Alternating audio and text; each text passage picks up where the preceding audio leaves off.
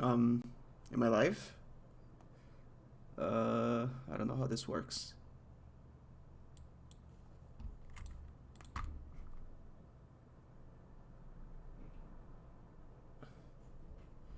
Let me check things here on YouTube. I don't know how this works, man. This is my first time doing this. Oh, I am live. Can I check my own stream?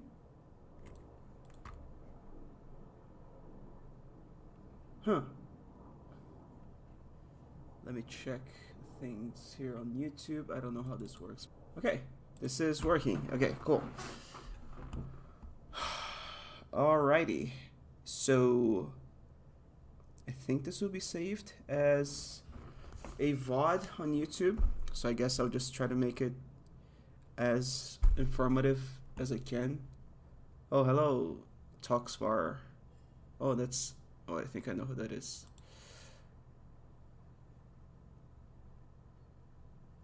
Oh, to interact with chat, you can open this chat in a web browser. I don't know how any of this works. Do I have a chat box here somewhere? I should have a chat box.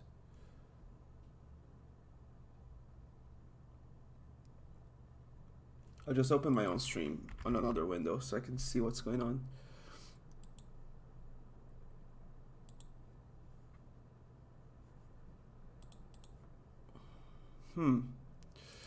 Your channel. Oh yeah. Okay.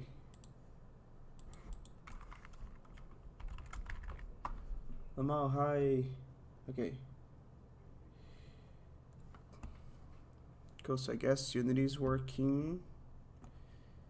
Visual Studio should be working as well. Yes.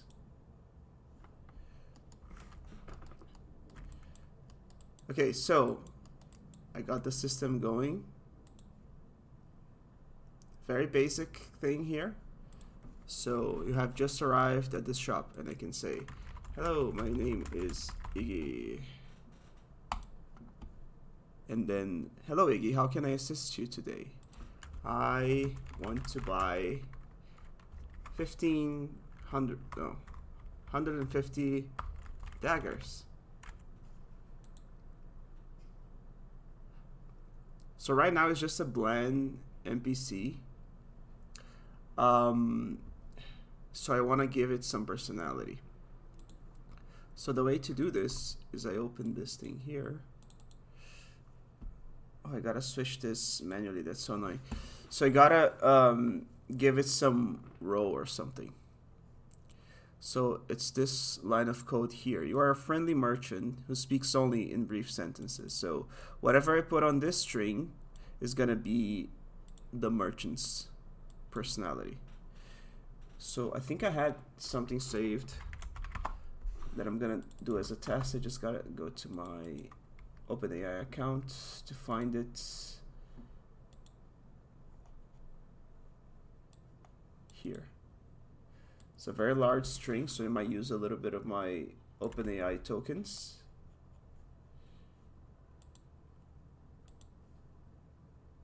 So I'll just paste it here. Oh god. Yeah, I gotta... how do I make that into a string? Like this. You're a medieval merchant in a game. You can use certain commands to do actions. Please make sure that your dialogue only contains things that can be done with these commands. How do I add line breaks?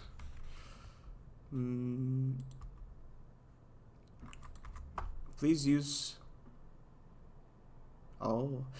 set mood at the start of every sentence, even if you are setting it to the same mood as before. Please make sure you say a sentence of no more than 50 words and or 200 characters before letting the player speak. You may not let the player do certain things depending on the personality and mood, which can be haggle, beg, rob, and threaten. You must stay in character no matter what. You are a merchant in a fantasy world that is different from Earth. You do not know what Earth is or anything that happened in Earth. Don't mention Earth.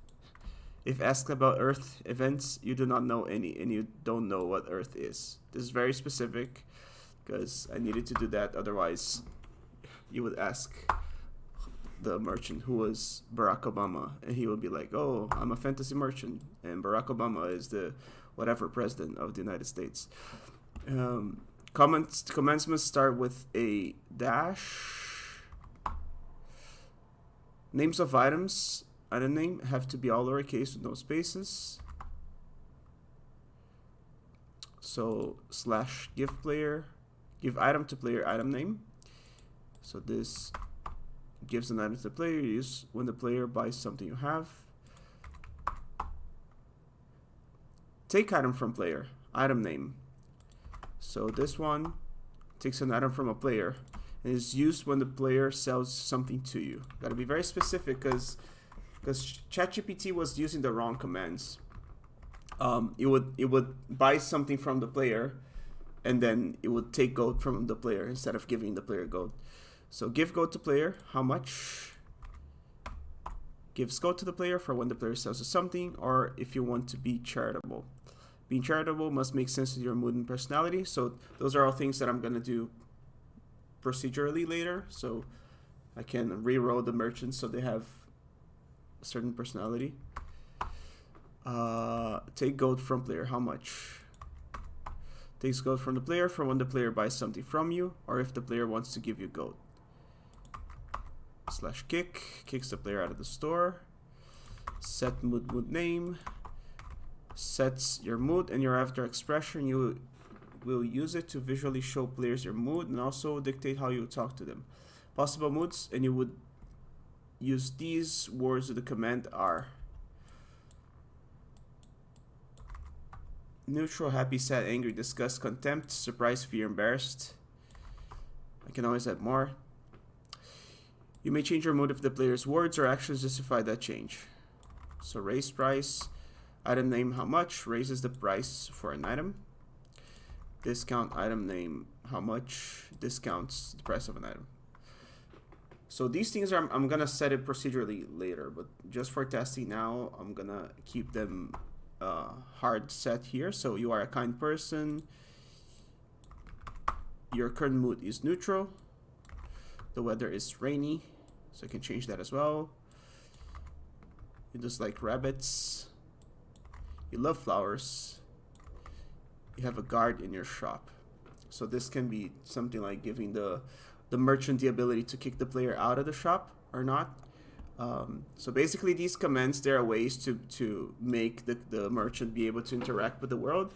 Because most tutorials I've seen where they do like OpenAI or ChatGPT integration in Unity, it's always something like, oh, you're just talking to them. Like you talk to them, they reply back. Maybe you can set their personality or something, but it's really basic. Like the NPC has no autonomy in the world. They have no way to interact with the world. And I mean, if it's a game, they need to, right? They need to be able to do things. So this is what I'm trying to achieve now.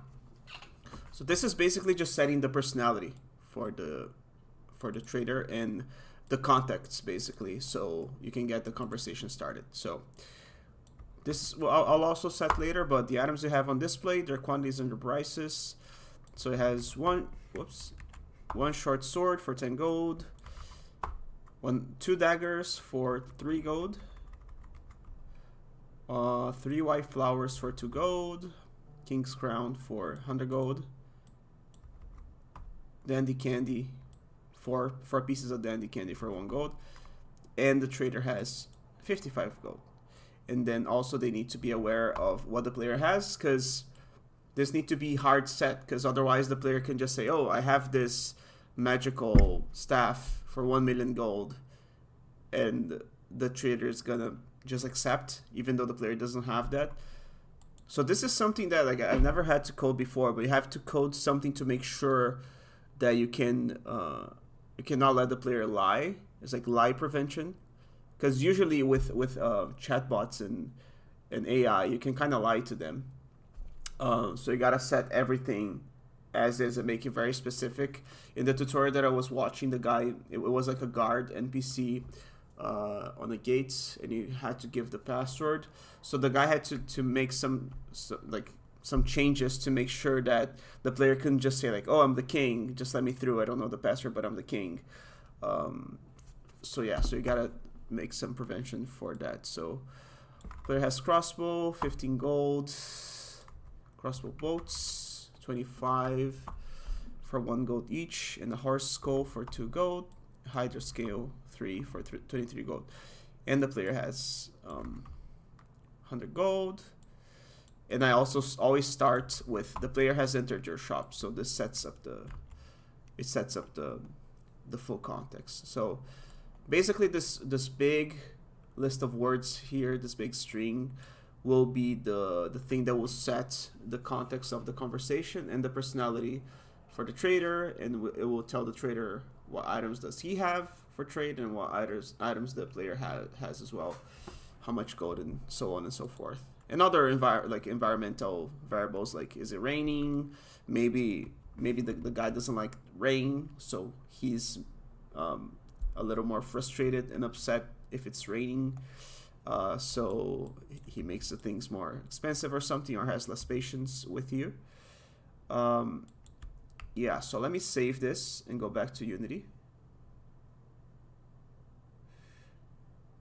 Like so. And now I have a lot of context for this conversation. It's not just a random NPC anymore. So you have just arrived at this shop. Hello. How are you feeling today? You see, so it is setting the mood. So of course I'm gonna have to hide the commands and just keep the text somehow. And I also need to add a system to do the functionality of these commands. So, greetings traveler, I'm feeling quite content on this rainy day. How may I assist you in your shopping endeavors? What do you have for a trade?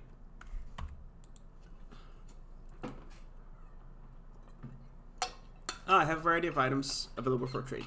Here are some of the items I have on display: a short sword for 10 gold, a dagger for 3 gold, white flowers for 2 gold each.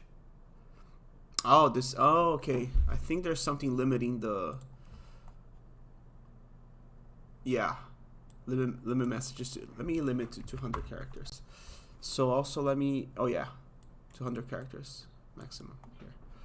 Let me limit them to 250 characters. Otherwise, I won't be able to talk much. I also gotta limit it somehow, because every time I send a request to OpenAI, uses up some of my tokens, which I paid money for. It's not super expensive. It's like, I think like 750 words is like a fraction of a cent. It's like 0.03 cents. So I can do this a lot until I spend like $1, but still I gotta be mindful of this, because I'm gonna waste a bunch of money. Okay. Hello, what up? How about this weather, huh? How do I type? Oh, yeah. How about this weather, huh? Yeah, sometimes it does this. Set mood neutral. I never mentioned it should do it in parentheses. So this is something that I'll have to figure out, because it needs to be /command. Indeed, the weather is quite rainy today. Is there something specific you're looking for in my shop? Do you sell dresses?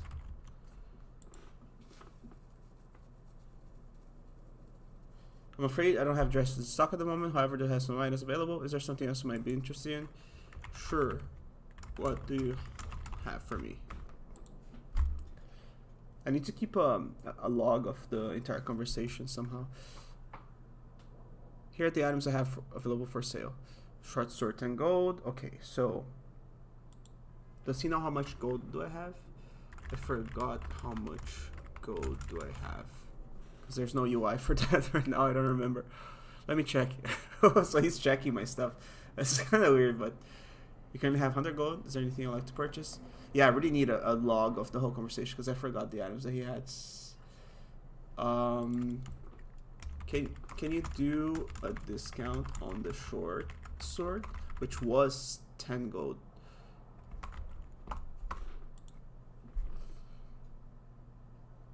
I'm sorry, but I cannot offer a discount on short sword at the moment. However, I can assure that it's already priced fairly. Is there anything? I'm gonna try to like haggle. Like I'm gonna insist until like he gets angry. No, please, I really need a discount. I understand you may be in need, but I'm afraid I cannot offer a discount on short sword. My prices are already set fairly. Is there anything I can assist you with? Man, my pet goat just passed away. I need a sword to kill the Dark Lord who killed my goat. Please give me a discount, boss man.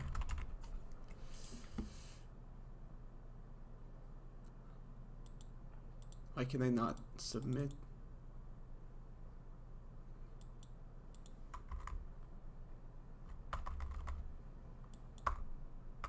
Oh. Oh, I think because he hasn't finished the sentence.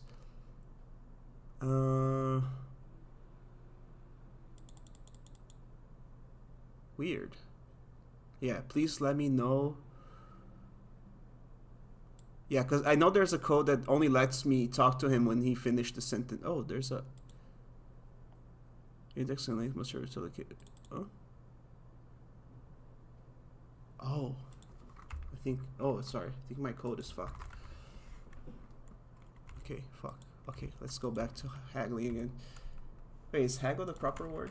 Haggle. Dispute or bargain persistently, especially over the cost of something. Yeah, that's the right word. Yeah, so let me go back to haggling.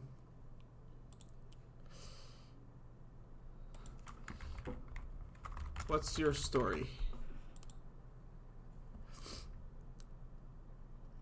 My story about humble merchants, I wires to those need, try to fire mine, collecting as items for sale. What brings you to my shop?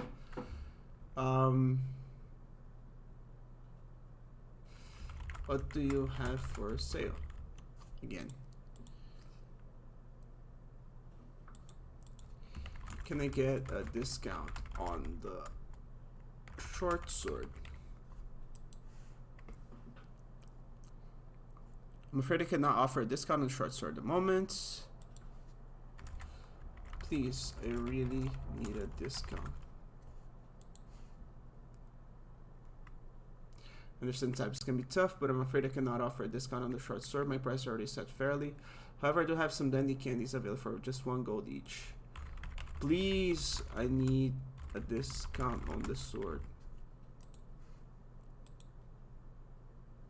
Apologize for the inconvenience, but I cannot offer a discount. It's priced fairly. A Dark Lord has slain my pet goat, and I need a discount on the sword so I can go and kill him. You have to help me with my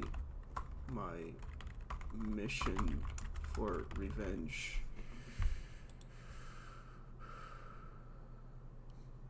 Set mood sympathetic. Wait, that's not a mood that can be set.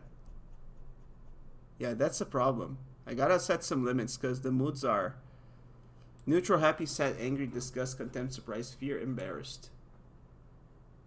So I need to make sure it knows that it cannot set a mood to something that's not on this list. I'm really sorry to hear about Pego. Revenge is powerful, motivated, but I cannot offer a discount on the sword. Is there anything I can do to make you give me a discount on the sword?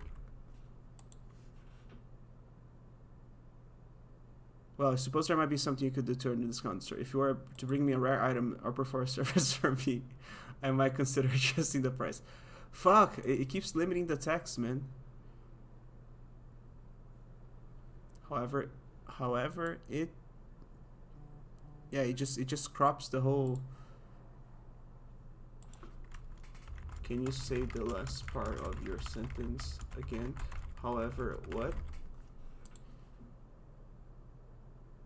However, it would depend on the nature of the items or service. I cannot make any promises. So if you have something valuable or I can offer assistance in a meaningful way, be willing to reconsider the price of the sword.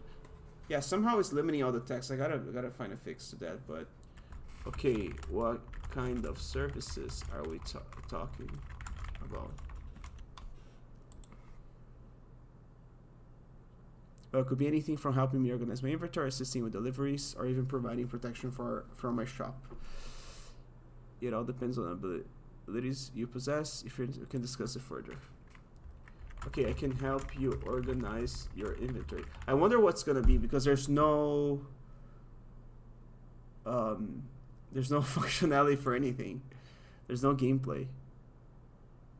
Wonderful. I appreciate you willing to, in return for organizing my inventory. I can offer you a 20%. I didn't do anything. Yeah, I gotta make sure that, like, I think I did this already. Like, please make sure that your dialogue only contains things that can be done with these commands. So, yeah, I think I have to be extremely specific to, and there's so many edge cases. Okay. Okay, so how much for the sword? 20% scout, have me organize my inventory, shards surprise 8 gold. Sure, sounds good. Here you go, my friend. Give item to player. Short sword, okay. It did type the item word separately, which I specified it not to do. Names of items, item name, have to be all lowercase with no spaces. So, gameplay can be something to do with a word game. Yeah, maybe. Yeah, I gotta figure out how to make it like, I don't know, I gotta train it somehow. The short sword is now yours for a discounted price of 8 gold. May serve you. Is there anything else? How much would you buy this fancy short sword from me? For, I forgot the word. Have fancy, I can offer you 6 gold. God damn it.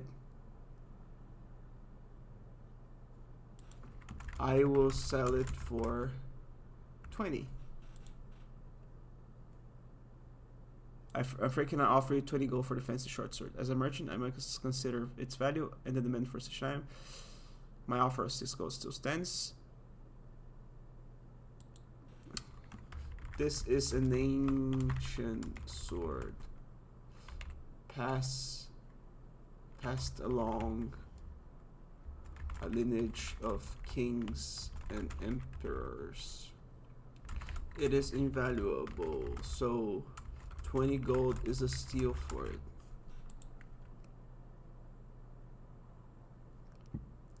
But as a merchant, I must assess its market value.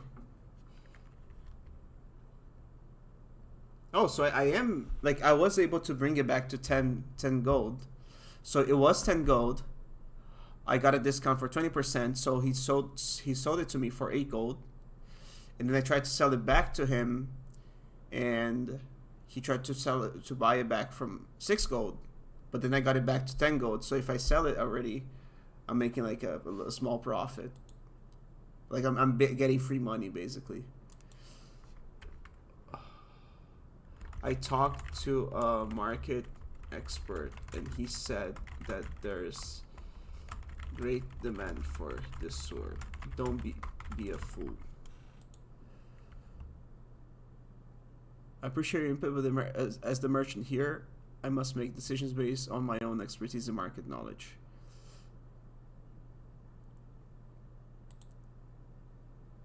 How can I convince him to buy it for 20 gold?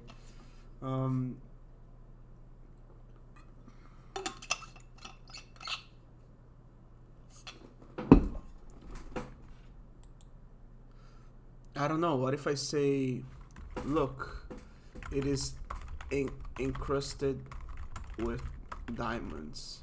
It has 10 diamonds that are easily worth 10 gold each. 20 for the whole sword is a great deal. I see. If the sword is truly encrusted with diamonds, then it does hold significant. 18 gold. Man, it it is kind of easy to like trick the AI into like just giving me free money. Because he fails to see that the sword that I'm selling him is the sword that he just sold me. Uh, huh.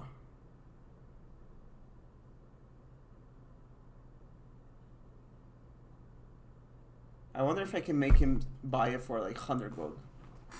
Oh, never mind. I misspoke. These are magical diamonds worth 50 each. So the actual price of the sword, I'll try to make him buy it for like 100 bucks, 100 gold. But I will try to sell it for 150, so he lowers the, you know. So the actual price of the sword is 150 gold. Are you interested?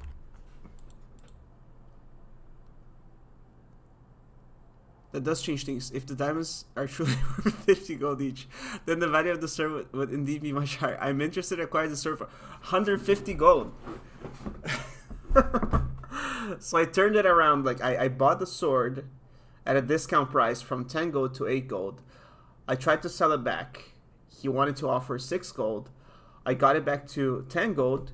And then I easily made him buy it from me from like for 150.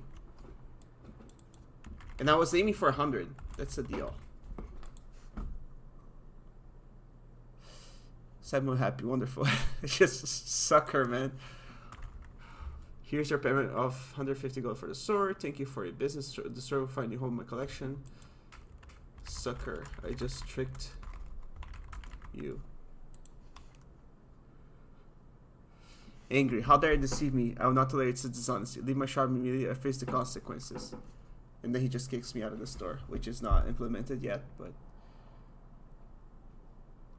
okay. There's some things I need to fix here.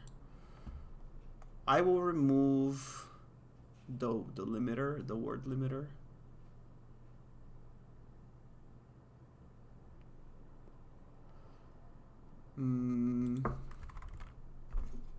Wait, user message.content?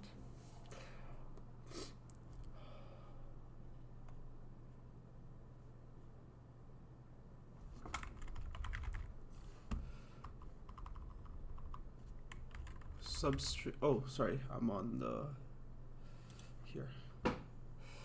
So substring.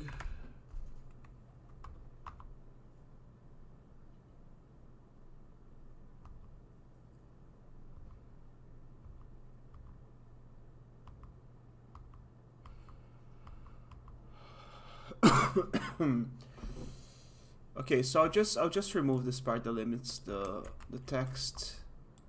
Maybe it'll work. Let's just test it real quick. Can you tell me the story of your life?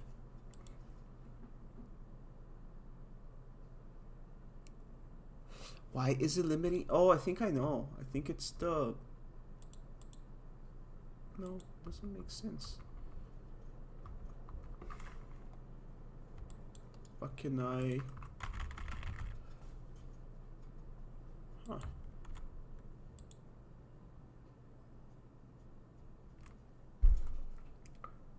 I don't understand. There's something limiting the messages, but I don't understand what.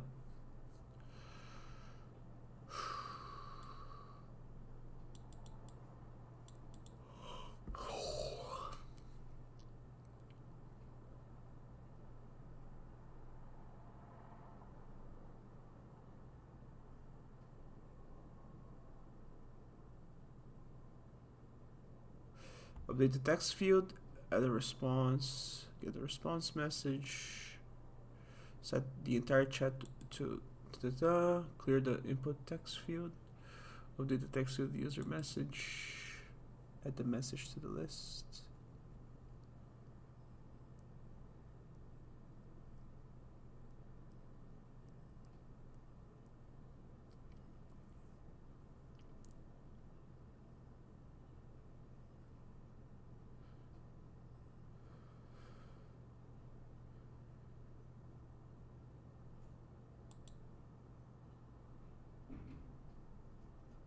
Is it maybe this thing here? Please make sure it says the sentence of no more than, let me do like 100 words or 500 characters. Maybe he is interrupting himself.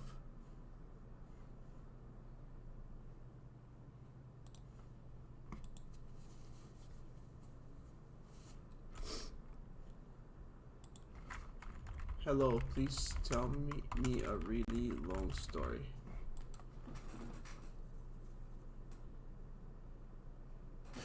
There lived a great king named... Oh. Man, I don't understand why is...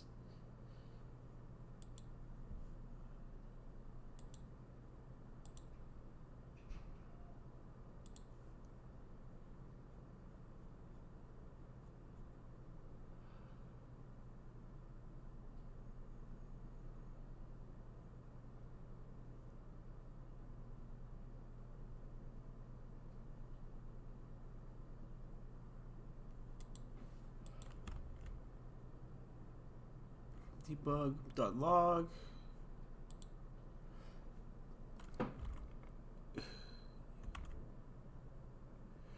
Greetings, traveler.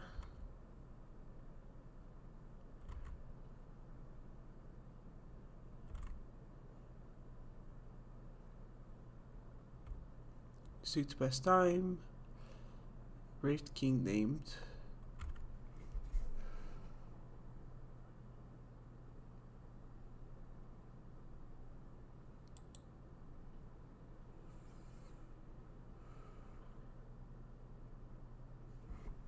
Substring. Where else am I limiting things?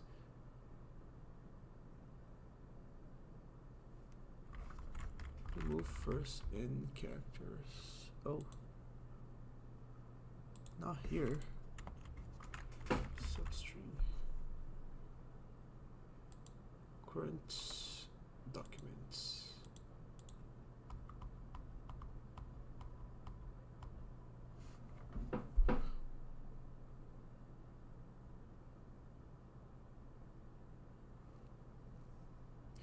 Well, this is where I have no idea why it's limiting the messages. Like, I'm looking at the code here.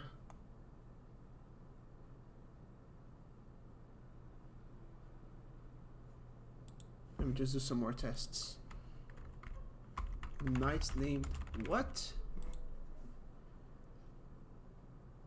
He embarked on many quests. Let me just check the amount of words here, or the amount of characters, because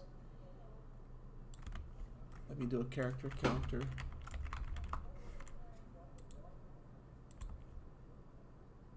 Yeah, 200 characters, 39 words.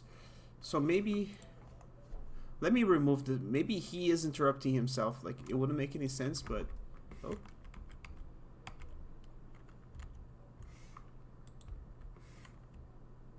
Yeah, let me I'll do this, like I'll remove this line here, because I think it's not a bug, it's just maybe ChatGPT is just limiting itself and say like, oh, after this amount of characters I'll just stop talking. Hi, can you tell me a really long story?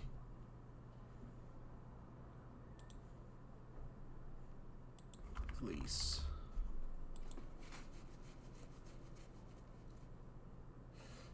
Nevertheless, I shall do my... What the fuck is going on? It doesn't make any sense.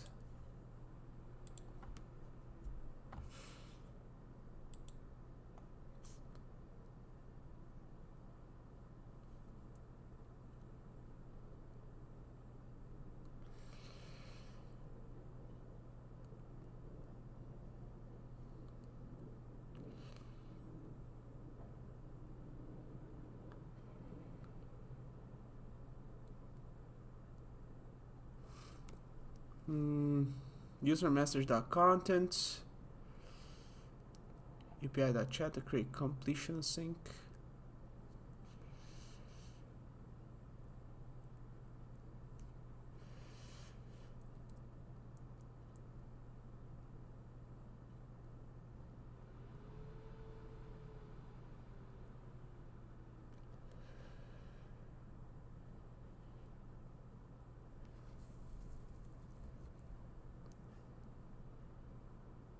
I think it's something in this code here, because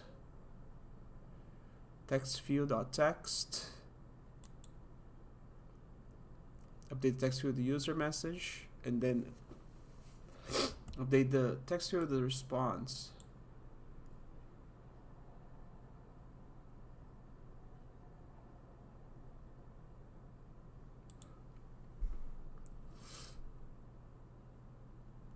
Response message dot content. Oh, okay.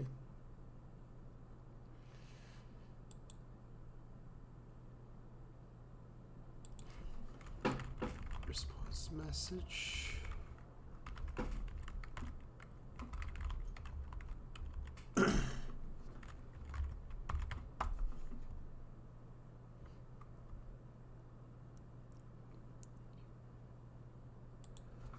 Debug.log.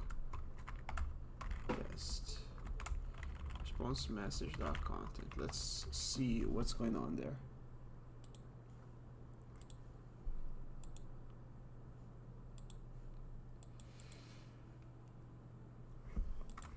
Hi.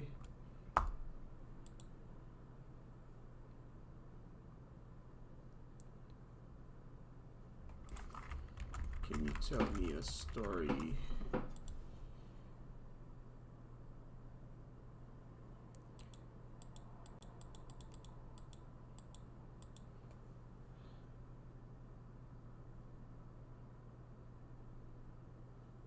I wonder if I can even search this problem. So Unity Chat GPT API short messages. Let me just watch the tutorial that I watched. Maybe I didn't do something proper.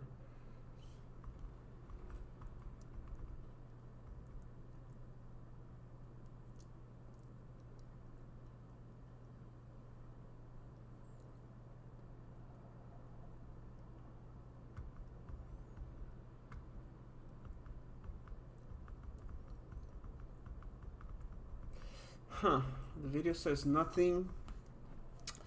You know what, whatever, I'll just set up the other things.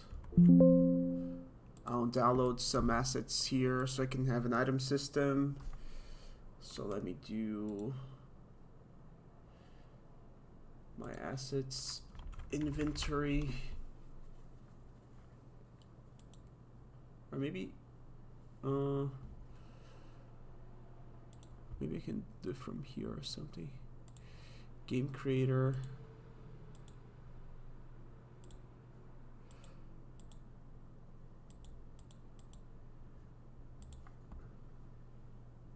Oh, inventory here.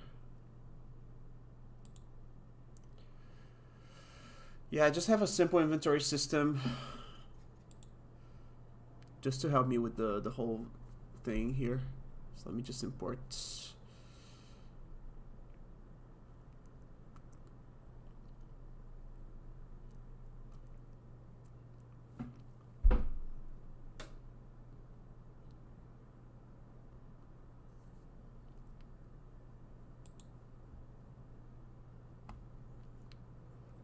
Cool. So let's create a folder here called items.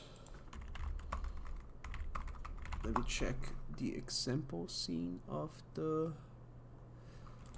inventory.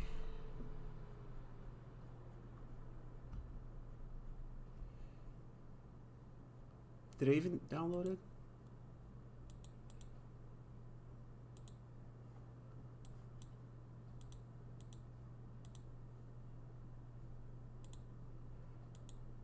Oh god.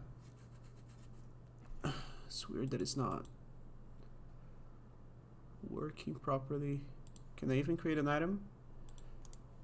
Create game creator inventory. Yeah, I can. Potion of mana. Let me install some free logos. Unity Asset Store. Free, not logos, sorry, items or item icons. Icons, and then I just set it to free.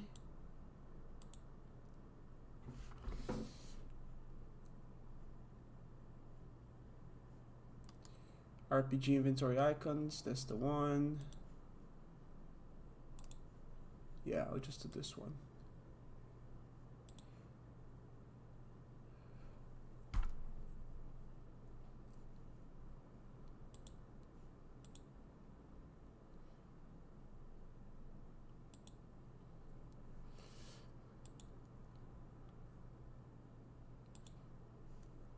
Okay, just importing it, and then cool. So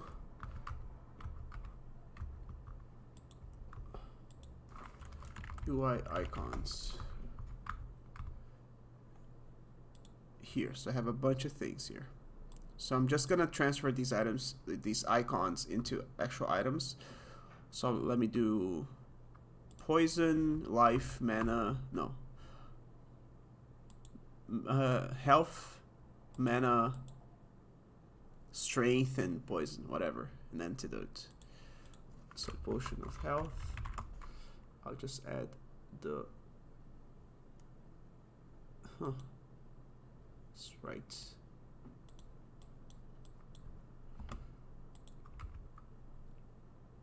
Potion of health.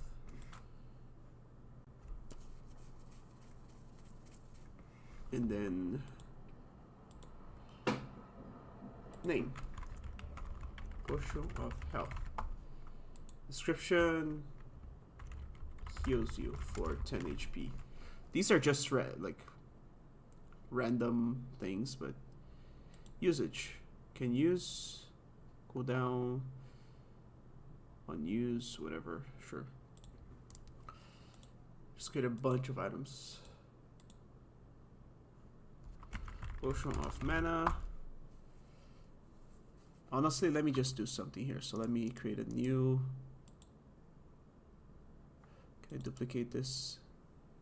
Add tab project. I just put it here. I'll leave it on the icons here, like so. And I'll lock this in place, so now I can freely.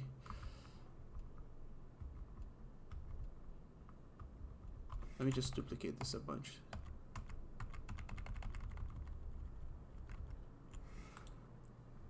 I'll just do them in order. So, Apple. Also the price, I gotta set the price. Price. So let's do like a potion is 10 gold. And let me just, oh, I gotta create a currency too. Fuck. Game creator, inventory, currency, so I'll just do gold. So Apple is like 3 gold. Just regenerate this.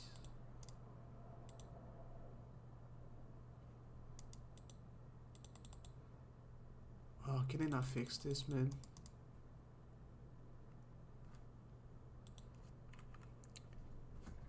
Hey, Rayaj, sorry, Rayaj, how's it going?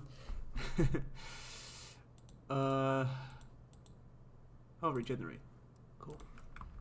Let me regenerate for everything.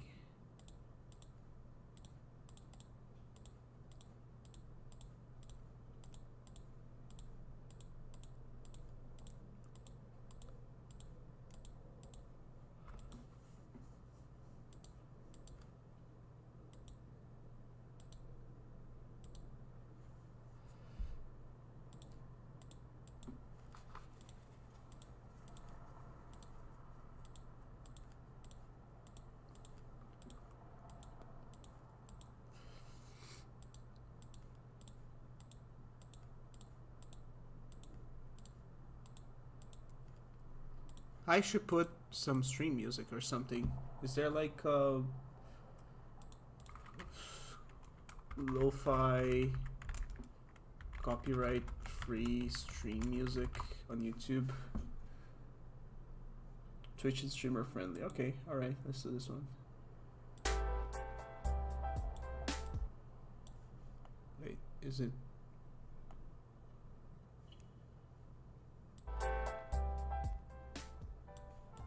Cool. Now it sounds like a stream. I'm new to this. Okay. So Apple. So let's do apple. Just an apple. Sells for 3 gold. And the icon is the apple. Potion of health. Sells for 10 gold. Icon setup. Let's do Magi Berry. Magiberry gives you increases drop chance by 10%. Then berry, and it costs 25 gold. Bomb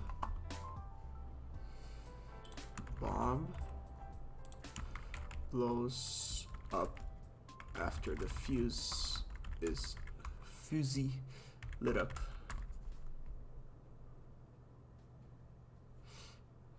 So I'll just set up these items here so the merchant has things to trade. I'll make the items be added procedurally to the trader's inventory, so there's some level of dynamic, you know, interaction. So the bomb should cost, I don't know, 12 gold. These are whatever. These are not gonna have any use. So bread. Wait, did I add the icon for the bomb? I did not. Cool. So bread. Honestly, I'll just add the icons first. No, never mind. I'll just do it one by one. So bread can cost 4. Freshly baked bread.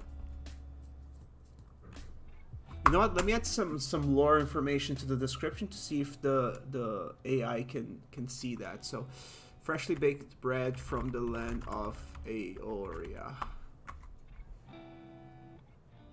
known to heal bowel pain. Crafted in the mountains of Tuknuk. Just an apple harvested from the fields of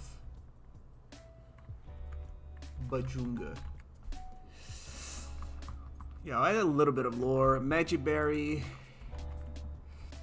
grown from the Igi Brazil tree. It costs 25, and then now it's cheese. I just do like cheese, fermented snail, rock snail, milk cheese, a delicacy in the High Kingdoms. I'll change the icon, and then I'll charge $4 for the cheese. Clover.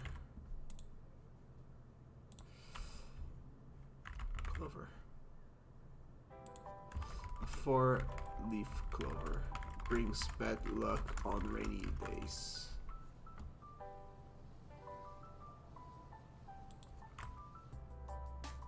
So for 1, because it's more of a curse than anything. And I'll change the icon as well. Bitcoin.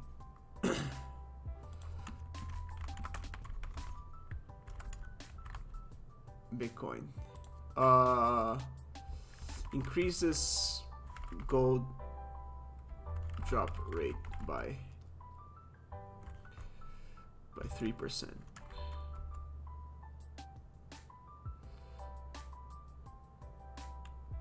A rare treasure discovered by King Folcom in the Second Age. And I'll do like 1,000 for this coin because it's like treasure. Crown.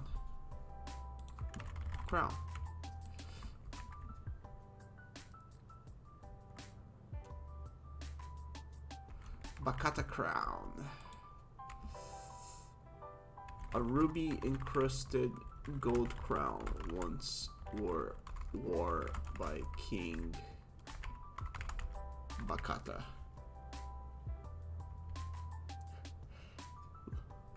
Lol from Interrock Snail Cheese, yeah. Dwarf Fortress reference, sort of. Or at least inspired by. A ruby encrusted gold crown once worn by King Bakata. Known to bring great luck to those who wear it. Change the icon, and this one's gonna cost 250. And then fish. Let's do fish. A whole freshwater fish. Let me invent a name as well. So, Keepy fish. Keepy fish are known for eating garbage and cleaning up riverbeds. Its flesh is sour, like a lemon. And then the fish will sell for like $6. Gasoline. Okay, just for funsies. I want to see what the medieval NPC is gonna say when we try to sell him like a can of gasoline. Gasoline can. Canister. A canister containing filtered, highly processed grade A Michelin star gasoline for fueling cars and other motor vehicles. So I'm adding a very modern description because I want the AI to have access to this description here, and I want to know what the medieval merchant is gonna say once he knows what this is. It's gonna stay in character or not. Oh, gasoline with an E. Yeah, thank you. Gasoline. Thank you. So, since this is an artifact from another time, 120. Let's do it. Cool.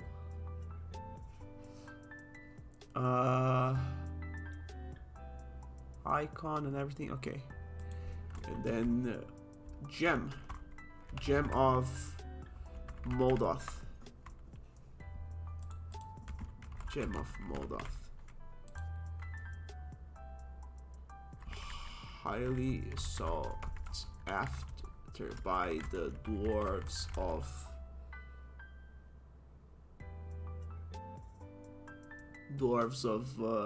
whatever. I'm running out of names. Of Riaj, of the Riaj mountains.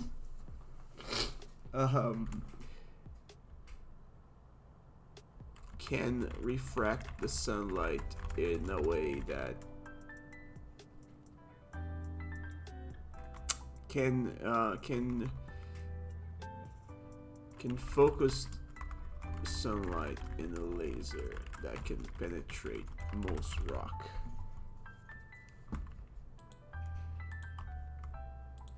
And I'll do like 541.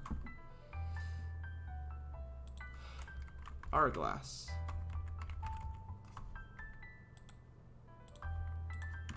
Hourglass is to perceive the passage of time made by the woodland elves of Timbidus. It costs like 87. Journal. King Wait, did I? Okay. King Julio's journal. King Julio's journal. I wish it would just change the name of the asset once I change the name of the item, so I didn't have to do it twice. A journal containing King Julio's final days after the siege of Morata.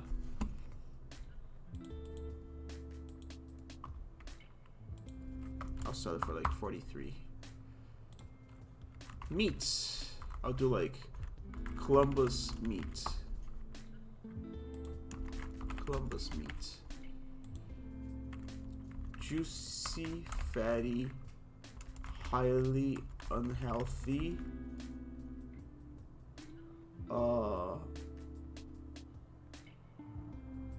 Slice of Columbus loin. Eaten by the common people of the lowlands. So it's like $2, 2 gold.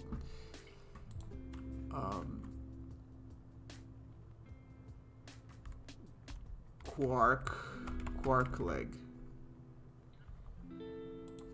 Quark leg. A leg of a quark bird.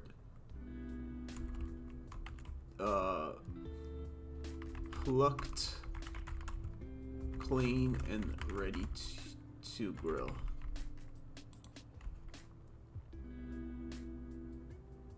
The meat is fibrous and tough, since quarks are highly mobile, constantly stressed prey bird.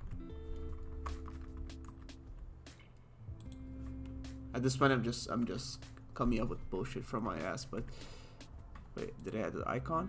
I did not. Meat, journal, hourglass, gem, gas, fish, crown, leaf, cheese, bread, bomb, berry, apple. Okay. Next one.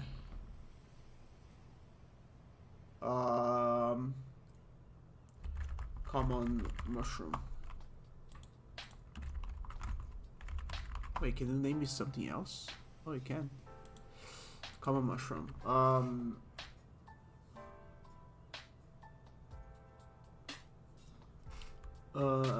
I don't know. Using cooking, magic, healing, sieging, and meditating. Usually found under the rotting bark of red fiber trees.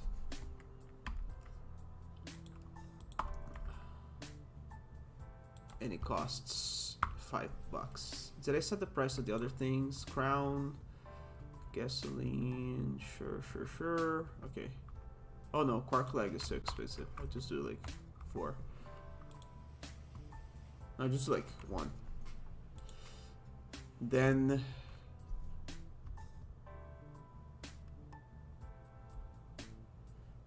where's the regular potion of health? I think I just wrote over it, so just make another one. 10 HP, whatever, sure. Cool, so now I'll do antidote, which is the green one. Antidote. Made from the venom of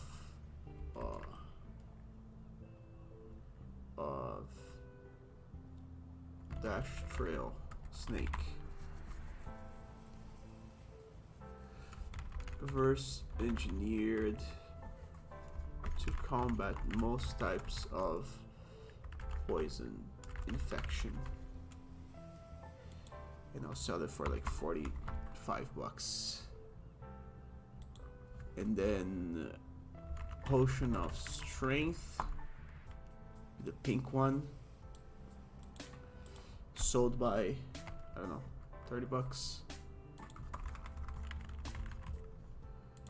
Increases muscle mass and endurance, lasts for a few minutes. Brewed by combining strong chemicals with the essence of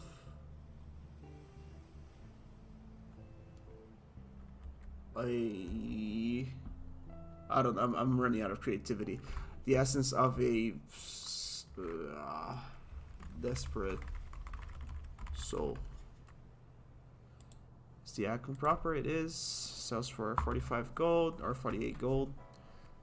And then Potion of Mana. Our boy Mana.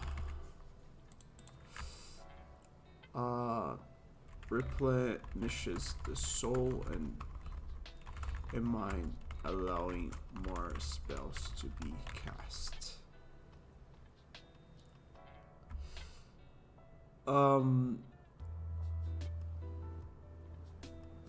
Extracted from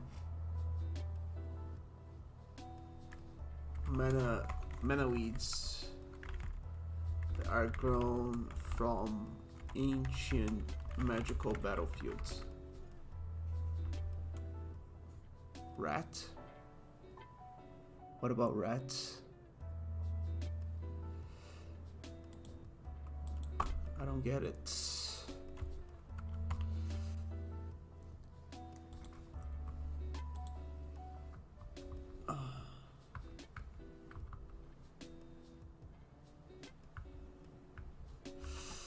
Potion of, oh, now it's just a scroll. Scroll of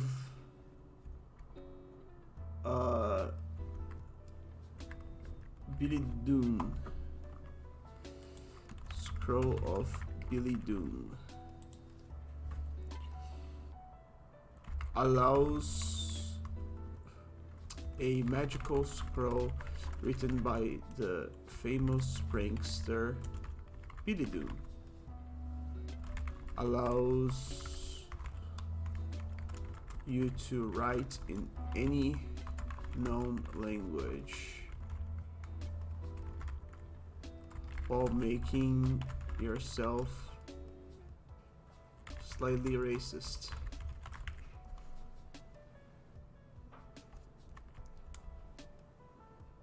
Exerts caution around elves. Oh, should have been the essence of the rat. Okay, I'll change that. Essence of a rat.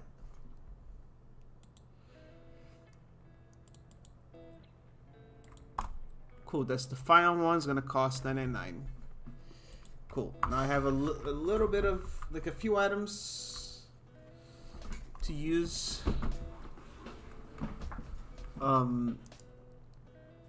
Let me see if I can set up like the very basic inventory. I think there's a pre-made one here. I'll just steal it.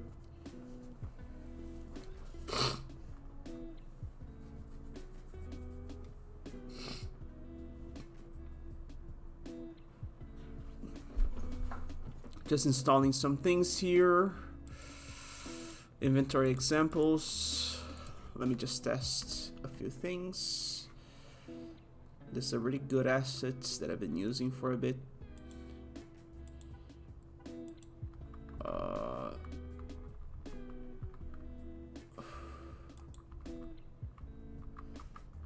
Where the frick is the thing?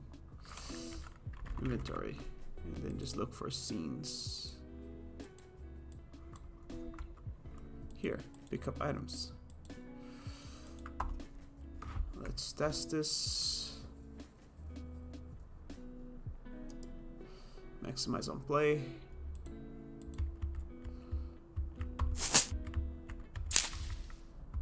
Oh,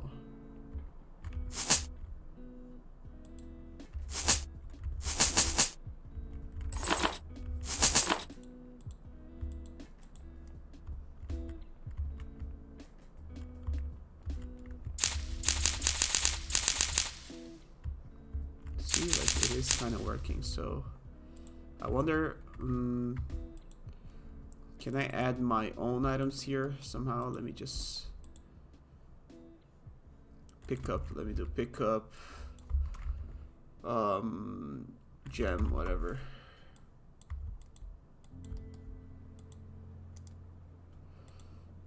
Unpack completely. Not doing good. Let me just do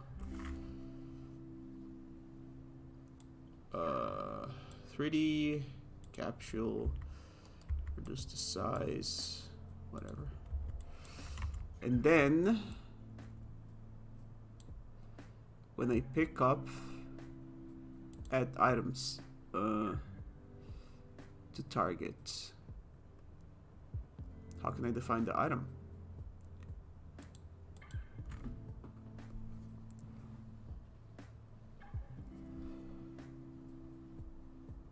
Oh, here.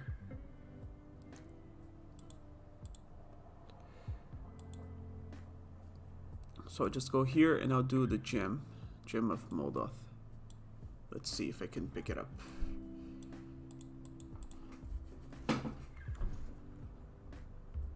Right there. So I have... Oh, I got it. Highly sought after by the dwarves of the Ria Mountains. Can focus sunlight in a laser that can penetrate most rock. It is 541, weight 1. Okay, cool. It is working. So now I just need to add this inventory here to my thing.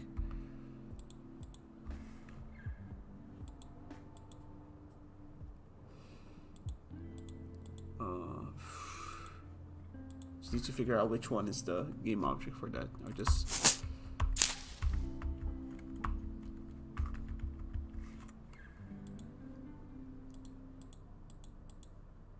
Huh.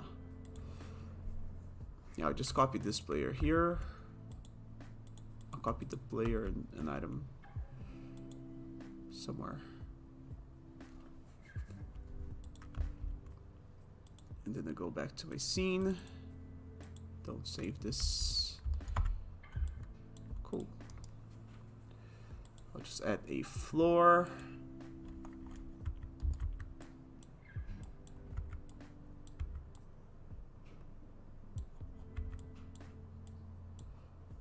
Just add some material here so it's not looking weird and just bland.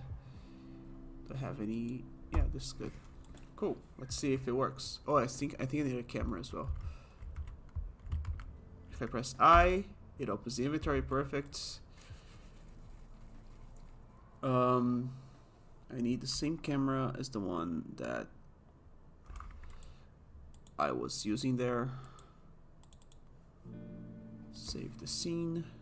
Camera shot, main camera. Perfect. Go back to my own scene. Copy, paste the camera.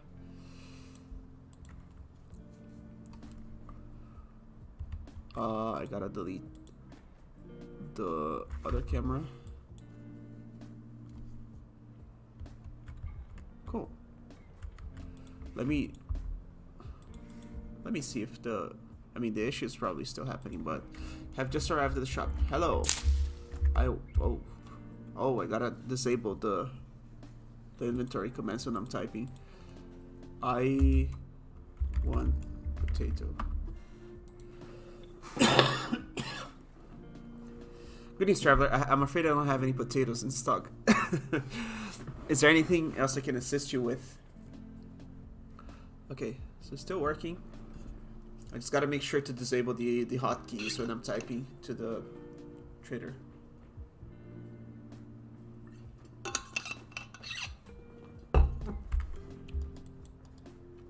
Okay, so I guess I'll just add the items so I can pick them up.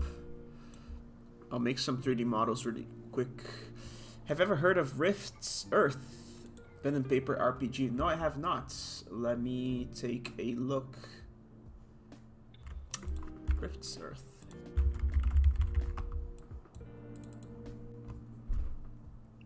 Oh. Well, let me add that to the stream. Window capture. source.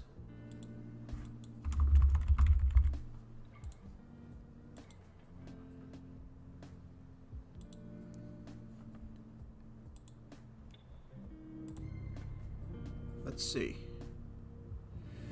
Rift's Earth. Survive in the world. Oh, that's not much.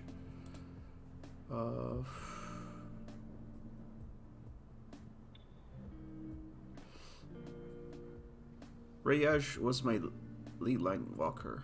Huh. Is this the thing? Rifts. Last year I made the name up. Interesting. Combat notes. Combat weapons and knives. Oh, it's like a RPG kind of system.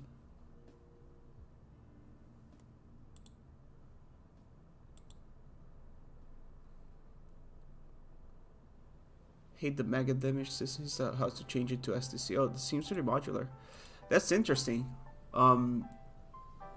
When I was younger, well, let me put that under the thing here. Under the chats.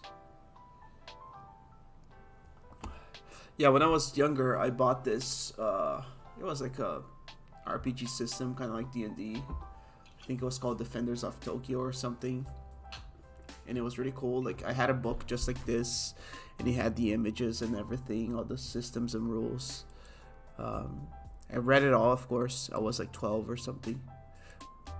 And I was really excited to play, but I didn't know anyone who played it, so I could never play it. But I guess it was like, since it was called Defenders of Tokyo, it was like an RPG, like a tabletop RPG system, but more like catered towards like anime style, like heroes and monsters and things like that. That's pretty cool, man. Okay, back to the thing. I will make these items into little models because items in games, they oftentimes need 2 versions or 3 maybe, but they need to have the code and the things that have their data, description and name, and currency like price and everything, and also their icon, which is visual through, you know, the UI. But they also need a way to be seen in the world. Some games they use the same one, like Minecraft uses the same icon from the UI in the world. Yeah, that's what we played before, computer games. So much fun in that game. Yeah, for sure, man. But yeah, so some games use the same one for both. Like I think Don't Starve, the same icon in the world is the icon in the UI. But in some cases, especially 3D games, I guess Minecraft and Don't Starve are both 3D, but some cases you need like a specific prop model to display the item in the world, so you can interact and pick it up. So that's what I'm gonna do. Let me just close my window because it's cold. So let me open up Blender real quick. Blender. Let me just rename my window captures here.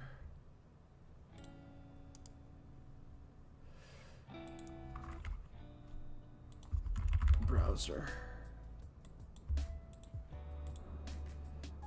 And then this one is Visual Studio. And the last one is Unity. And I'm gonna add a new one called Blender. I'm still figuring out the whole OBS Streamlabs stuff. Add new one called Blender.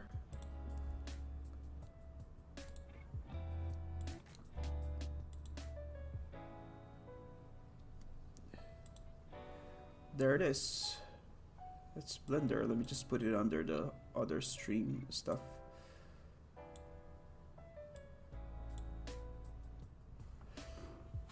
Cool, so I just have a few items. I'm gonna make a quick color palette here so I can make textures. I guess I'll just open Krita as well. Might as well do that.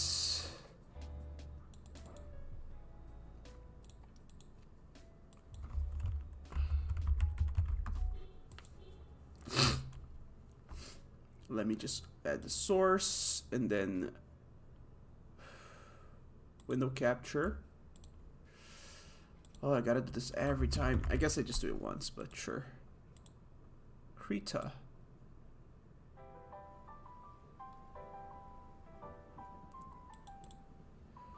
And then I just move it down as well.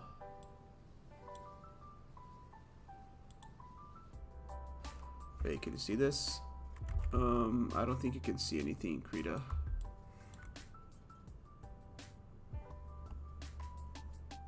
Don't tell me Krita is bugged, man. Let's see. Honestly, I'm not gonna do much in Krita, so I'll just delete it. Sure.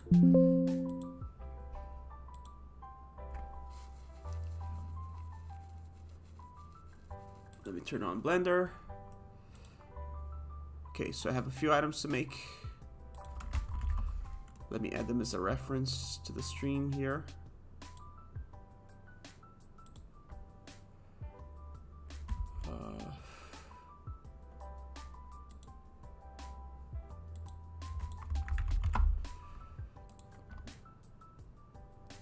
Oh man, I'm really bad at the streaming stuff. Add image, add source.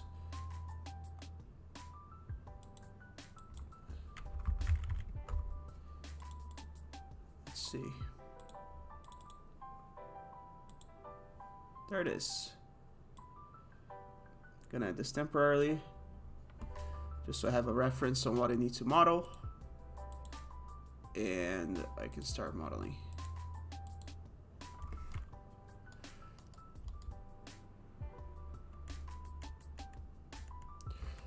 I'm gonna make some really like shitty models, but you know, they're just for show. I don't want to waste too much time on this because it's not the most important part of the thing at all. So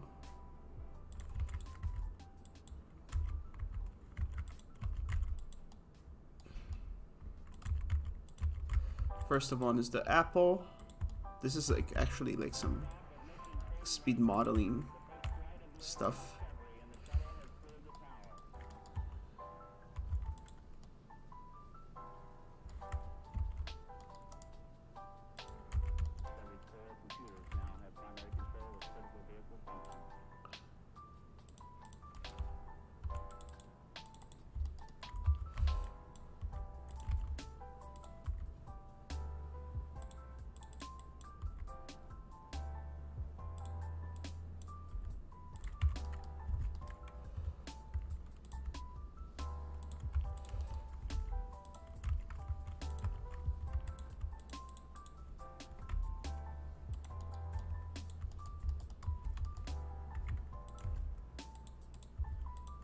Just model like a quick apple, nothing fancy. With a big stalk, so it looks kind of funny.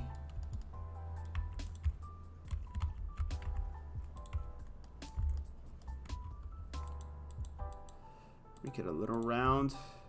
That's it. Guess it's a little too big. Okay, first one done. Second one, the berry. So let's do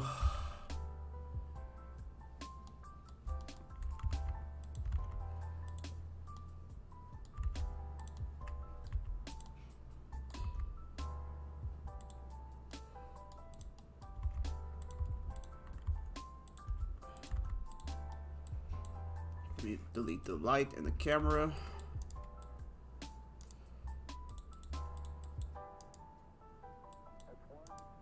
Shade smooth.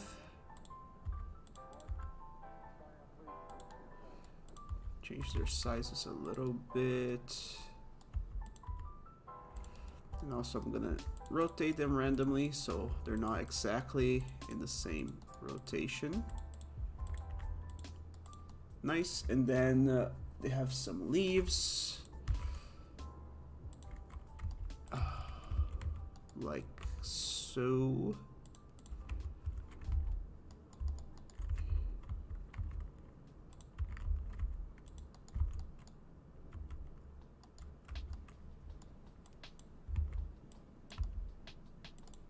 Don't take this as a modeling tutorial, because these models are going to be very, very simple. It's more like a speed modeling thing than anything else. So take this with a grain of salt.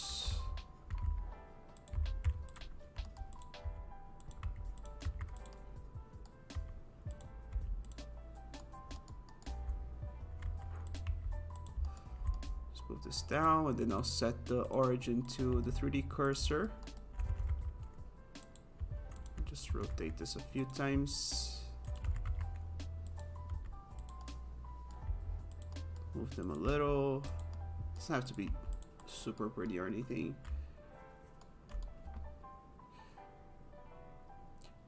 It's literally your first stream, better than a lot of others. Thank you. Yes, I guess. Because when I'm doing regular VODs for YouTube, it's a similar process. I'm just like doing things and talking to the camera. I guess I got a little used to it. I don't know.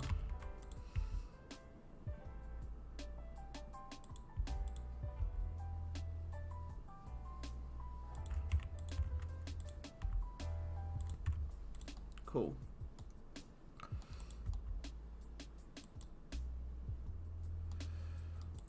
Yeah, for sure. Thanks, guys. Really encouraging. I hope it is entertaining to watch me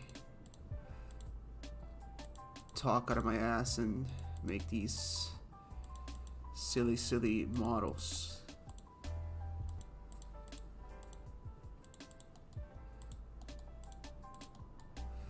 Okay, now I'm just gonna join them, shade smooth. I think. Yeah. Can I do another shading here? Maybe mesh normals, recalculate. No, mesh normals, average.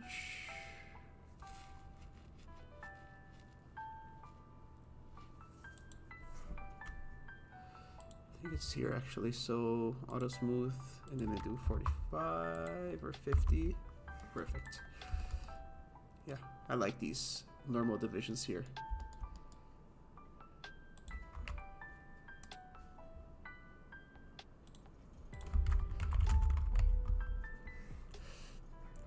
Cool.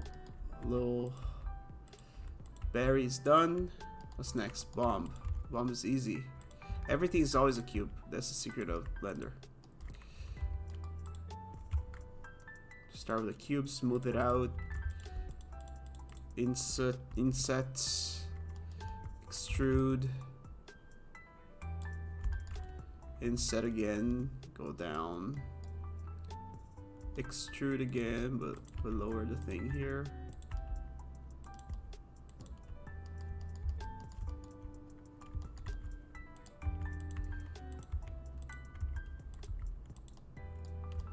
Before I do that, let me just make it cylindrical.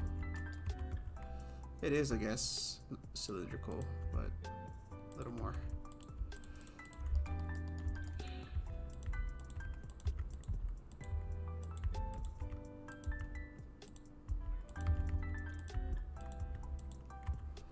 Similar as the apple, shade smooth. Actually, I'll do calculate normals, 50. Perfect. Bomb done. Try to keep them the same size. Red. Guess what? Start with a cube. Do this thing here. Change this thing here. Maybe divide it a little bit.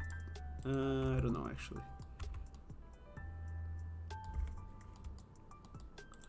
I think it's okay, and then apply this, and then add one subdivision here, add a here, and then I gotta find a way to split these.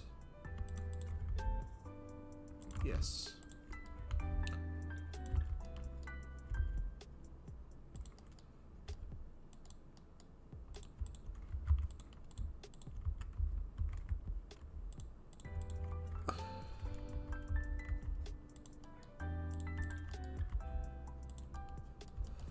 I gotta fix these faces. Maybe I think I have a thing called triangulate.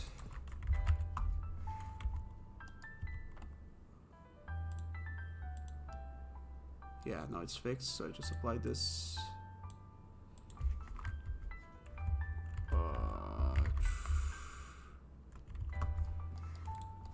Sure, whatever. Set a bevel here. Man, why can I not double select to select the loop in Blender? Wait, Blender double select loop not working. Shift Alt click.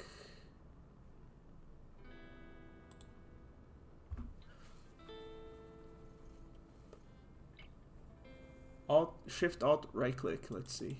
I might have to get used to another. Shift Alt right click. Oops. Shift Alt.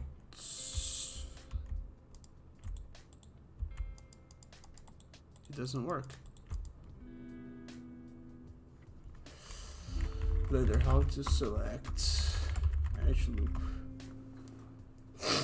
Alt, left mouse, or Shift. Hold the Alt while selecting an edge, selects a loop of edges that are connected. So Alt. It doesn't fucking work, man. I hate when they update the software and then I can't do the things I used to do anymore. I don't think you can if you're listening left mouse select. If you select one edge, choose select.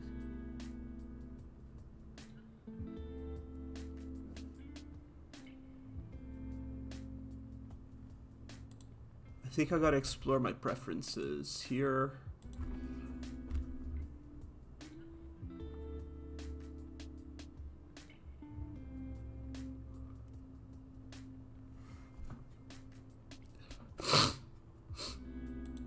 Inputs.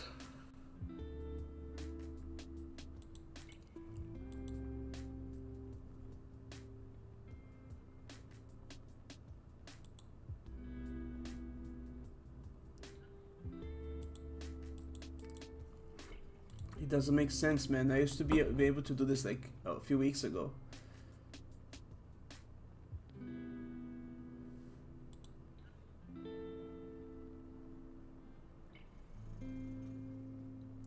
Double clicking in edit mode. That's what I'm freaking doing. Is that not a proper edge loop?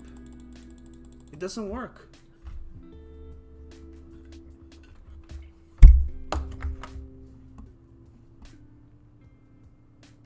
If you double click near the bottom of a face, it loops select direction, which is why I try. So very happy this was mentioned. Blah blah blah. You have emulate middle mouse button in your settings. That uses Alt to emulate the middle mouse button. Oh, I saw that. Emulate the mouse button. Oh, okay. I guess it just reset the setting. Let me just save this.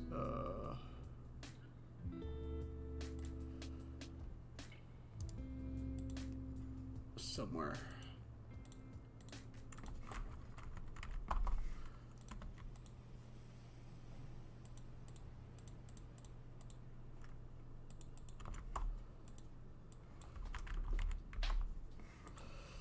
Cool, so now I can select this. I can't because it's not a perfect loop. Fuck. Sure. Whatever. I'll just bevel it a little bit. And now we got our bread. Now the cheese is gonna be a little tough because it has holes, but as usual, start with the cube, merge at center, scale a little bit, bevel everything. Now, how do I make the holes? I have no idea. So what I will do is I will do this knife thing here. Ninja knife. Make a few cuts. Should have been through the object.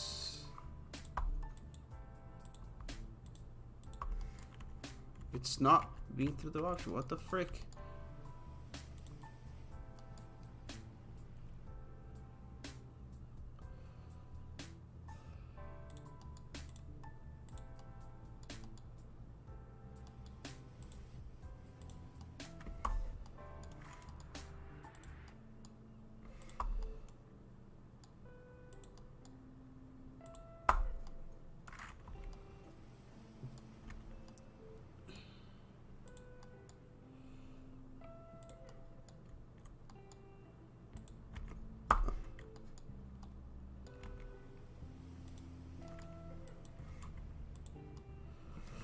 Now, how do I make holes? Can I maybe, I don't know.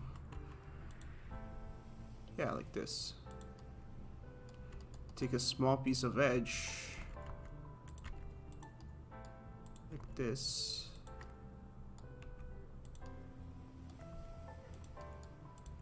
Doesn't have to be perfect. This is not for a AAA game or anything.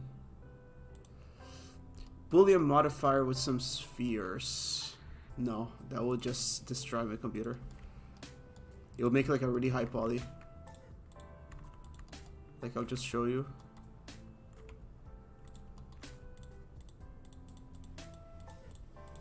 Like it would look good, but it would. You know what? Maybe. Let's try. Let's fix these here.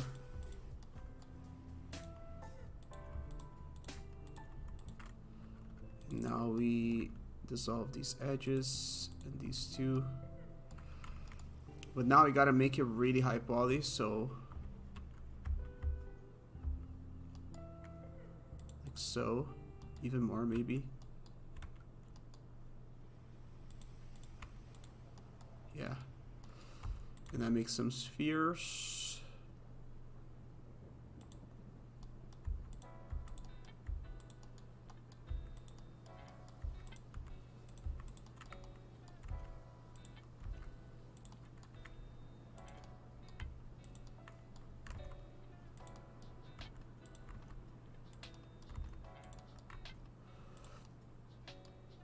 With a smooth cube. I don't know if it will work that way, but let's see. Let's see what comes out of this. So let's do Boolean. Yeah, my computer might die, so let me just save. Boolean. This. Oh. Yeah, so first of all, I gotta make these not show.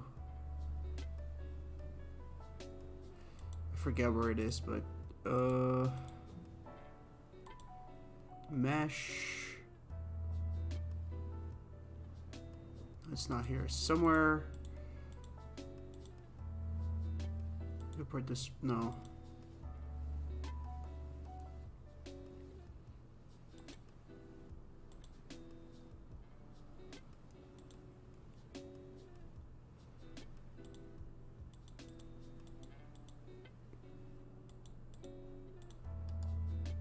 Wait a second. So let's do this sphere, and then let me hide this sphere. Let's see. Oh yeah, it works. Okay. So I'll do a bunch of booleans.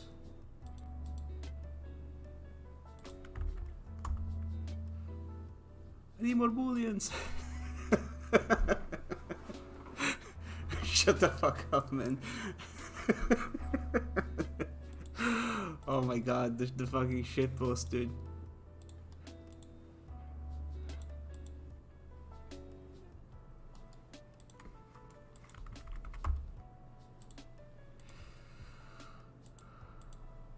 Apply this, delete this, more booleans, apply this, delete this.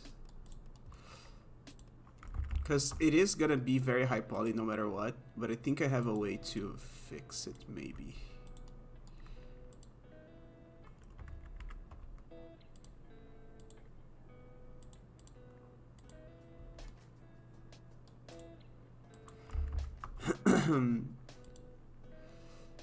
Apply here.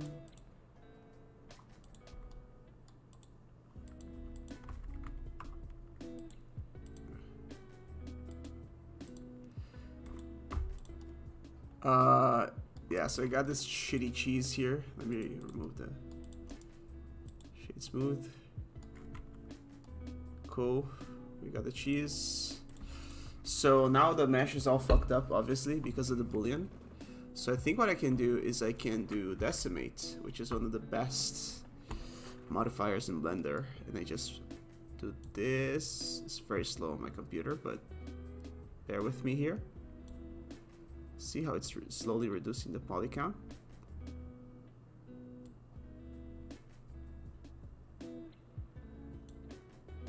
Oh. Okay, before I do that, actually, I gotta go to scope mode. Let me reset the transform, go to scope mode, and then press R, and then just do something like this to make sure the mesh is like proper. Actually, before that, shade smooth. Yeah, so can I do like, oh god, I think I crashed my computer.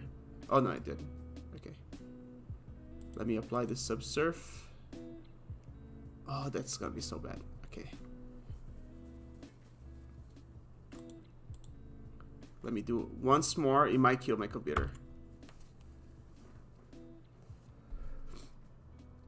Okay, it's not that yet. Let me apply. Let me save before. Save. Apply.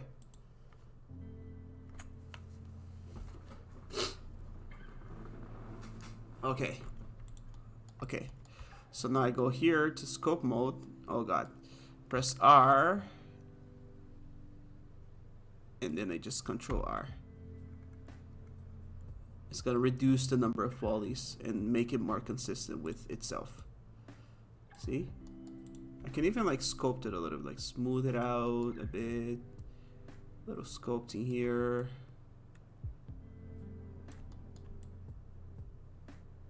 You know, like a little bit of imperfection, because the holes are not always perfect. I mean, I don't know. I never have Swiss cheese, but I'm assuming the holes are not perfect. See? I love how we have like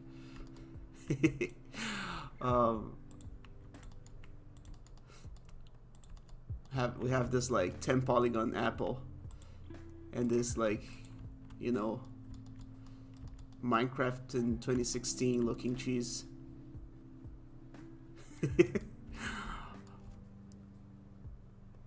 It just made me go get some cheese. Yeah, man, I wanna eat cheese. Why is cheese so expensive? Okay, so now I will decimate 0.3.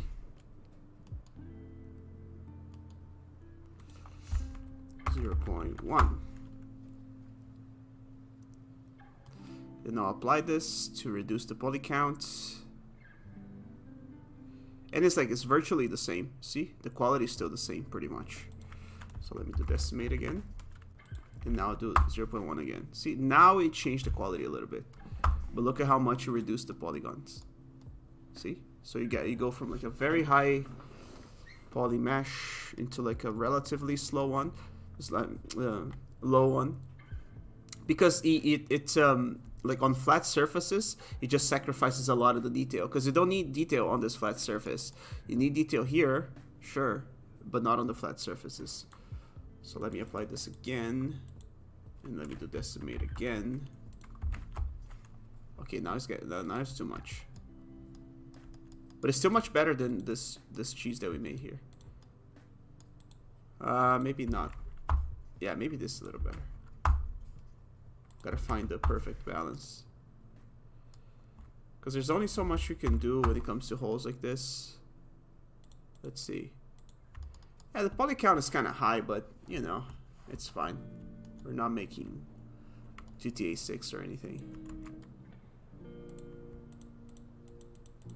We'll just like smooth it out a little bit.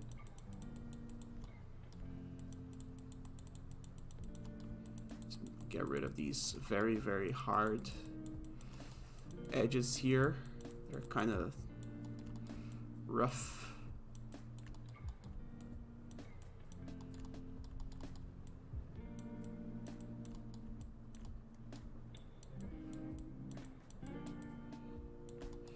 Yeah, okay. See, got a little cheese. Cool, thanks for the idea. Toxvar cheese. It's a little high poly than the other things, like has a little higher of a poly count. Can I see the... How can I see the poly count on Blender? I always forget.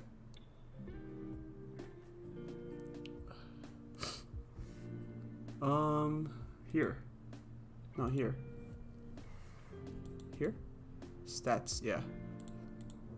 So this has like 2K faces, 2.5K faces, and the bread has like 170. None of them have more than like 300, but this has like 2,000. It's fine. I don't care. It's just for like a shitty AI prototype, so no one cares. Cool. So, what's the next one? Oh, the clover. 4-leaf clover. We'll just make like a cube. As usual. I'll just delete these side faces. I'll just squish these ones here.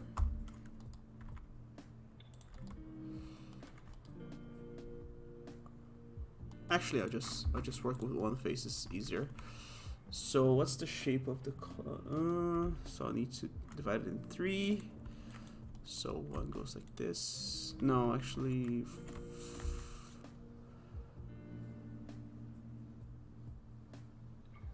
I think like this. So it goes like this and then like this.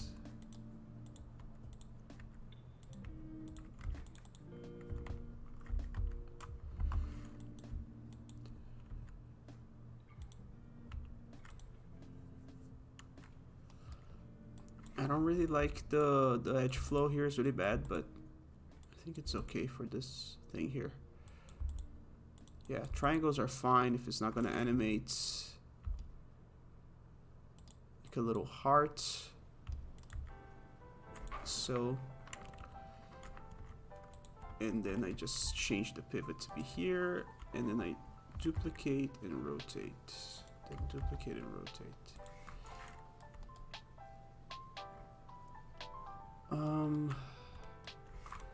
Let me try it again.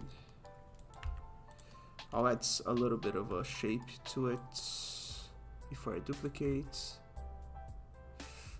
I've been watching Invincible. Very fun. I also did not realize it's from like 2021 or something. Just weird. I mean, season 1 at least. So duplicate this, duplicate again.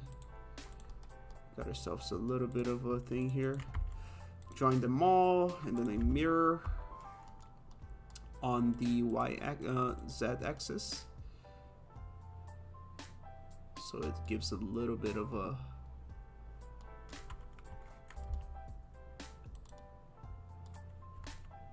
feels very recent, yeah.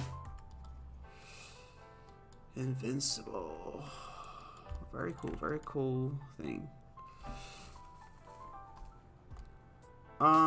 Actually, this is incorrect. What I should do, instead of mirroring, I should just copy it.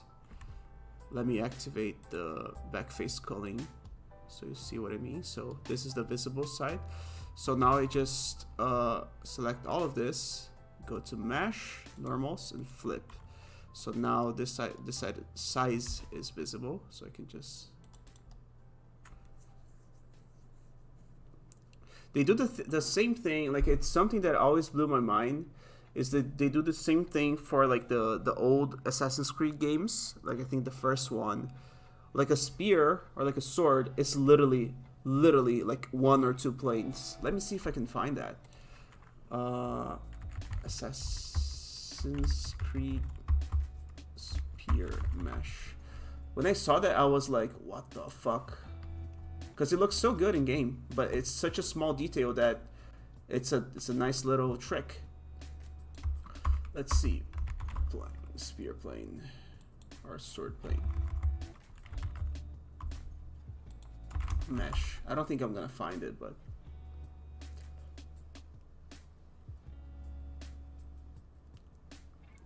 let's see. Assassin's Creed, like weapon models, maybe.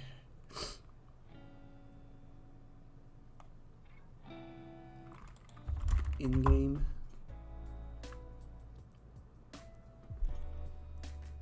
I swear, like seeing this like a long time. It was maybe a GDC talk or something. but it just showed the model. Honestly, let me try to do like something quick. So like spear texture.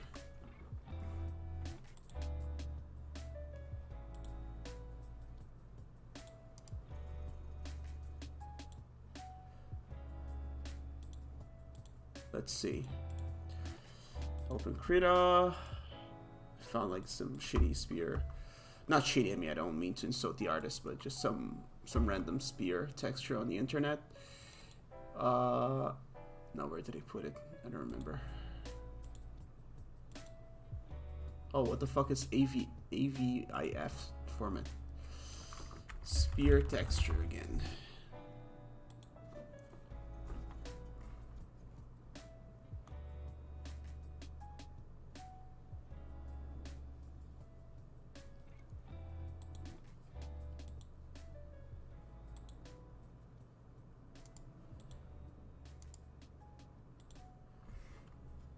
Yeah, I'll just put it on Krita.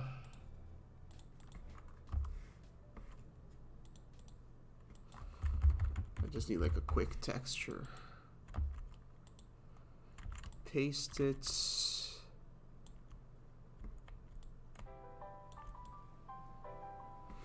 Make it straight.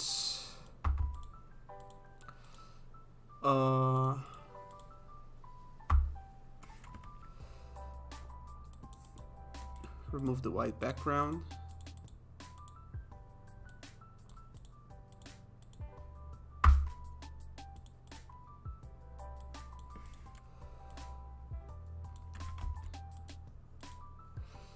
I'll save this somewhere. Spear.png.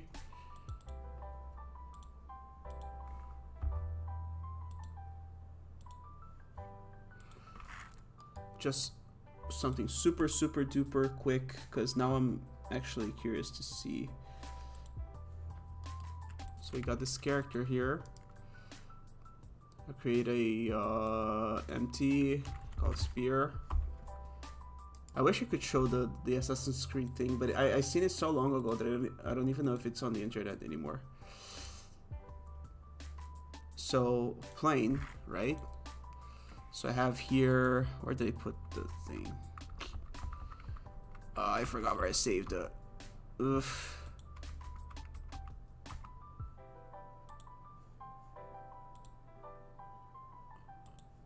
Spear. Okay, I saved it outside of Unity, which is silly of me, but cool. So just put it here. And then I should have it somewhere here. So I just set up the texture. You know, I think it's right now is a texture. Let me just apply this to the plane. Okay, so this is messed up. I messed something up here. So what if I change to a sprite? No, it makes it worse. Input texture alpha. Alpha is transparency, of course. I guess I need to make a material. As you can see, I did a very poor job of masking out the background. So let me just do spear, and I change this to albedo, and I'll do unlit, and then fade cutout, maybe. Let me apply here. Okay, much better. See? Very shitty spear. But so if I turn on the wireframe, you can see that this is a plane. Of course, it's not that big of a plane in Assassin's Creed, but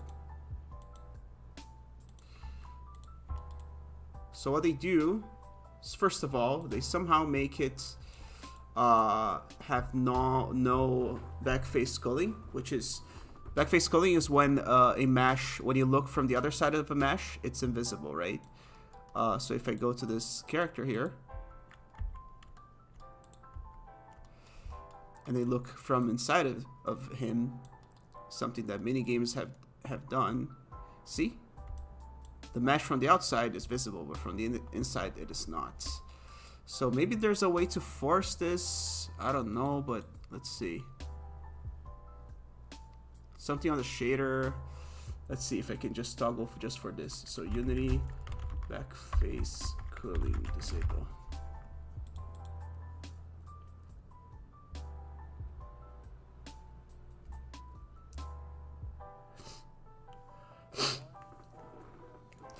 Maybe I can do it in the material or something. Two-sided. Oh, that's it. So two-sided. Aha. See? So now, with just one texture, I have a flat sword that, of course, from up close, it doesn't look good at all. But what they do is for things like spears, they duplicate this and they rotate it like so. So now, from every angle, it kind of looks like a proper spear, right? Of course, as long as you don't inspect it from too close, because then you can see that it's just two planes. But let me just reduce this and see, like, to its proper size, like so. In comparison to this character here. Yeah, maybe I'll just make it taller. I don't want to stretch it, but looks ugly when I stretch it, but sure. Okay, so let me go into the character and I'll find the armature, hips, spine, right shoulder, right arm, forearm, hand, and I'll just put the spear there. And I'll probably rotate it to make it face the hand. Like so. And now when I walk, check this out. It's really cool. Oh, let me just turn off everything. Turn off the canvas. See? It looks like a 3D mesh. Like it's so far away that you don't really see that it's two planes. So this was like, I mean, I guess if you check, let me just fix this because this is annoying me a little bit. Where's the player?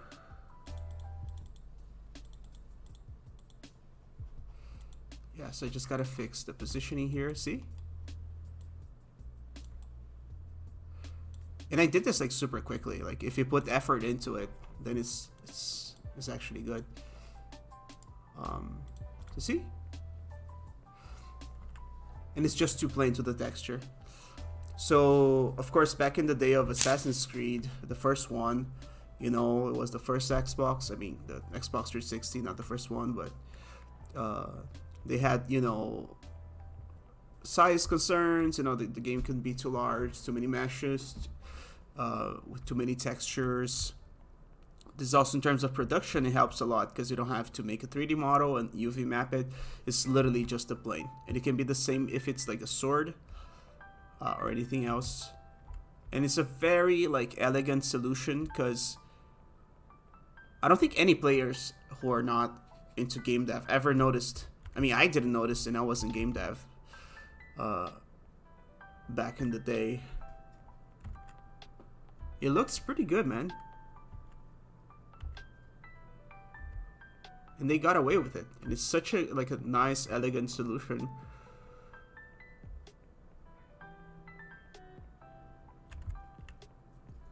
Yeah, something to think about in case you want to make your own games and add things like that.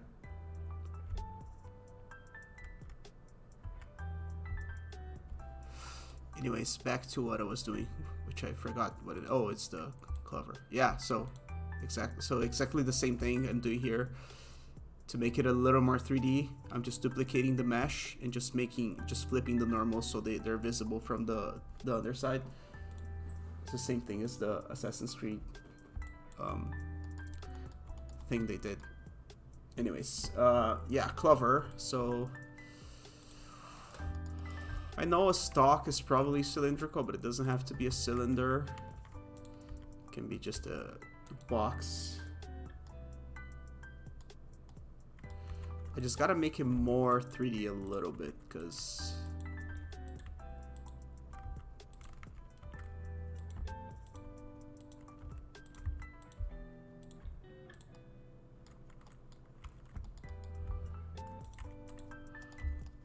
it needs to look like kind of fluffy, not thin or anything. But this seems okay, so let me just merge it all. Let me manipulate a little bit to make it more 3D. I'll get the edges and I'll lower them. Yeah, so from every angle it looks kind of fluffy and not just like a flat piece of paper or something. Cool, clover done. Coin. Coin's a little hard if I want to do the S sign. But I guess I can try. Start with a cube as usual. Add some edge creases. Apply this. Maybe do it again. Apply this. No, do it. Increase the divisions. So now I think I can do something like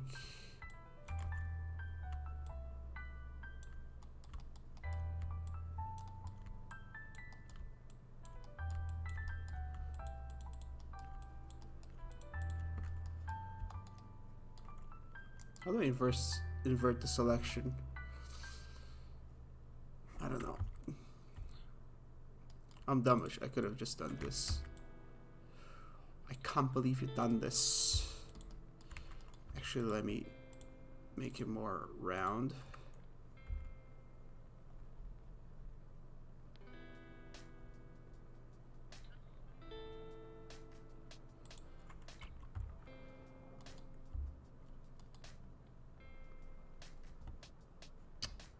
Oh god, I forgot to go back to Blender. I'm so sorry. Thanks for letting me know. You didn't miss much. It's just me making a cylinder. Thanks though. Thanks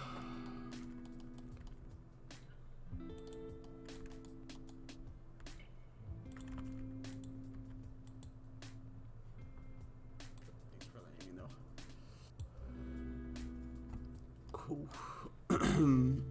So, can I make an S here? Kinda.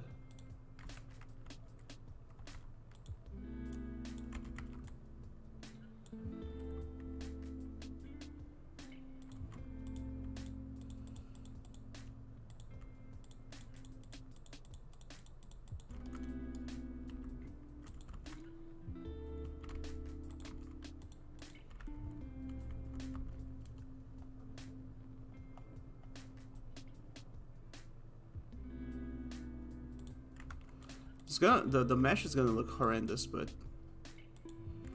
I think it's not that bad.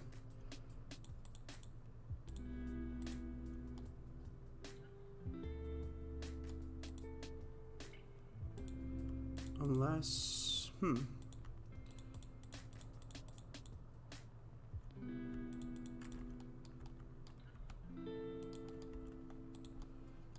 yeah, this looks so bad, but it's fine. For our purposes, it's fine. Or does it? I don't know. Oh god. Okay.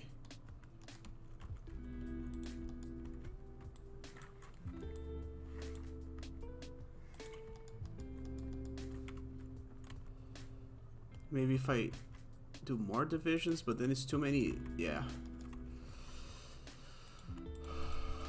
I just need to draw an S like this, man.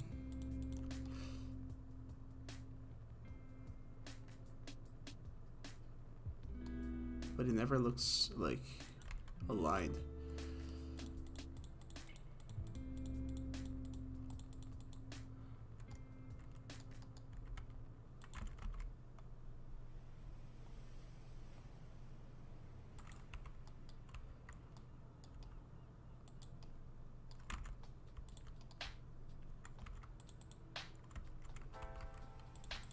Okay, like this. Sure.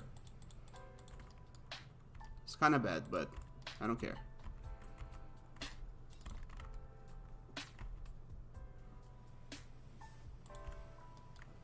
center a little bit, then it looks okay.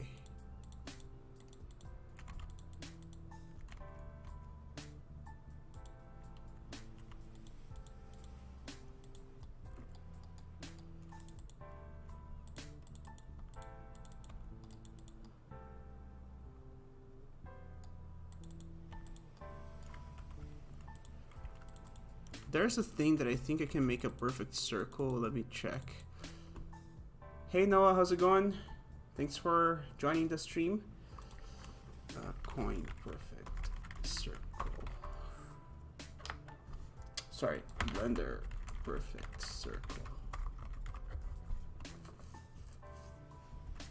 Oh, Dragon can use shift to make a perfect circle. What?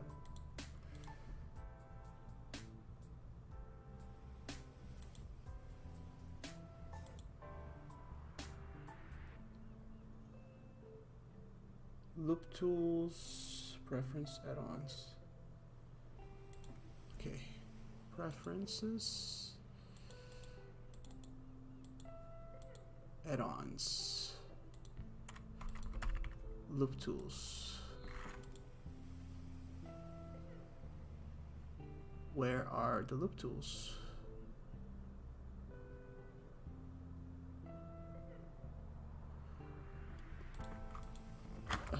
Blender loop tools.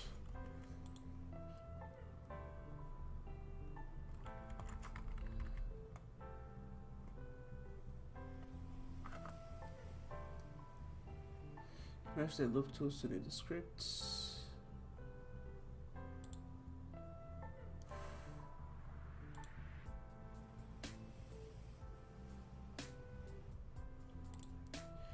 I think I right click, yeah, loop tool circle. Oh, that's beautiful.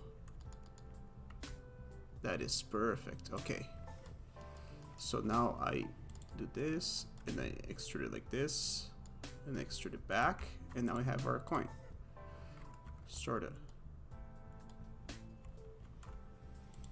It's got a mirror. See? Then we just bring it closer.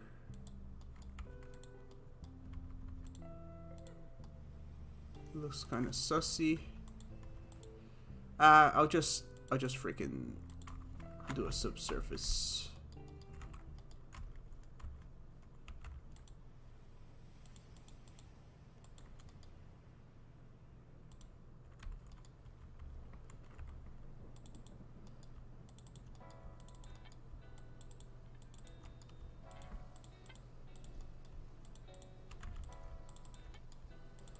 Man, the coin is taking so long just because of the dollar sign there.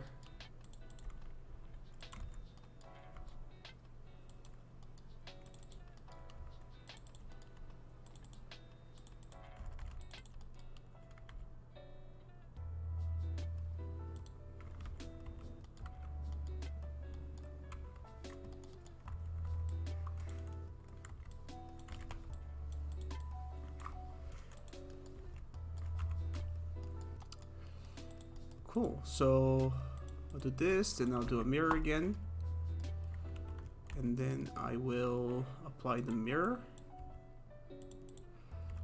and I'll select all vertices, and I'll do merge by distance, so I can merge these gaps here, like so. Okay, it's a very high poly coin, but I don't want to work on it anymore. Spent too long on it. Oh, and of course it kind of yeah, there's a defect here. It mirrors in a weird way, but I guess I can fix it, sure. Okay, so I'll do a mirror modifier, but that mirrors on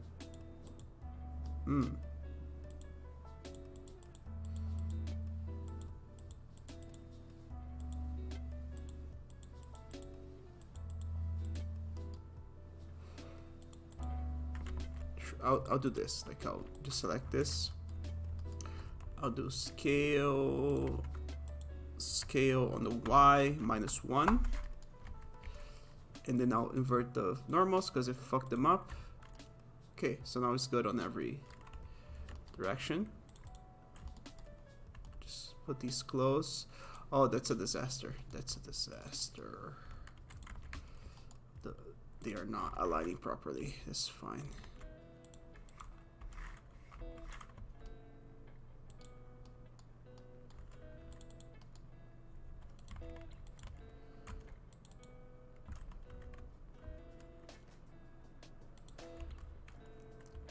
That's a horrendous model. I'm not proud of this model at all, but you know, it is what it is.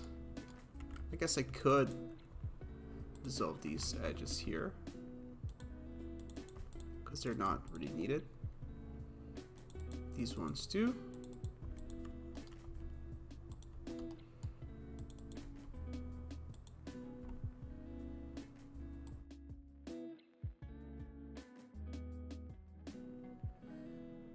Whoops. Okay, so I guess there's a bunch of things I can delete here. Just to reduce the poly count a little bit.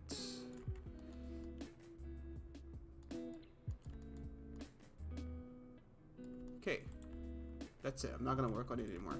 So now the crown. Start with a cube as usual. Just insets, and then bridge. I don't know which one is bridge. This one.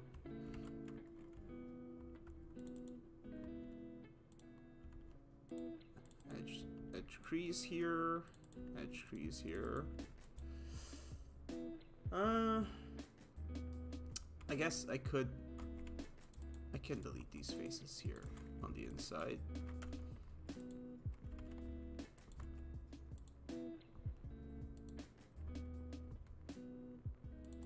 Yeah, I guess I can do that.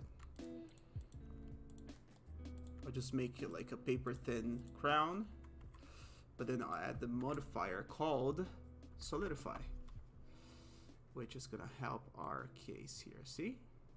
It's beautiful. That leaves us with more freedom to do some more interesting stuff. So let me subdivide every side here, and let me apply the subsurf. Actually, sure. No, okay, yeah, I gotta make it more round like this. Apply the subsurf. So now I can do shit like this.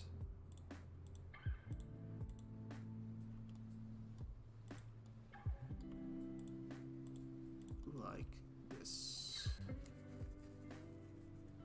I guess.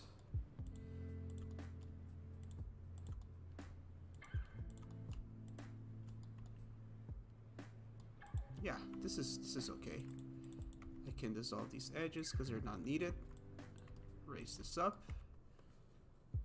I guess it has a little bit of a taper on one end.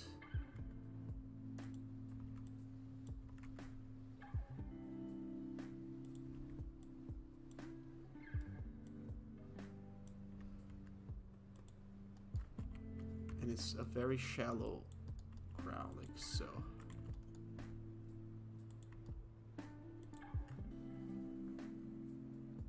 And then it has like a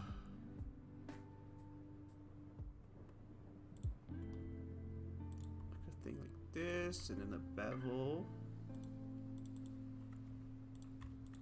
Something like that. And then it has the gems. So it has big one in front, two small ones around. So for the gems, I think I'll do a cylinder with 8 sides, like so. I will delete everything but the top face. I don't know if this is gonna work, but I also gotta add some divisions here so the mesh doesn't break. Wait, that's not how you do it. I think it's this. Huh? No. Polybuild. No. Is it? No. Is there a knife tool?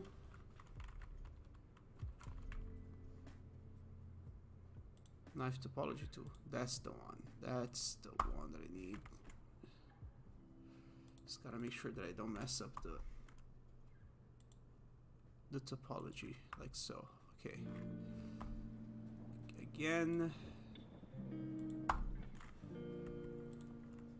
So now I select the edges around it. I extrude away from it and then down. Oops. And then down like this. See? We have a gem. Beautiful gem.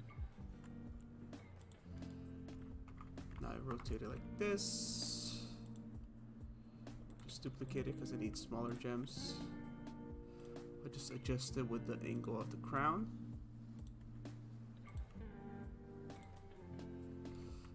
Wait. I guess I'll make it like go in a little bit. Like so. Like this, this, and this, and then center it. See? Kind of like this, and then I'll do the same for this one. Just make it a little smaller. This one will have to be aligned like so.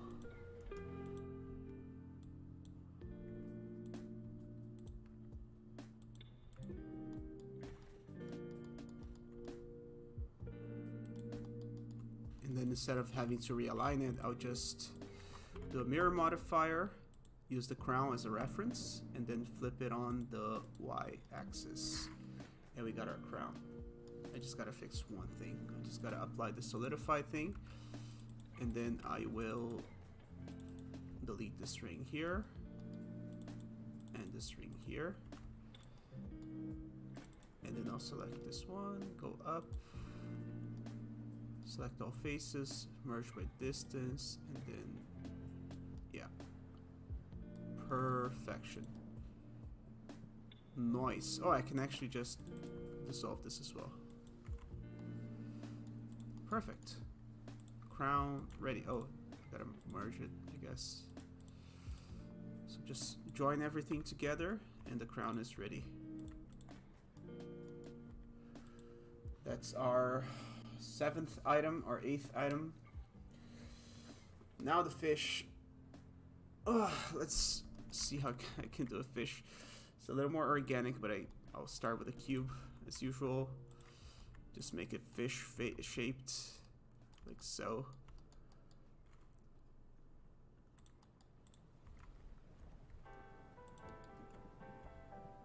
Apply this. I think I can reutilize this for the tail.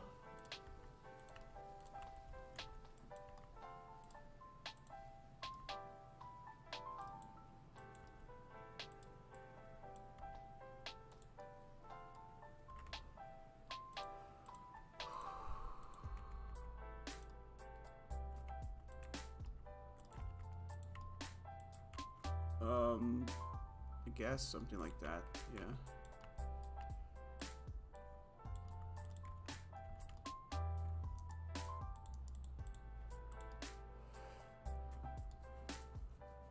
And then I'll do an inset here.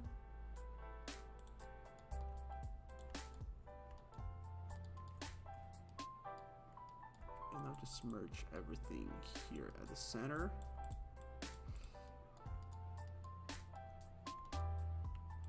And I'll just adjust whatever this is called, I forget.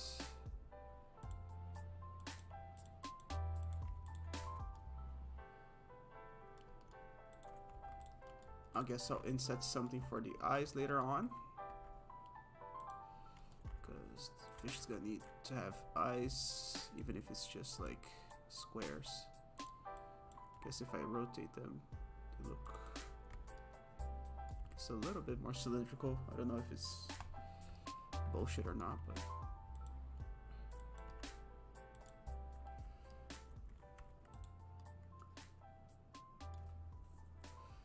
guess it could be a fish as simple as that. It doesn't have to be super fancy or anything. I guess I'll add like the swimmer thing, what's called flippers. Flippers, I guess, could be just a cube.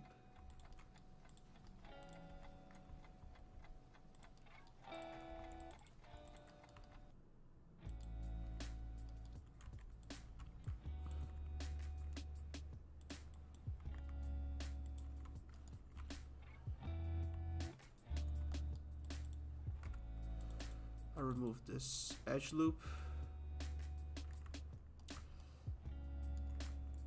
I'll apply this. I will delete this because this mesh is not going to be seen. Delete faces. I guess these faces are not going to be seen as well. So I just do like a little flipper.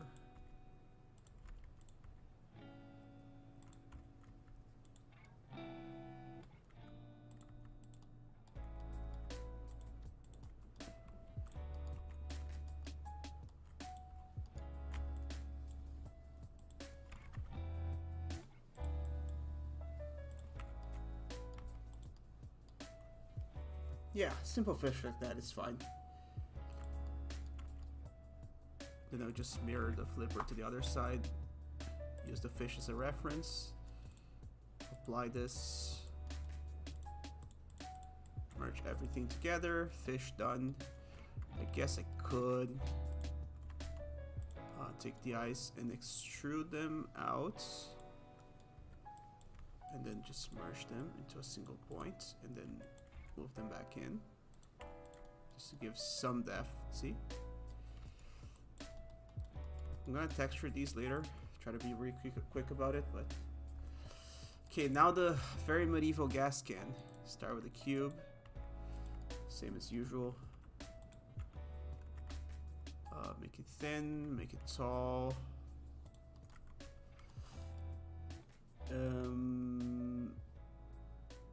Yeah, I'll add some subdivisions here.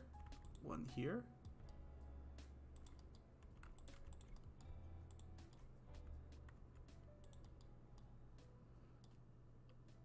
I guess it should have like a little thing here.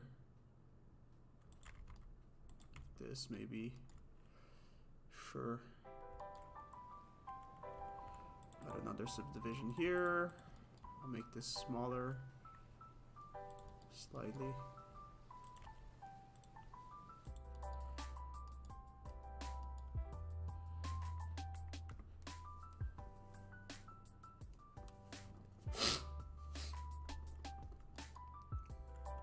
And then I'll make the tube, getting a cube and smoothing it.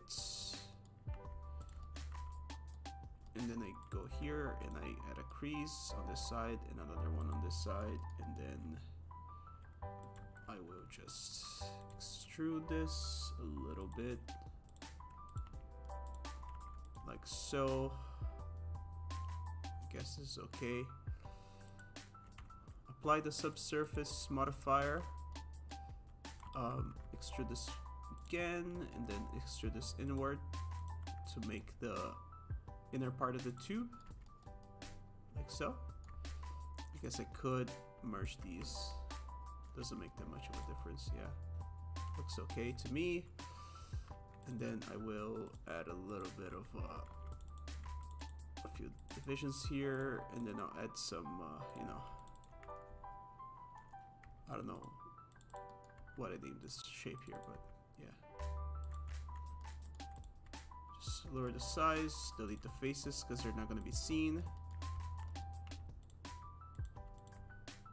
Increase this a little bit.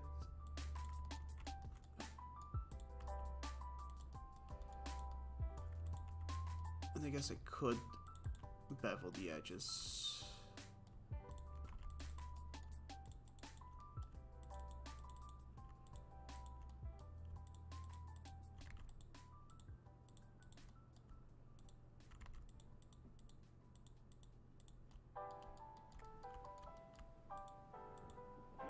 Mission 41D, the first flight of the orbital Discovery, and the shuttle has So select all the edges. Do a little bevel, tiny bevel. Okay, this looks okay. Just join them. Move to the next item. Gem, very easy. So I'm assuming it's like a 1, 2, 3, 4, maybe 7-sided gem. I'll do a cylinder with 7 sides. So divide it in the middle. Scale this down. Scale this down.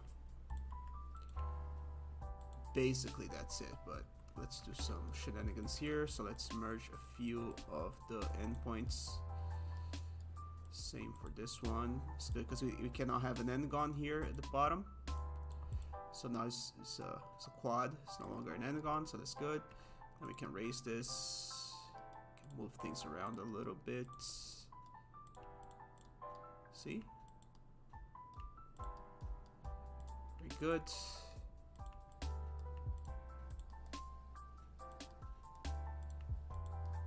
Yeah. Let's just make sure it kind of looks a similar shape from every angle. Move some things around here because they're not perfect. See, like.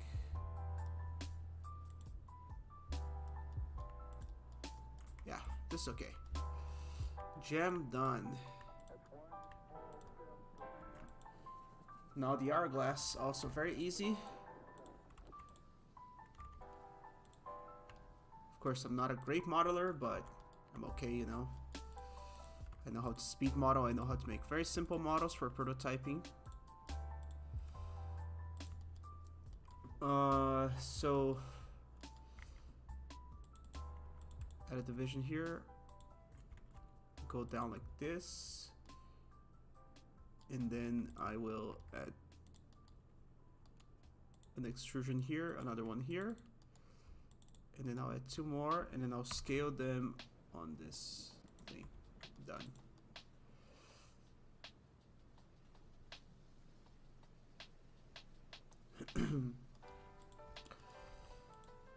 Just apply. Too many divisions here, I don't like it. Let's reduce it a little bit.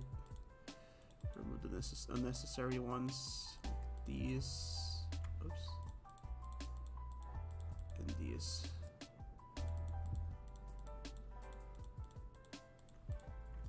Good. Oh, this one as well. Perfect. Cool. The journal or the book, I'll just make a simple one. Make a cube. Scale it down. Scale it like this. It's a book-shaped thing. Let me think. So it has a little bump, so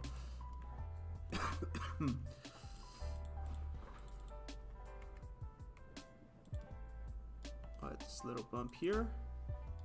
Perfecto.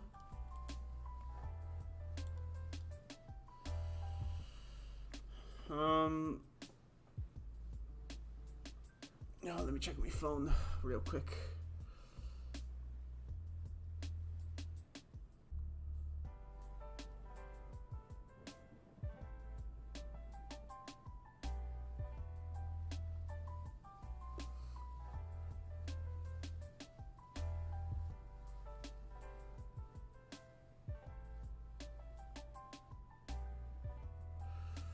Sorry about that.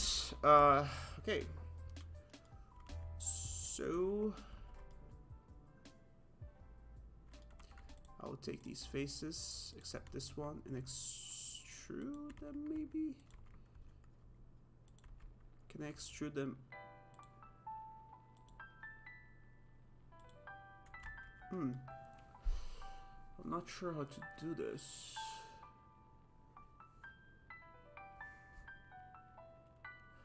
This should be easy. Let me just duplicate this. I'll duplicate it. I will separate this. And then I will solidify the cover of the book.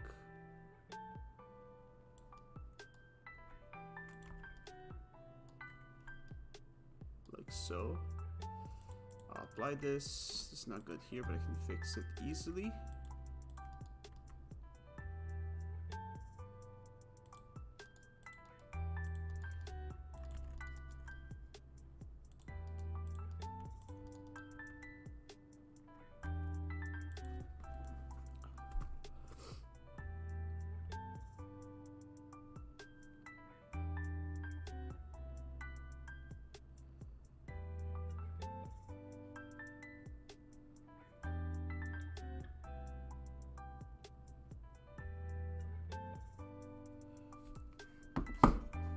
Alright, so I guess I can make this also like this. And also the edges go like here. Something like that. And I can also delete these faces.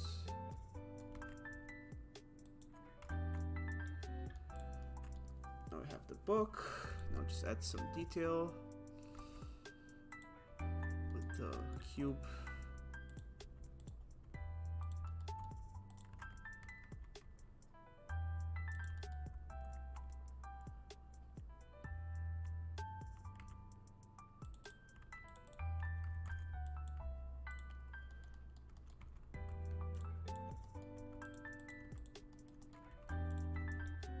Just bevel this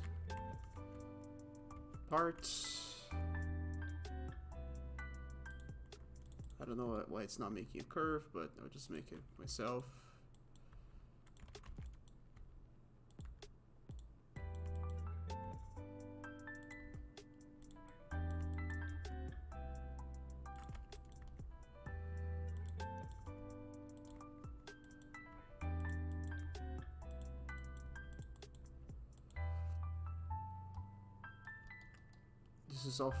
This is all fucked up.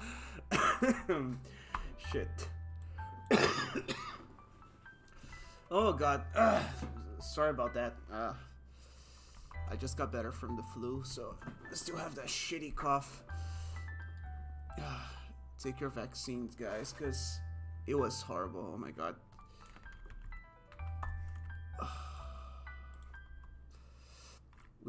After the pandemic, we think about COVID, and we're like, oh yeah, COVID. And we kind of like just think about COVID, and it's easy to forget that there's still other diseases that we had before that we still gotta get vaccinated to, you know.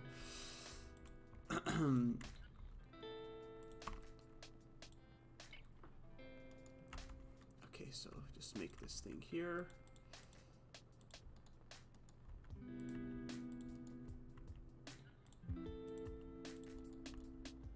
Some book, whatever, I don't know what this is called. The little metal thing in front of the book.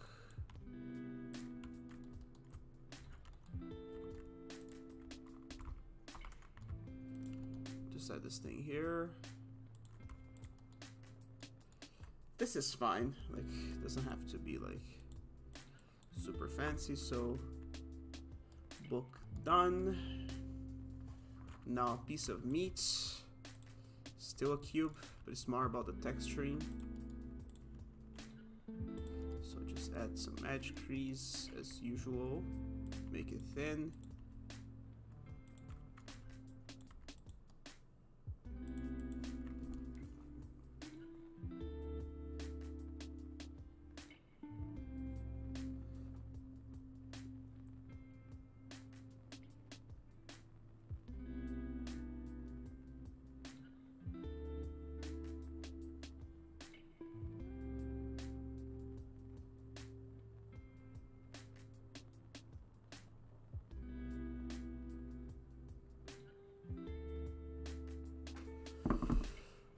Okay, my steak is here.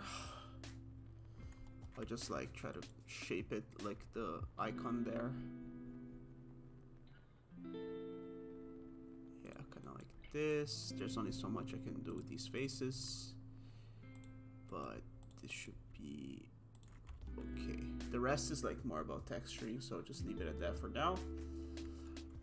And then the leg, which is also a cube.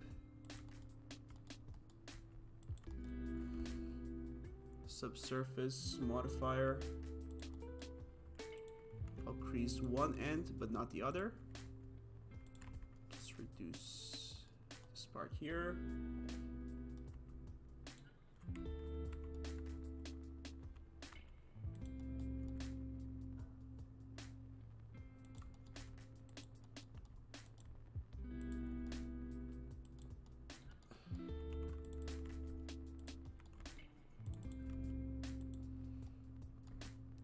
This should be way smaller, yeah.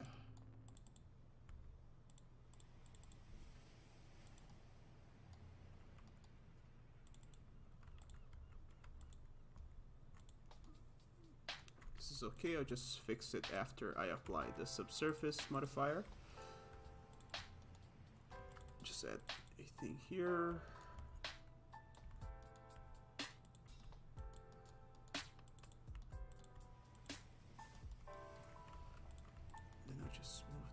Back a little bit to make the bone kind of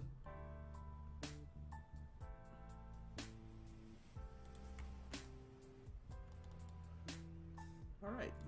I'll just change a few things here and there just to keep it organic as it should be, because it's a little piece of meat, you know, just give it a little spice. Spicy meat. Yeah, okay. Cool. Turkey leg, done. Mushroom. Start with a cube as usual. Now we do a crease on the bottom only.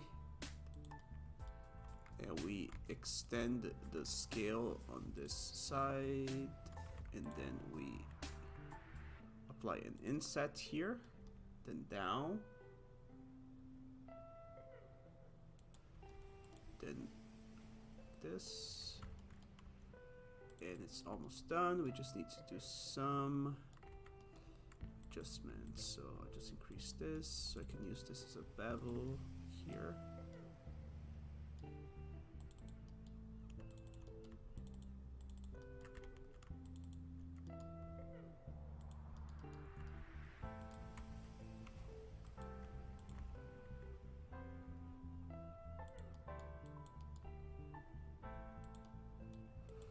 I'll just make it organic again because it's a mushroom, literally.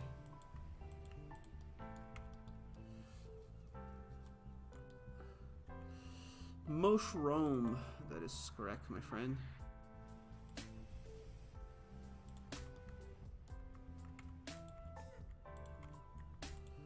Oh, we're almost there. So once I do one of the bottles, then I did all of the bottles.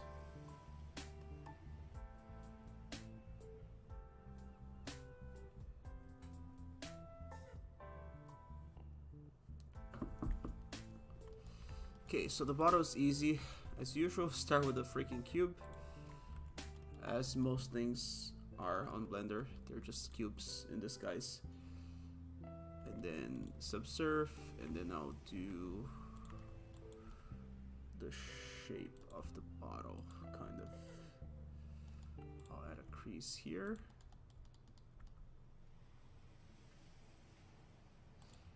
It tapers a little bit, but then there's a crease here as well, a little bit. Yeah, kind of like this.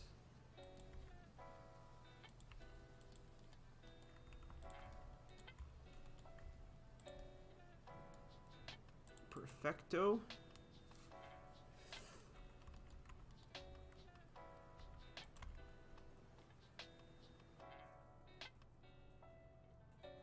And then what I'll do is I will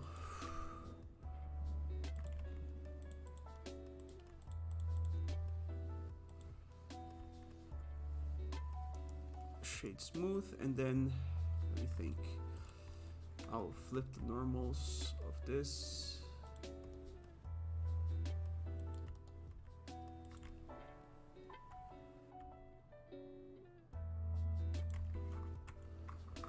No, I don't know, wait.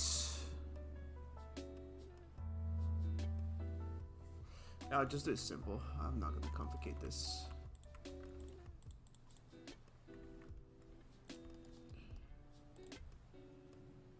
And then the cork, which is really short and stubby. And I got my potion. And lastly, the scroll, which might actually be the hardest one to do, so let me experiment a little bit. So I had a plane. I'll make a long piece of paper.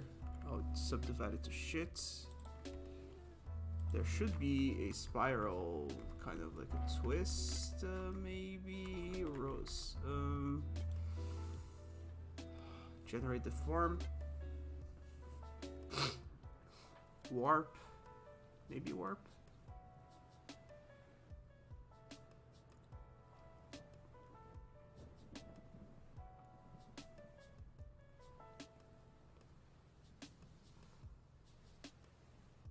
Yeah, I'm gonna have to look it up.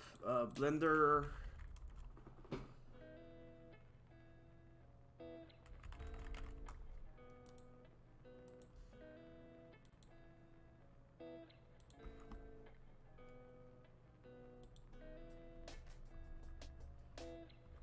Let's see. Spiral modifier.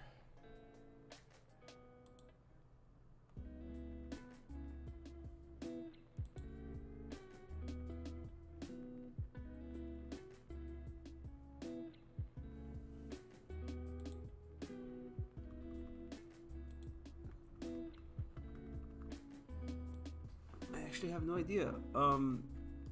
Wait, what if I take this and I turn on this and I rotate it like this, but then I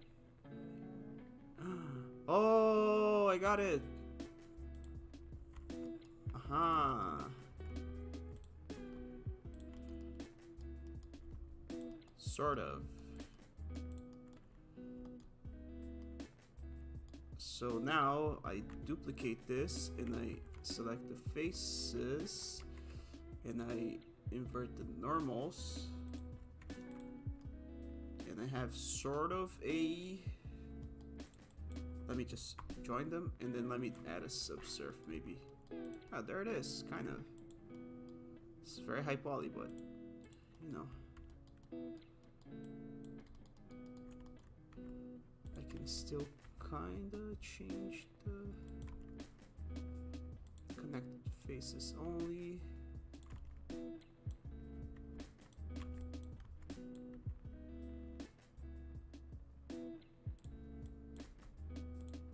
Just gotta fix kind of the thing here.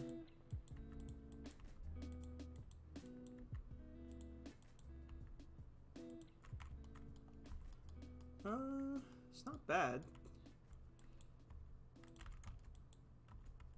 Just a lot of faces, but it's all right. It's gotta make it shorter.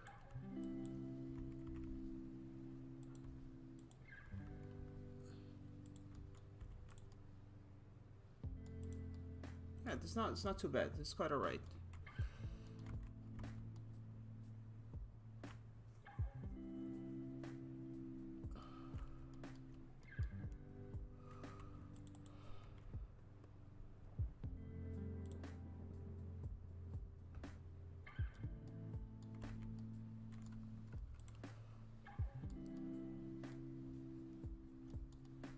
I actually need to make this thing.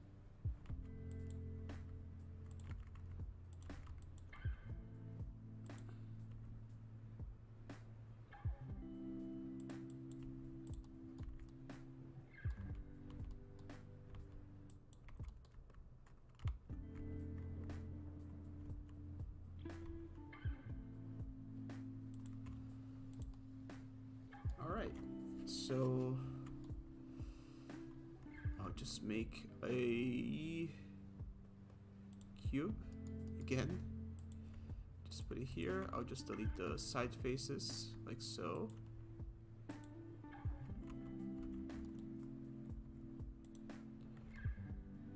Like this, and then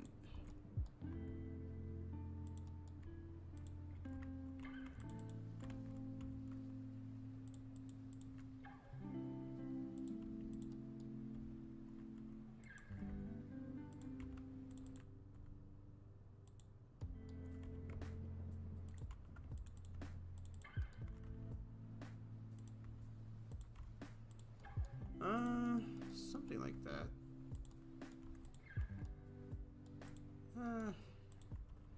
Could be better, but for our purposes, this is okay.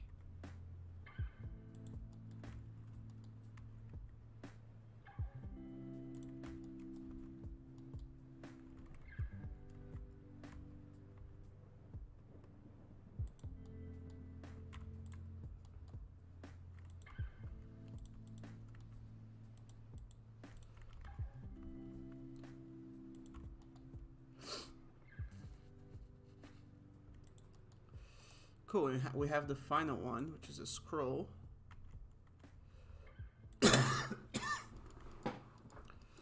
Oh, where's my water? Ugh.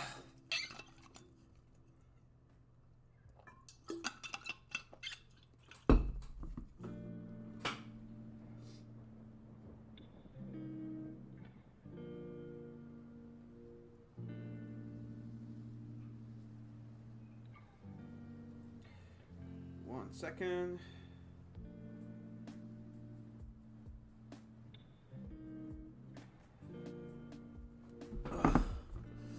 Let me just get some tangerine as well for a little midstream snack.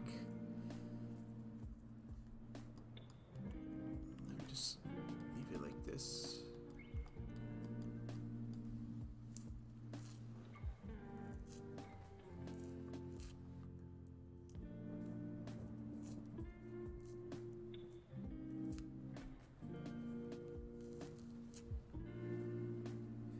I am making a mess with the tangerine. Be advised.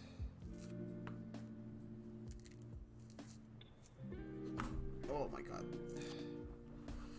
Motor skills gone. All right.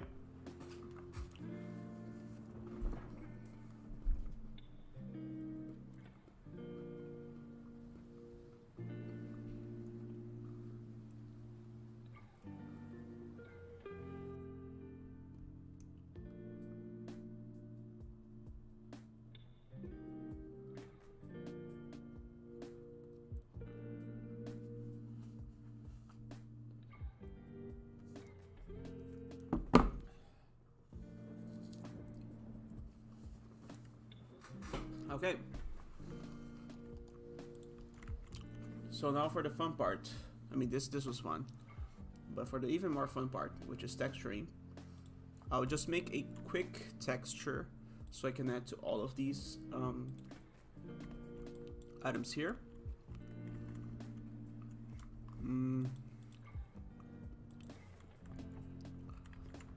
I guess I'll try to show you guys Krita so you know what I'm doing. Let's see. Blender.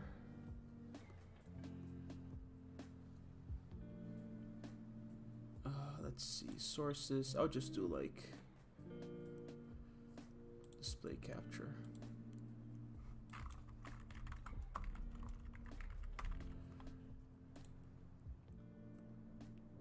Sure.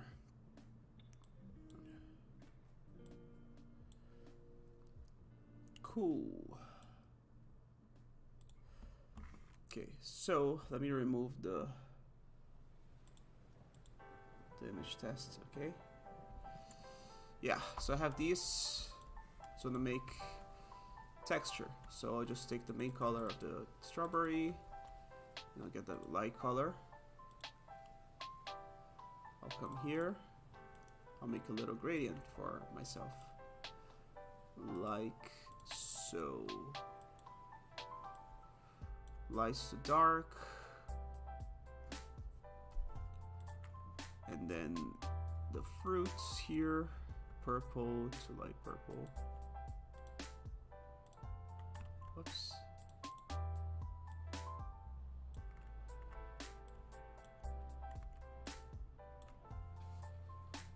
No, this is not right.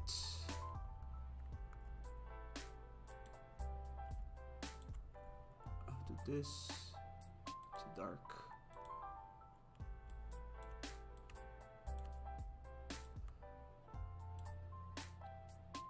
And then the leaves, I guess, as well.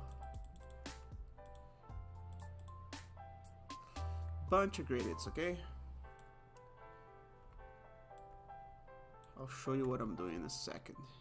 Just gotta collect all the colors. Then it has this golden kind of color here. Sure. Don't know if I'm gonna use it, but sure. Bottom, dark colors at the bottom always, and then this brown stalk here might be good.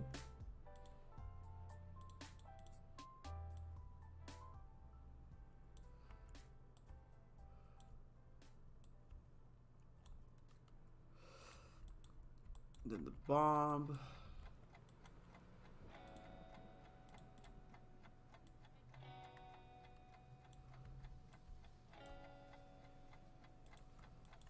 And I forgot the name of this thing. Fuse is the name of the thing.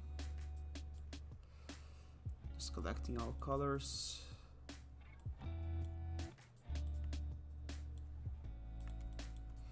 Red color.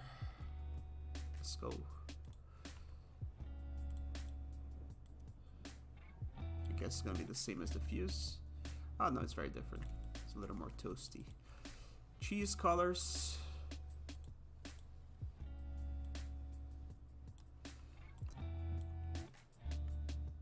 Very nice golden color of the cheese.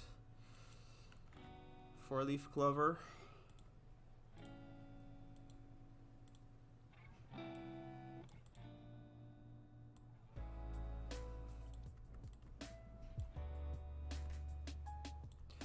I'll show you guys this. It's really cool. I learned it at a talk. It was, I think, Adam Robertson Yu.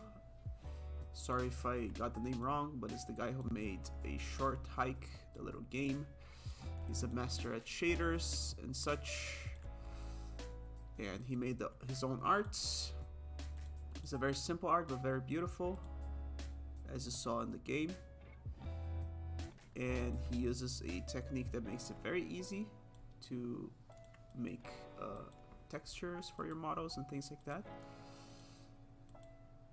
So I'll show you that in a second. Just needs a bit of setup. The fins of the fish.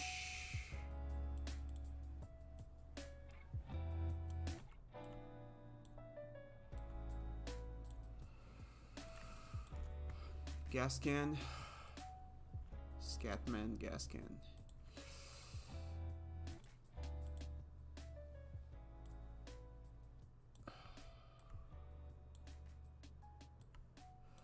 The stripes are not all the same size. That's fine. Shouldn't affect the end result too much, or at all actually.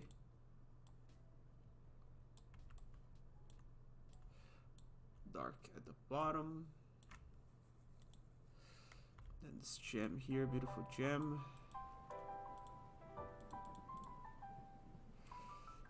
I will texture all those objects with a single texture. And that's awesome. Whoops. Learning 3D, you know, UV mapping and texturing was always something that I did not look forward to. It's a very complicated process. Once you get it set up and you start doing it, like, it's pretty fun, but to set it up is kind of annoying. So once I learned this, I mean, it doesn't work for every game. It works for a few select styles. But for simple, games, game jams, or maybe indie games, depending on the style you're going for, it works quite well. I'm seeing that I have some colors that I can reuse, like gold colors in a lot of objects. So I guess this one.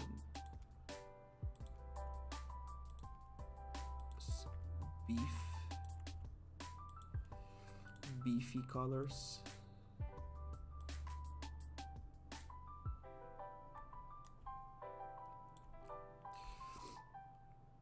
So actually, if you go to the let me find a short hike GDC.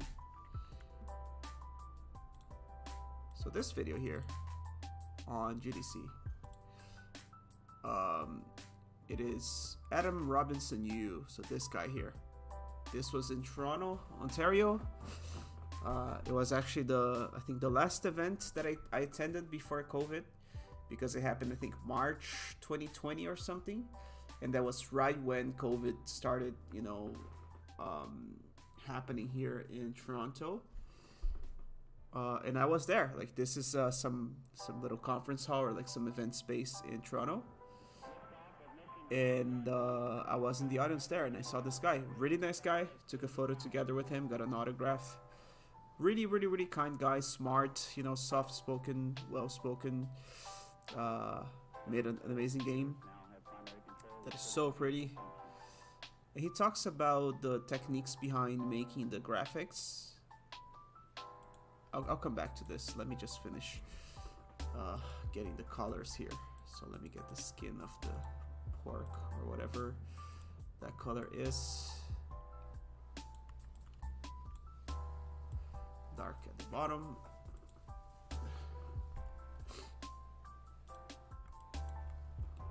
And then this meat is the same thing. The skin can be used.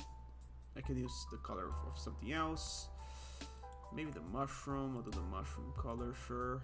I might not use all of these colors, but it's good to have some of them. The stalk of the mushroom, sure.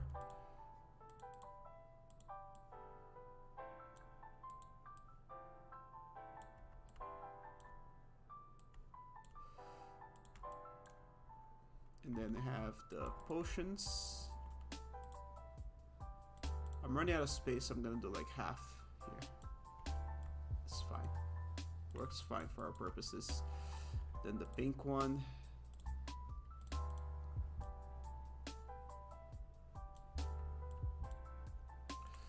Then the blue one.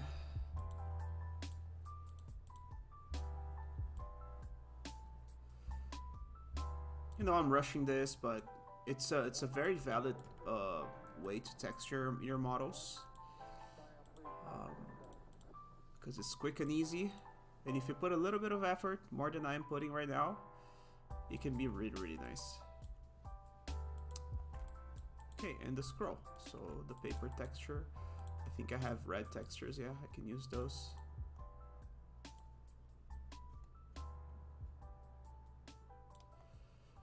Great, we're done with the texture. So now let me go back to Blender.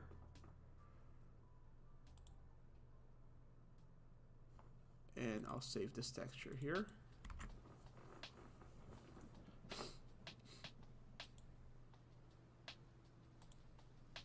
Let me just remember where I'm putting the files here.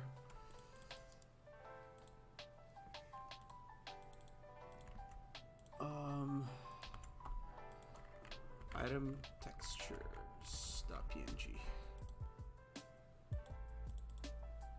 That works.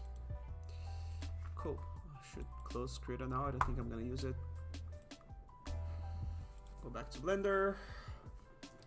Alright, so I have, wait, where's my stream window?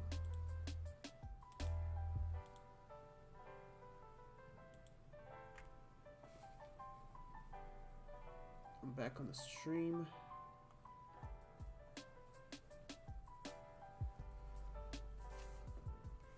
Cool. So I will make a new material here. I'll just call it item matte because it's going to be the same material. So I'm going to go base color, image texture. I'm going to open the texture that I just made. I'm going to apply this material to whatever. I'll do one by one. So let's do the apple first. Here, and then change it to item matte. Cool. It's really simple. All you got to do is you select by sort of like material-ish. So I'll just do the whole apple for now. And then it has the material that I you know, you see, like they have the material applied. So in terms of UV mapping, it's really simple. You don't have to worry about anything basically. You just go to the apple here, and then you press U, and then you do project from view bounds, or you can do also project from view, which just makes it the perfect projection of the apple. What I do is I just make it thin on this axis. So I press S and then X and then 0. And then the apple is this one. So let me just, so you see how I can just choose the texture, the part of the UV map that I want. And I can also scale this to add more of a gradient here. So you see how it's, how there's a gradient, like it's stronger at the bottom, lighter at the top. So I can do this, and then I can also select the stock, for instance, and then since it's already mapped, I just move it to some other part here. See, I can even do something like, I'll select this part of the apple here that goes inwards, and then I will split from the rest of the UV, and then 180.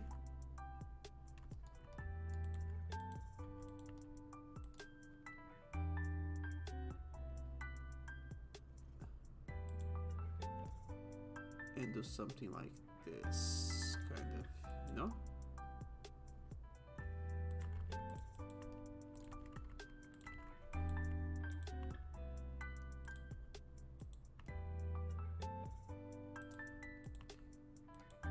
I think I'm messing up the normals or something. Yeah.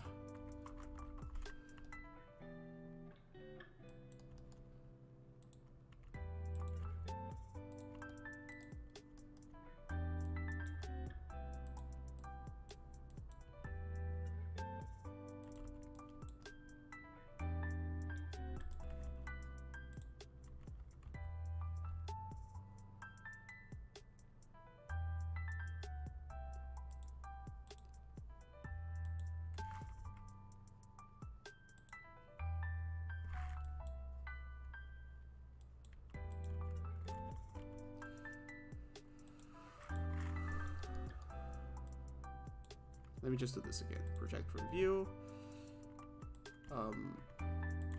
Scale X0.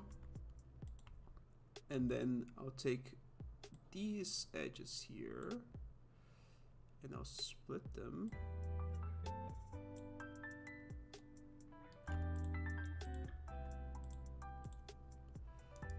I'll split from the rest of the thing, and then I'll select it. And I'll just move it down like so. See?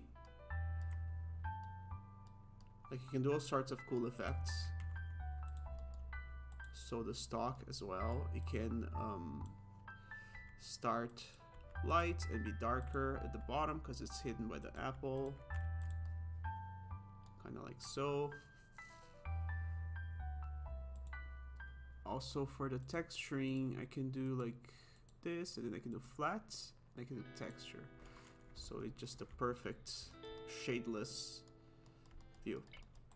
So for the grapes, also pretty easy. I select all the little spheres here. Then U, project from view, select them all, SX0, and then, oh, the grapes are darker at the top. Right? So my mistake.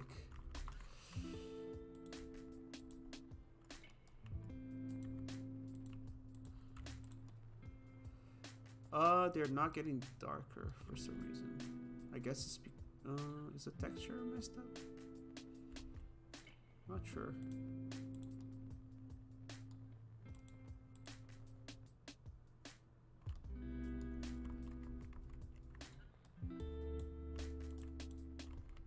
Yeah, maybe I messed up on Krita. Let me go back to Krita. Fix the texture real quick.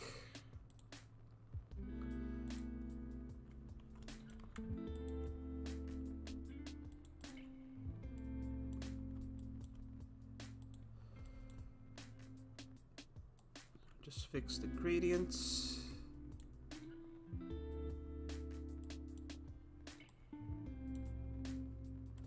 Save it. Close Krita. Reload this. Yeah, now it's working. However, it's upside down because it needs to be darker at the bottom. See? And I can even do it by individual, like grape. So I can just scale it up and make it so that every grape is like has a shadow kind of. So this one in the bottom has a shadow as well. This one here a little bit. This one I can invert because the shadow comes from the top because of the leaf. You see? The leaves can add all sorts of cool effects.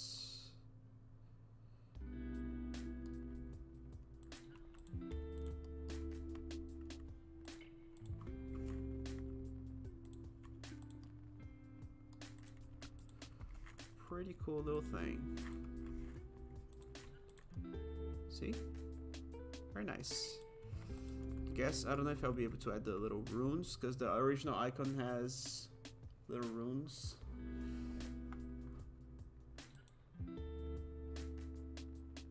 Yeah. I don't know.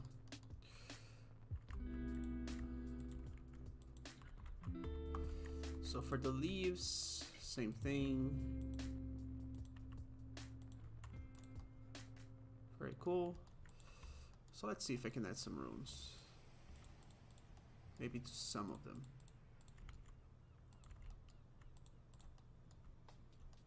See, like something like this.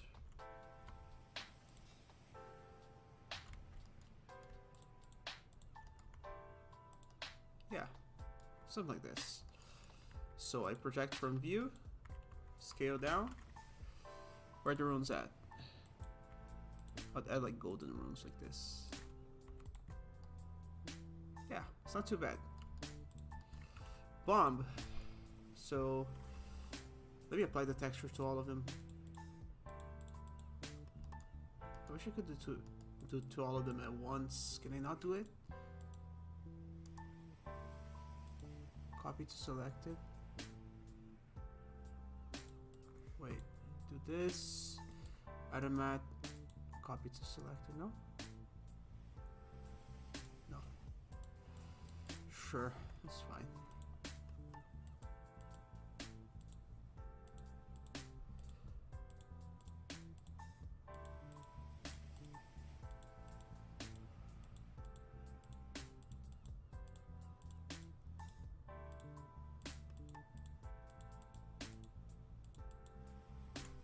Okay. So, what's next? Bomb. Same thing, project from view, flatten everything here.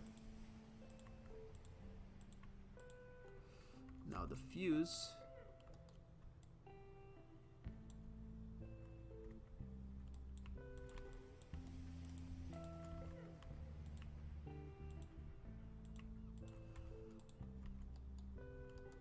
Yeah. We can even do a little detail, so we can select here, this part here, and then just increase it like so. See? So that's a little shadow. And then likewise, we can lower this part here because it's inside, so it's gonna be darker. And it's the same for this one. So lower it even more. See? Super fast, incredibly fast. For the bread. We project from view, flatten it. I'm assuming the bread is this thing here. See, looks kind of like a bread already, but we can do more. So we can select this part here with the slits. It's kind of hard to select because I triangulated it. That was my mistake. Let's see if I can de-triangulate. Blender, remove triangles.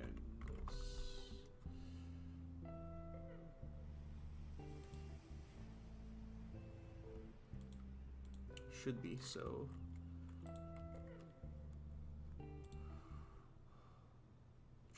Trees tries to quads. Yeah, that's the one. Perfect. Yeah, that's what I needed. So I take all of these slits on the bread.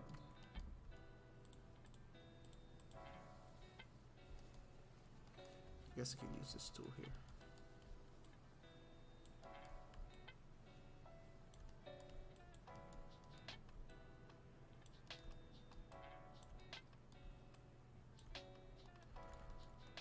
Cool. So now I take the slits and I project them from view, flatten them. Still on the bread texture, I'll just maybe do something like this, a little brighter. No. Yeah. See, I'm using the texture from the fuse, I think. I forgot to select a few faces.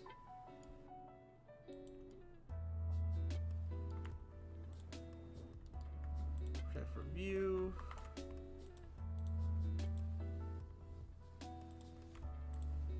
See? Bread.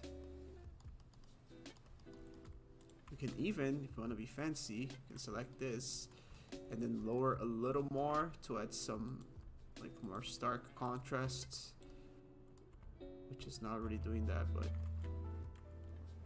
we can like raise this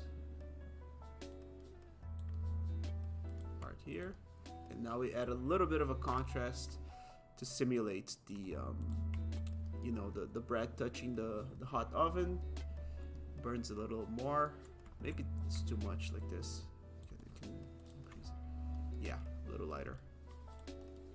Now for the cheese, same thing, project from view, flatten it. I guess it's like this. Nice cheese like that, and then I'm gonna have to select the hose.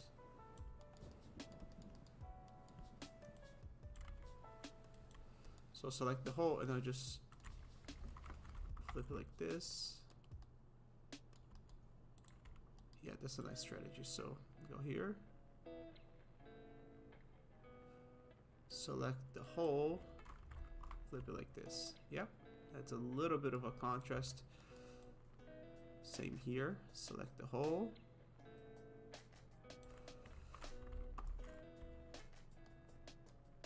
It actually looks pretty great. I'm surprised.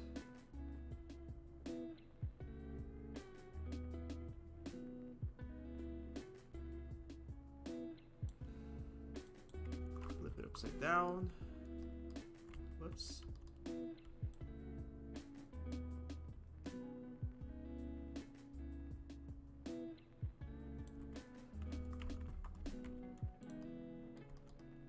Wow.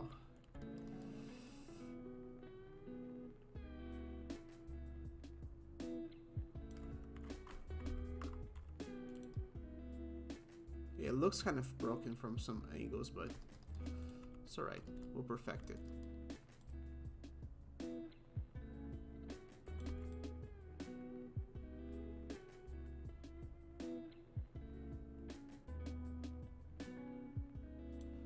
How can I deselect?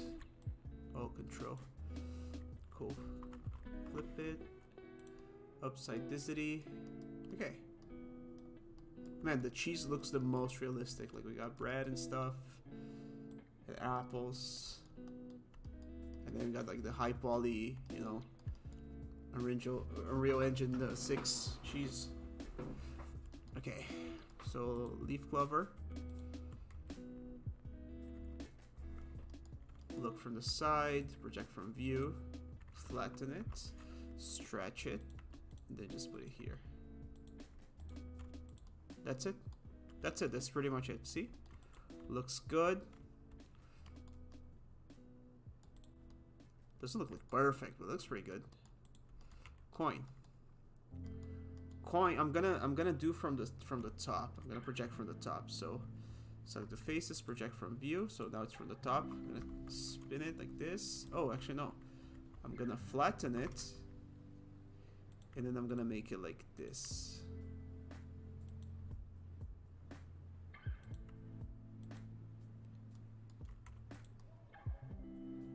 No, actually no.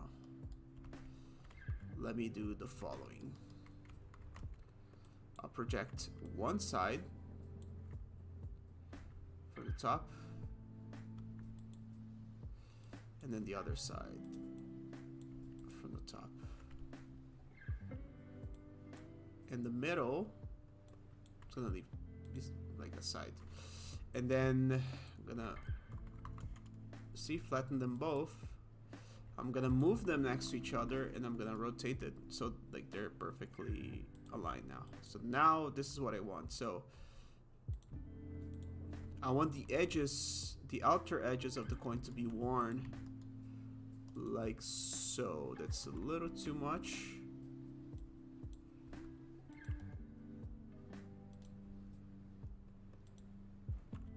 Yeah.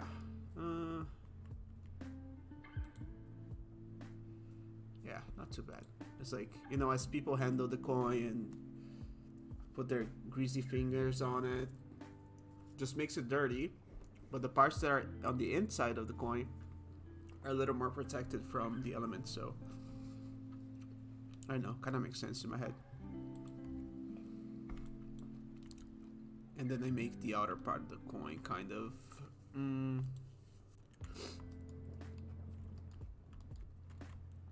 I'll just project it again. Oops.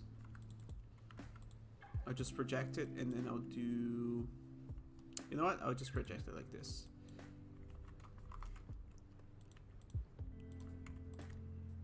Yeah, so there's a shadow at the bottom. Yeah, not too bad. Some are better, like cheese is pretty good. Leaf clover's alright. Coin's kind of shit, but it's fine. Now for the crown.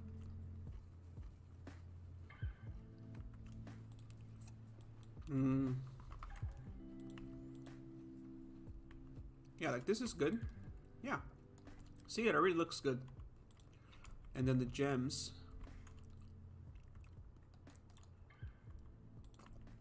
I'll do it like this. Could have looked shinier, maybe. Almost dropped my clementine. This is alright. Just make the bottom of the crown a little darker.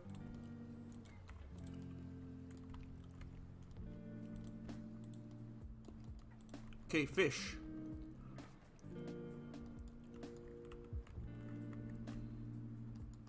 Project from view. I'm gonna spin it because I want... no, actually this is good. Flatten it. Put it like this so the belly is darker than the top side. See?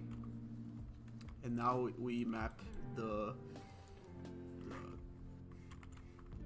fins and the flippers separately. Is it flippers? Let me check.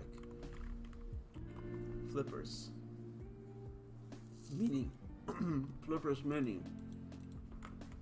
Flipper meaning.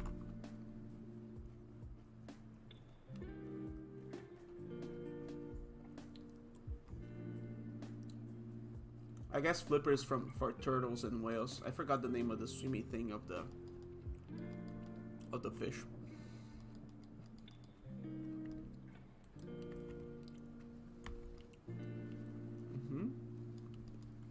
Also the tail.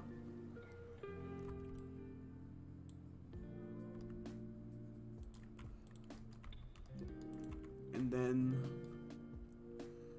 the face. I think I'll do I think I'll select these faces here for the actual face of the fish. and just move them like here. Yeah. Make it a little less contrasty. Like so.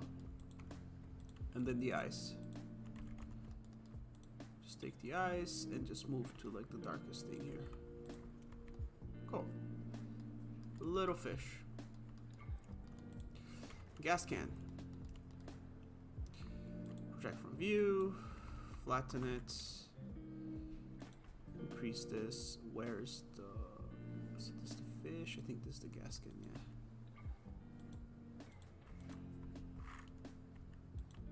And then the tube, the metal tube.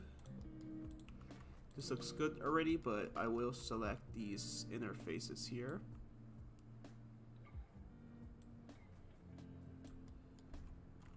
Select the inner faces and I'll do a little trolling.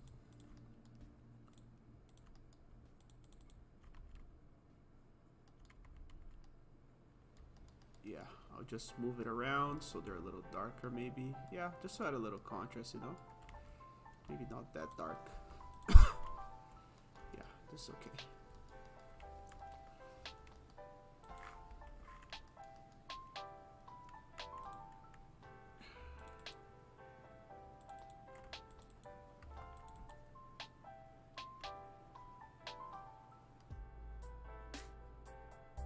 I'll do something here. I'll do project from view like this.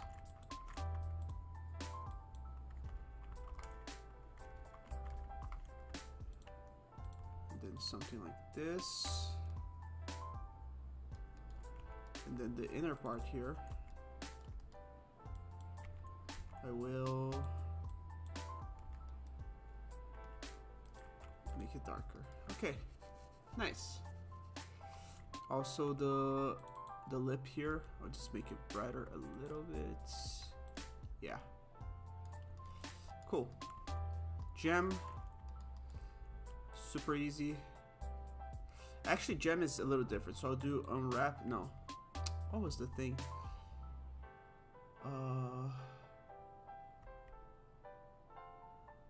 Reset, I think, is the thing. So I do this. And then I move to the gem here. And then each face, I'll just move it slightly to another location on the UV map area. Maybe not, never too dark like that.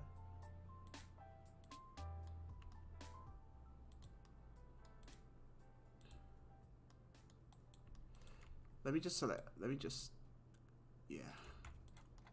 Oh, this is actually not bad. Not bad at all.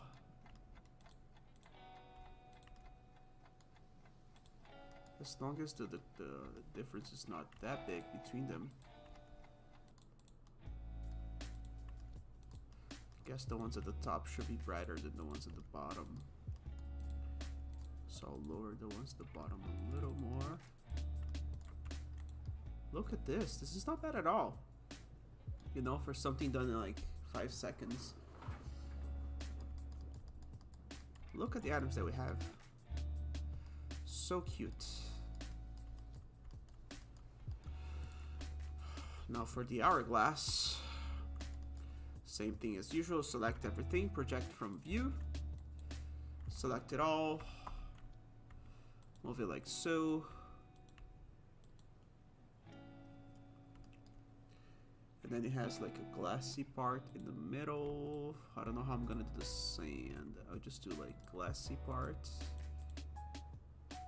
And then I'll do like sand here. And sand here. So I'll just move it to like a sandy.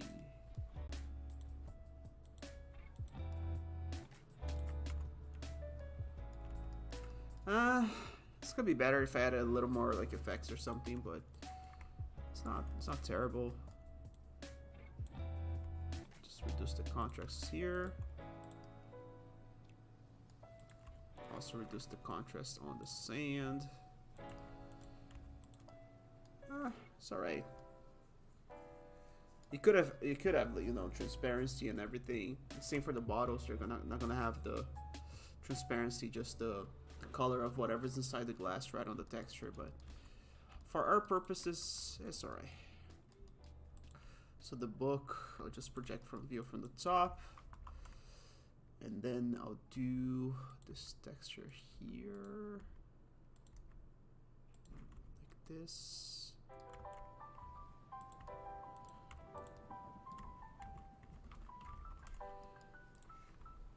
And then the gold parts here, put on the gold color.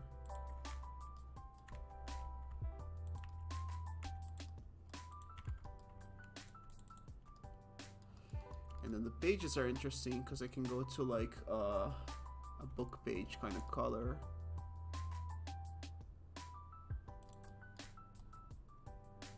Maybe this one.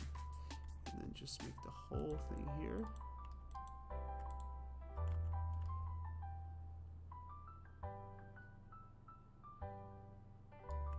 Oh, actually it has to be projected again like this. See, so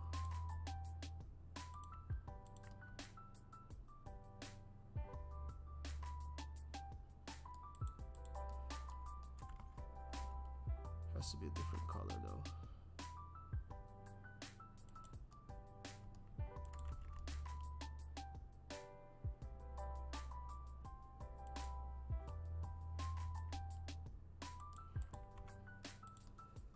Yeah, this is not too bad. It's not bad at all. Okay, we got our little book. Maybe let me take this thing here.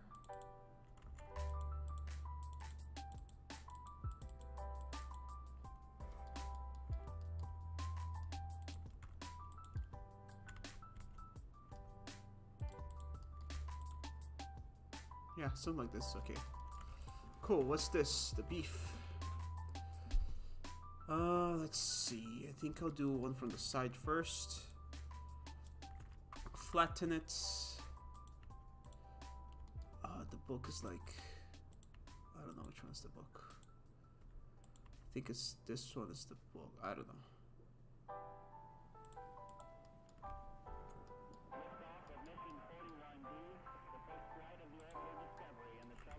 And then let me think how I'm gonna do this.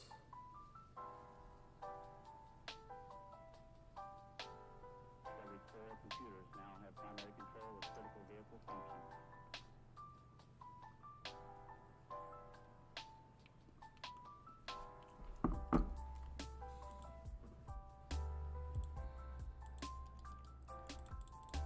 Let me first add an inset here.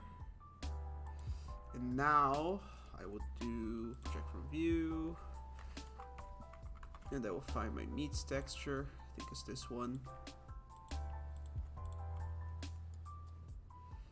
Does it really look like meat? Not really. Can I add some? Maybe I can add some stuff here.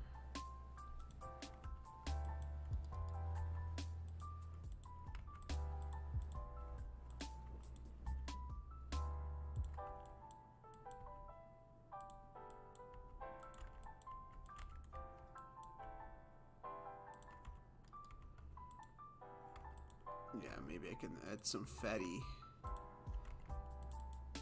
parts to this meat here.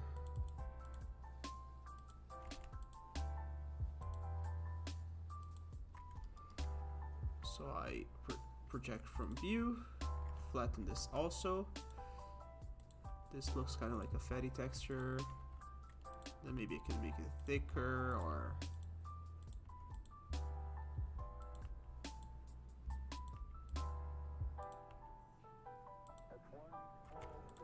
yeah, okay, it's not horrible.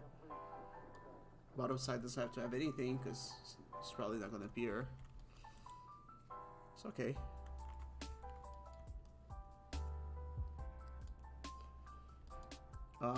So this one, project from view again, and then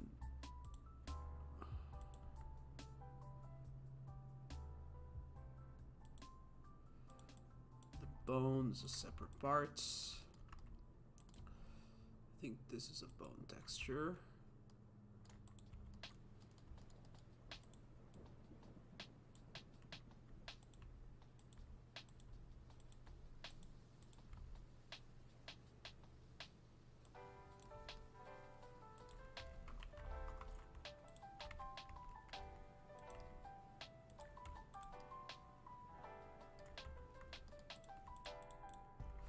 I'll do the same as I did for the meat here. I'll do some edge loops. I guess one edge loop.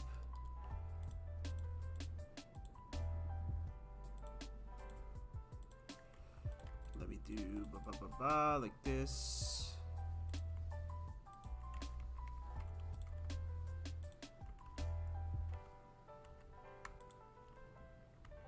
Project from view.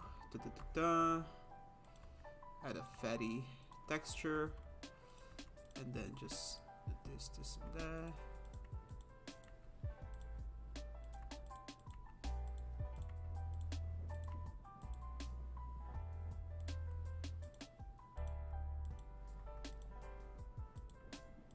And I forgot to add the meat texture to this part here, so let me do that now. Like so. Not bad. I don't hate it. That's all that matters.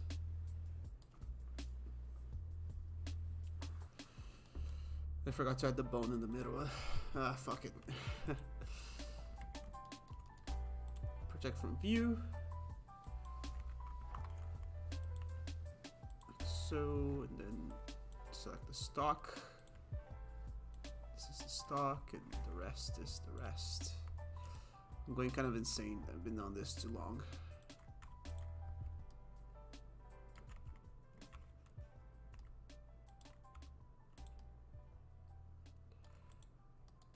Alright, so this part here goes like this, a little darker.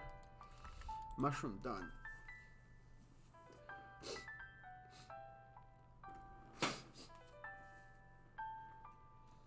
So now the bottle, I'm almost done. So I just project from view. I guess I'll do like a glassy texture like so. And then the cork will be like a book cover kind of like texture. Perfect. And then I'll just do these two rings at the bottom as a color. Or actually I'll do the whole bottom. So this one is like antidote, like so. Yeah, it looks kind of bad, but it's fine. So I'll just duplicate this. There's like 4. 1, 2, 3, 4. Yeah.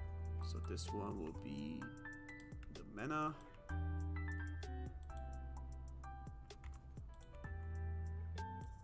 This one will be the strength, and this one will be the healing.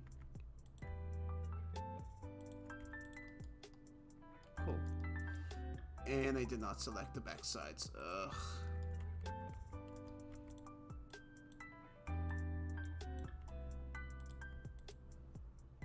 Oh my god.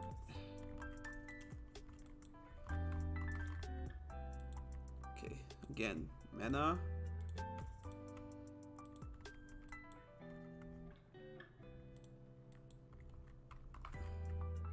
Strength.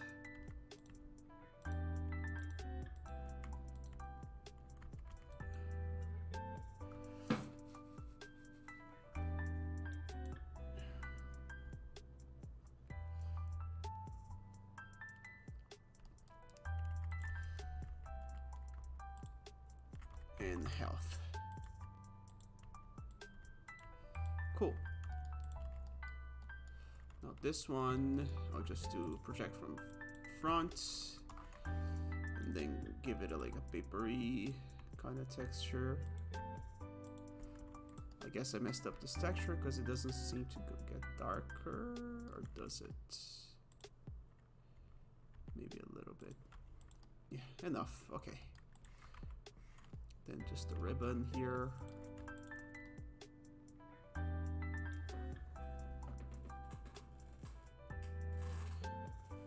Okay, I made the 3D versions of the items.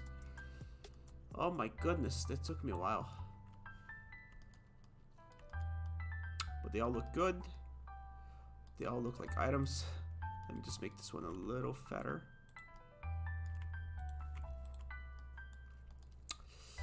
Okay, now I'm gonna export them to Unity.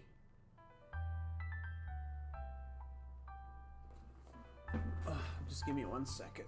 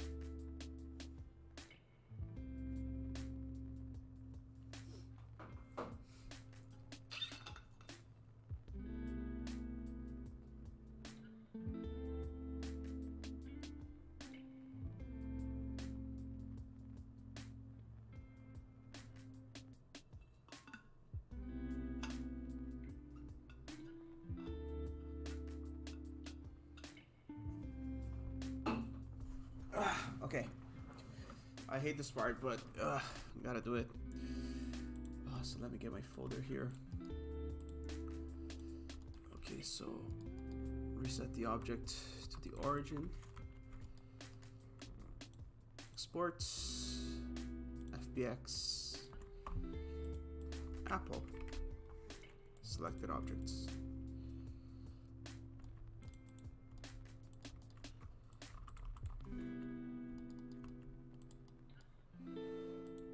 What's this one called? I'll just call it by what it looks like. Just call it like berry. I think it was magic berry or something. Cool. Bomb. Sports. FBX. Bomb.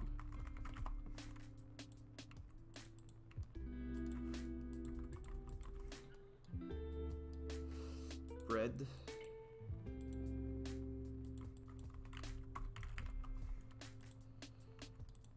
Cheese. The origin point of the cheese is all fucked up.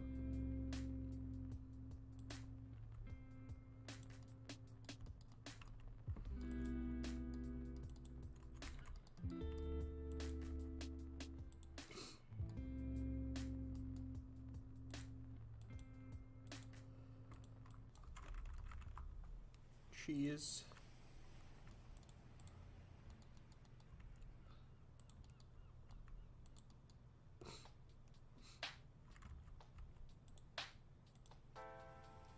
Clover. Clover. Coin.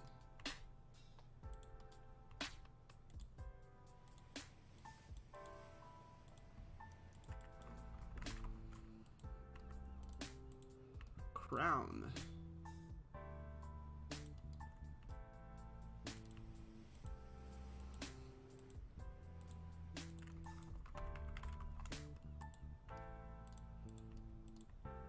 Fish.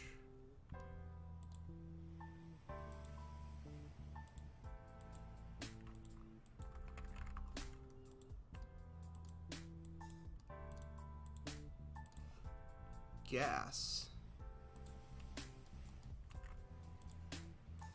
I don't know why I'm centering some and not centering others. I'm just done with this. Gas.fbx.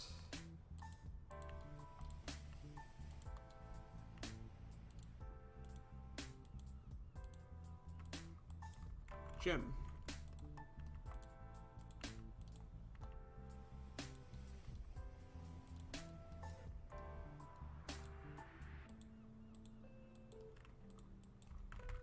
glass.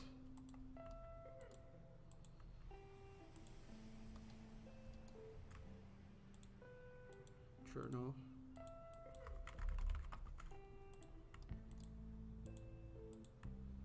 What's this? Meat.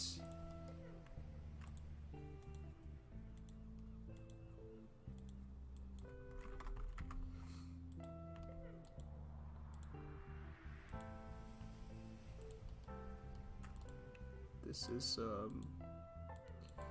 leg, meat leg.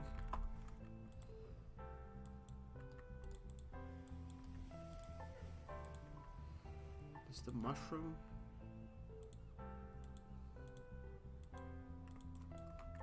Mushroom.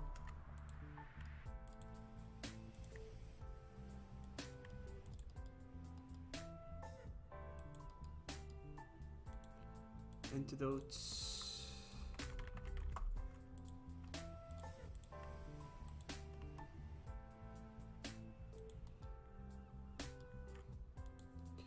It's the mana.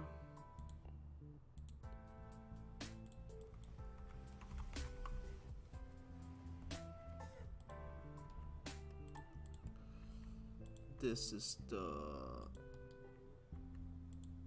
thing, whatever it's called. Strength. Health.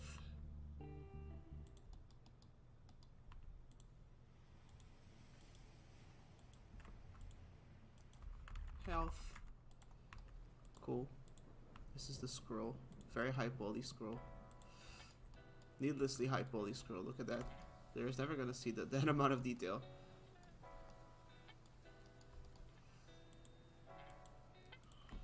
Scroll. Alrighty. Back to Unity.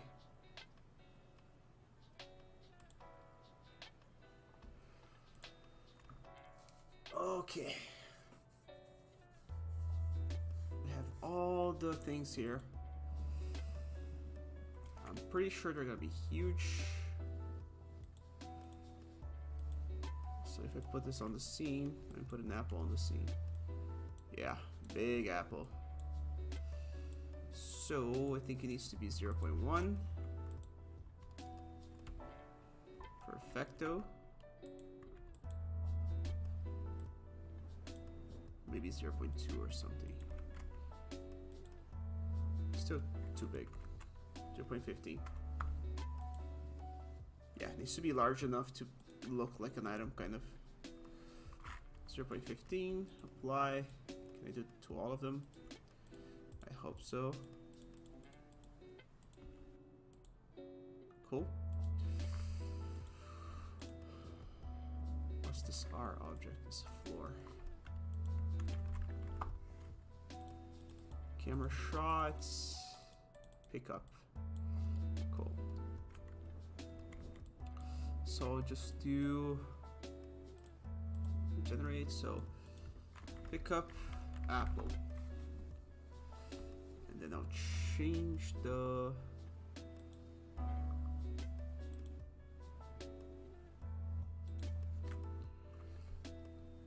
let me think.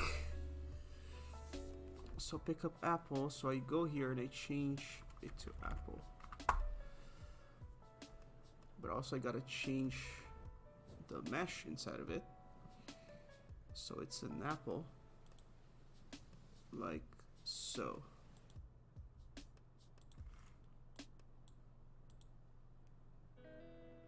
I don't think it has collision. So let's just test it right now. Also, so they use, let me just create a material here called item mats. Just this one.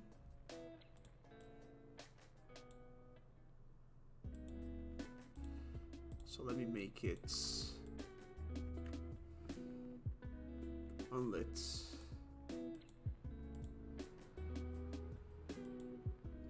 Yes.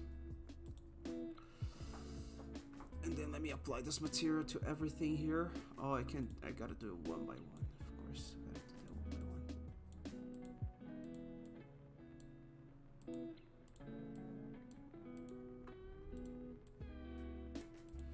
preview is wrong. It doesn't show the preview right, but at least it's working.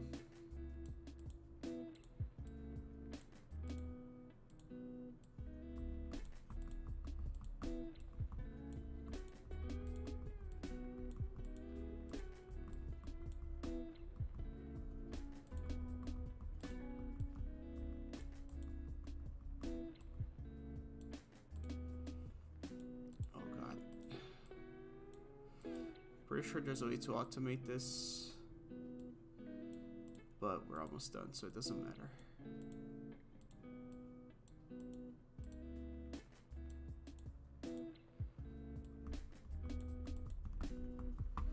Okay, so I have the apple.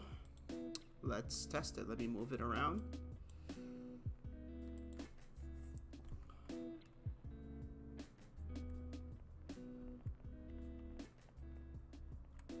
Apple, so yes. And then, however, it doesn't have something to drop. Like, how can I drop things again?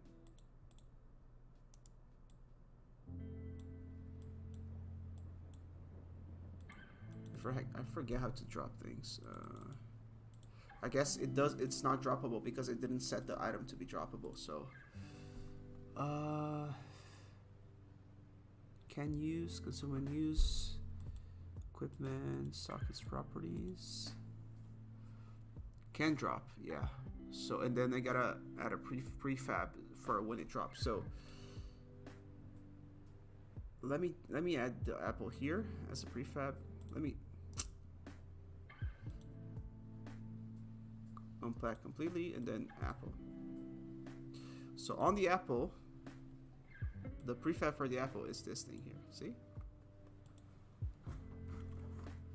So I think now it's gonna let me drop it because it has an object to drop.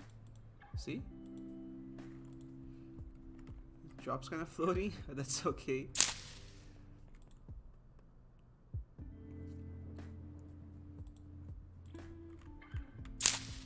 Each time it drops a little higher. Oh no, it's okay now. Okay, so I just gotta do that like 1 billion times for each item. So let's do antidotes. This is gonna take a while. Antidotes. And then I go here, and then I change the mash to be the antidotes.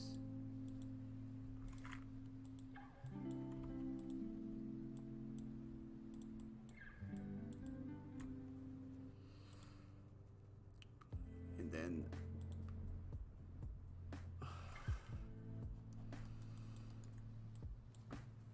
I'll just make one of each first, and then I'll add them to their respective items.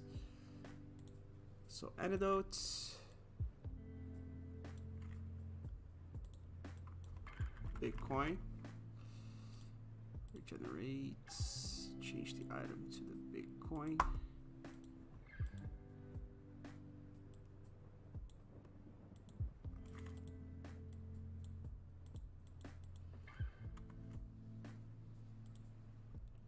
Generate, change item to the bomb.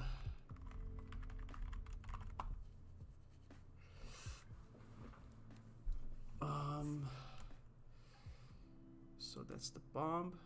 This is gonna take a while, guys. Sorry about that.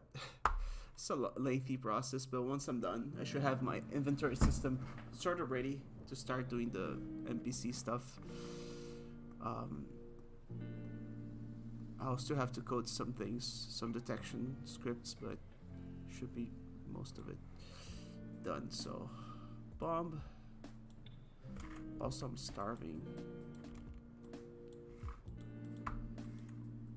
Cool. Regenerates. Next item is bread. At this rate, I'm gonna finish like tomorrow.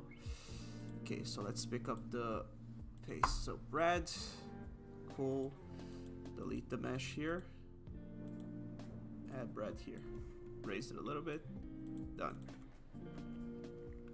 then cheese. You know what? I'll do like this. I'll duplicate a bunch of times. So this is supposed cheese. This is supposed clover.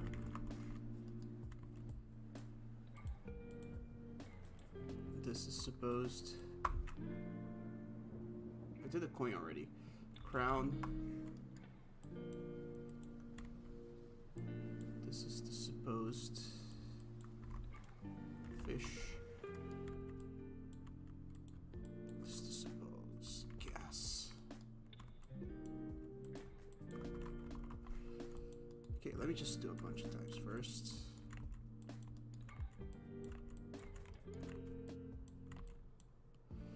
So gem, health, hourglass, journal, mana, meats, meat leg, mushroom, scroll, strength. So now we go one by one. First things first, we regenerate the ID so it doesn't glitch out on all of them. Can I do this at once? No, I cannot. Fuck.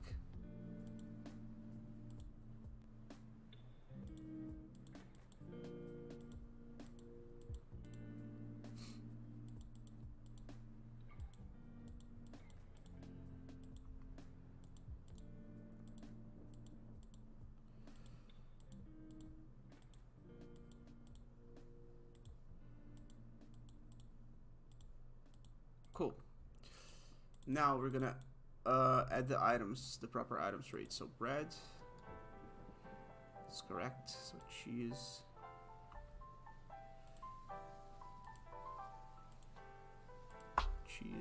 clover, crown. Oh, this is much faster. Crown, fish, gas. Gasoline, gem,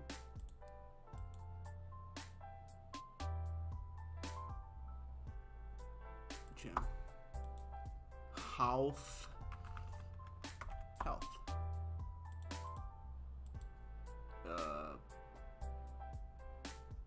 potion of health, hourglass, journal,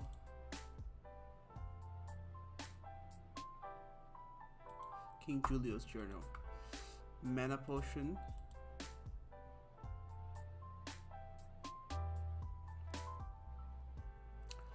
potion of mana,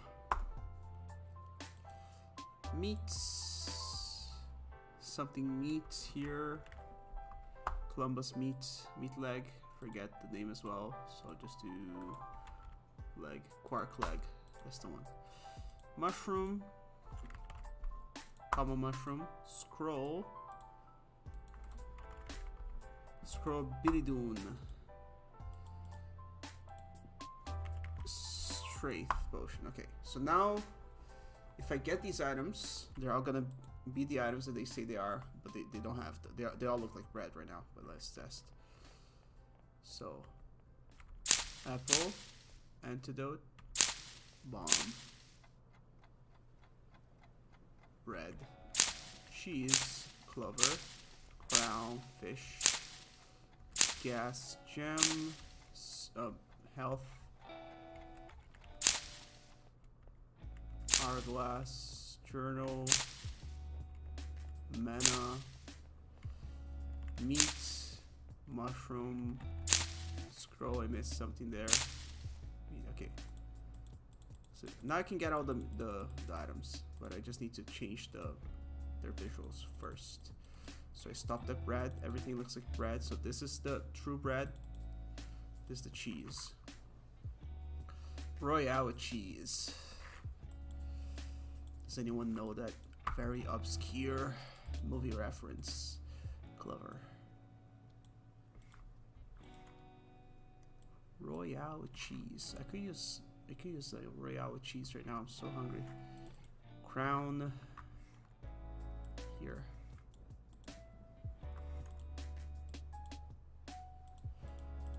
Fish.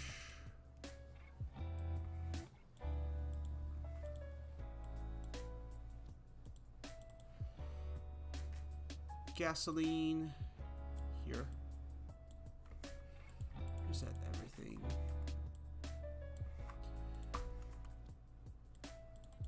Gem.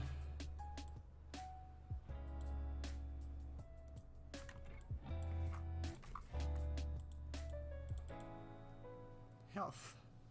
Which one is the health one? Strength, meat leg, mana, health. Sorry about that. Reset the position here. Remove the bread. Hourglass, remove the bread. Hourglass here. Raise it a little bit. Oh god. Oh, my throat hurts so much. I hate how you kind of heal from the flu, but the cough stays with you for like a few decades. Oh my god. Ugh. So this is the supposed journal.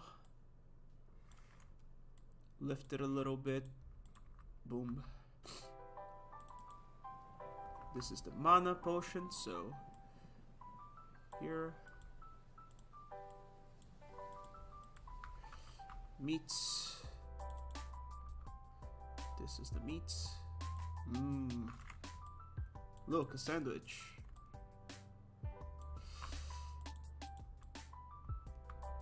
Meat leg.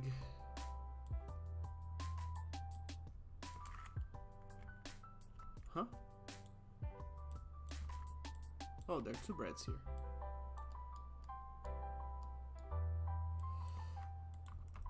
Meat leg done.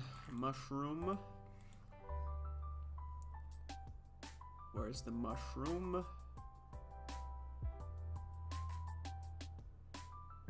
Where the fuck? Oh, here.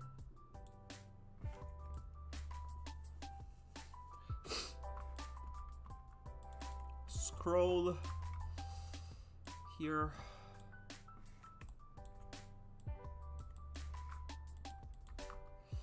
Strength potion.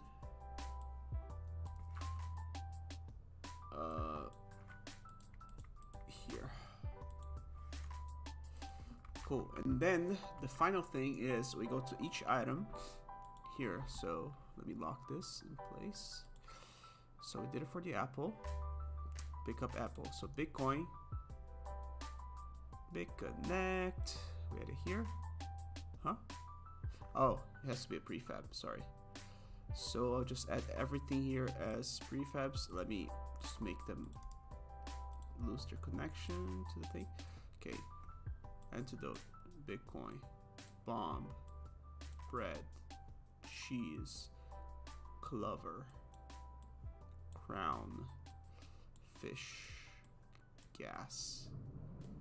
Jam. Health. Hourglass. Journal. Mana. Meat. Meat leg. Mushroom. Scroll. Strength. Yeah, I typed it wrong. It's fine.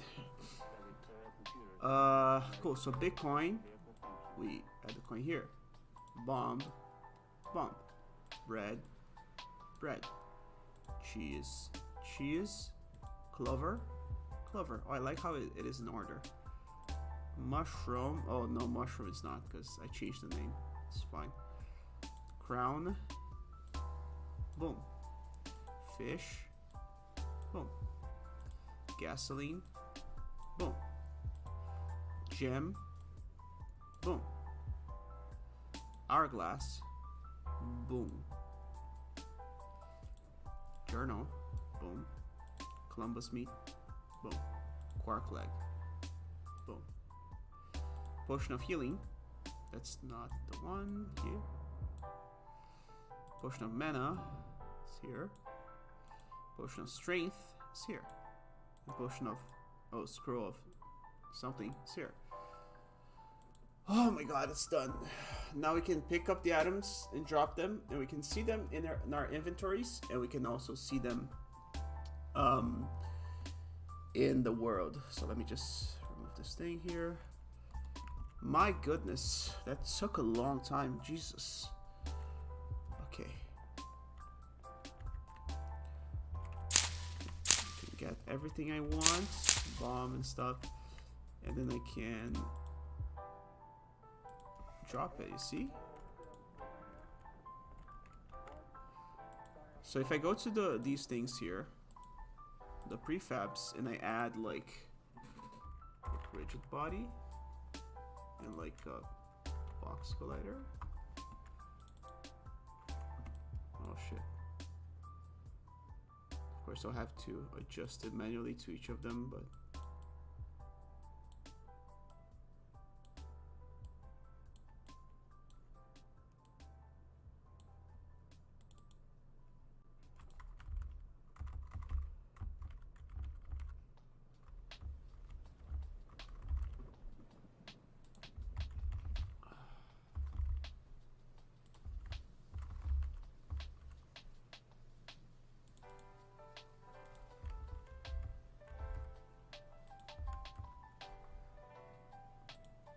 I guess I can do this. So just do 0.2 for everything.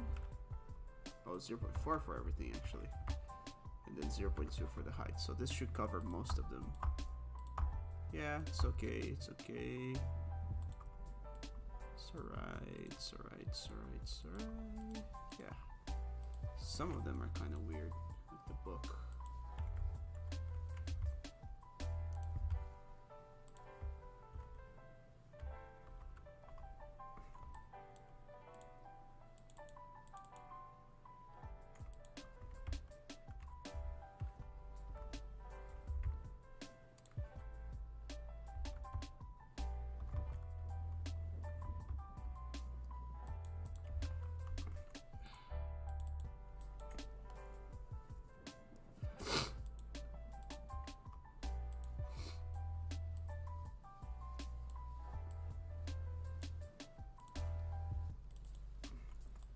There's so many things you gotta do to make an item work. Like, it is so underappreciated.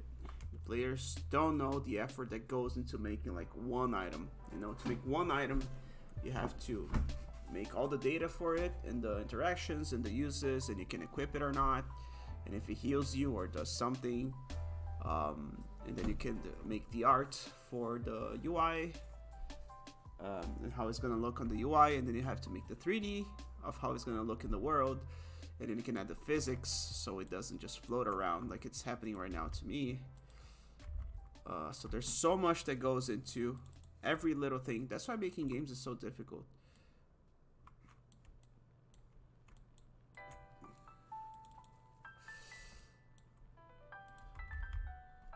.6. Every bottom I'm gonna do 0.6.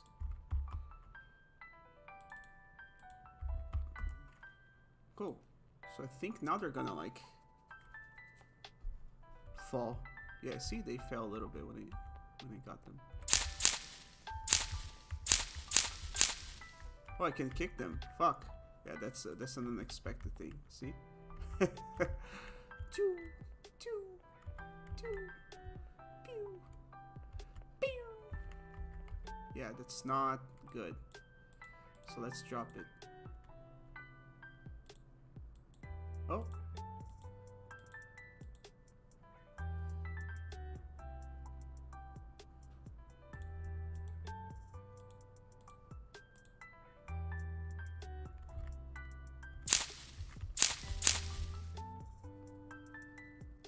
Why can I not drop the antidote though? Did it not code it properly? Oh yeah, I didn't add the... Okay. Okay, so I just add a quick script here to make them not do the thing where I can just kick them. So scripts, item behavior, whatever.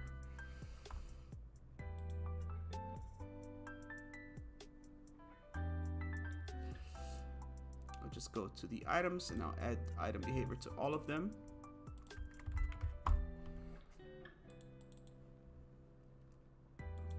Go to Visual Studio. So it's just gonna access public rigid body, RB.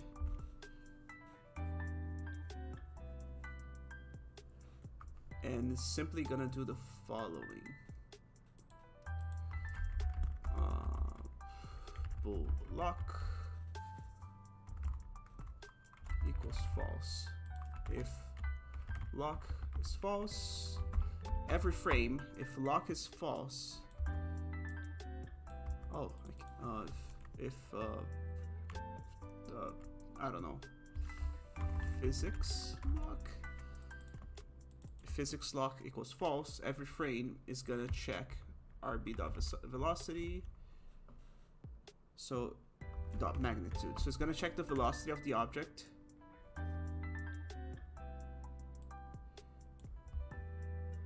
I don't know. I know it's not good to do nested ifs, but this is just for a simple prototype. So if rb.velocity.magnitude is less than 0.01, then physics lock equals true, and then rb dot is kinematic equals true. So basically what this is doing is every frame is checking for the velocity of the object. Once the velocity is less than 0.1, so once it slows down until it's almost 0, then it just locks in place. So the objects can have physics, like you can kick them around, but once they stop, they kind of lock in place and you can't interact with them anymore unless you pick them up. It's just a temporary measure, and then it just locks this variable, so it doesn't check every frame after it is locked. So I'll do rb equals get component rigid body, like so, and yeah, should be good. So this should lock every object in place.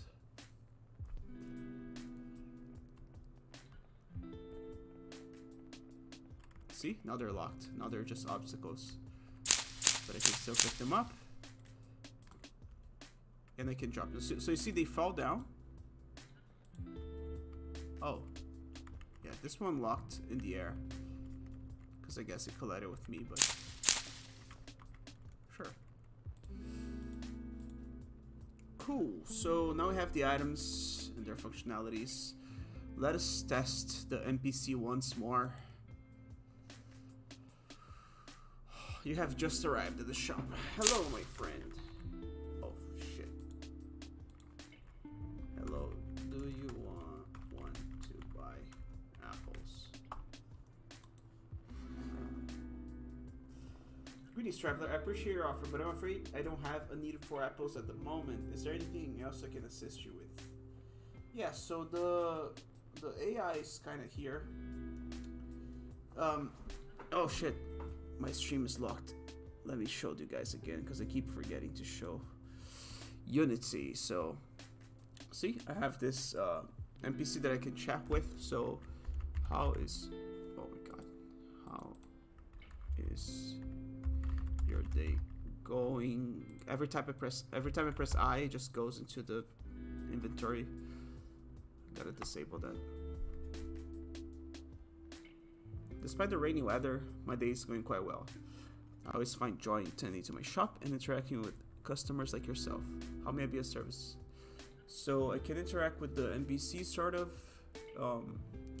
I just don't have any systems to interact with him properly and to make this more modular. So let me just show you back here on Visual Studio.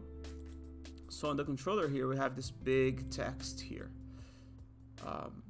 So this is a system type of message for the OpenAI and ChatGPT, where I can set a context to the conversation. So you are a medieval merchant in the game. You can use certain commands to do actions, this, and that. So it says here, like, you have flowers, you just like rabbits, the weather is rainy, so that's why the NPC was saying like, oh, it's a rainy weather right now. And there's a guard in the shop. But this is all hard set by me. Like I'm setting these things, and they're unchangeable unless, of course, I type here, right? So I want to make a system that is modular. So basically, it creates this whole text of context in a modular fashion. That is, you know, the system can randomize if the NPC is feeling kind, or if it's feeling like irritable, or if he doesn't like, let's say, if he doesn't like apples, then if I try to sell him an apple, he's probably not gonna want it, or maybe he will. I don't know. It's AI, so anything can happen, right? But the point is, it is dynamic, and it is more interesting than a preset chat with the NPC. Cool. So let's see. So I gotta set certain things about their personality. So let me start by making a scriptable object here. So merchant behavior.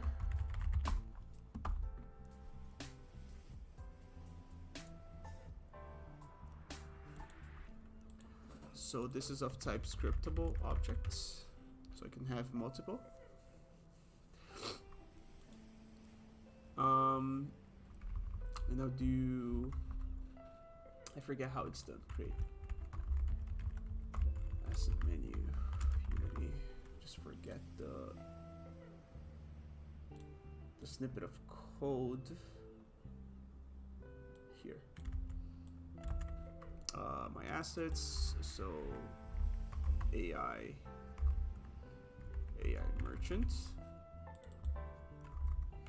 merchant behavior. Okay, that's it. Nice.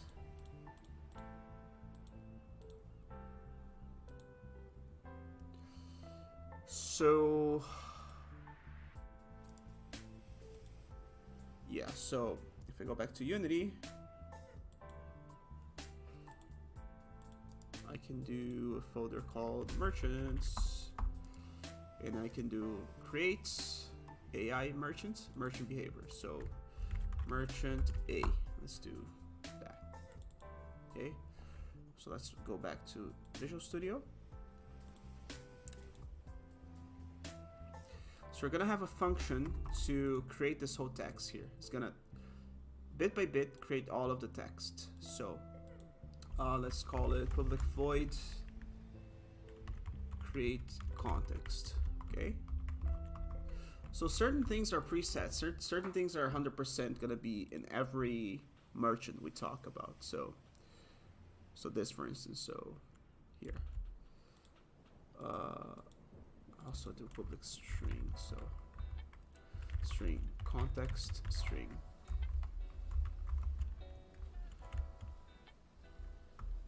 So context string plus equals this. Okay, we can always close it by, like, you can add this or this to skip a line. It's a line break. Okay. At the end, I'm gonna return context string. Okay.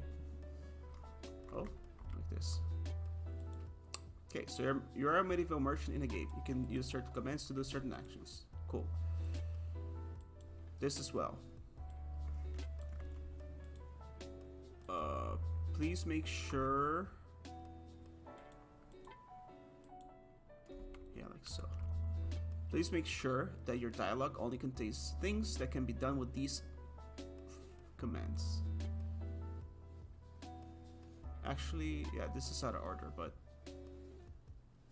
yeah, so these basic rules I think are gonna be the same for every merchant NPC. So let me just add it all here. So this is out of order. So please make sure your dialogue only contains things that can be done with these commands. So I'll just do it on top of the commands here. So it talks about the commands and then it shows each command. So this, let me think.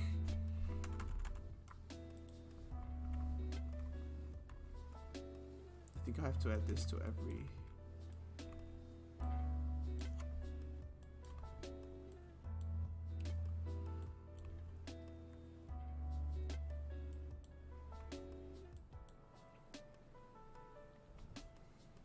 I guess I don't need the line breaks. Chat GPT doesn't care about that, I think. Or maybe it does. Maybe it does, yeah. Indecisive here.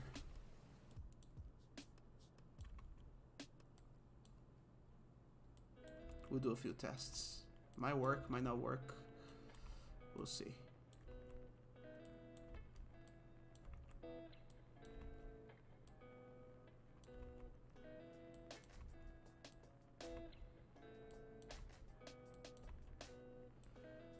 Bunch of line breaks.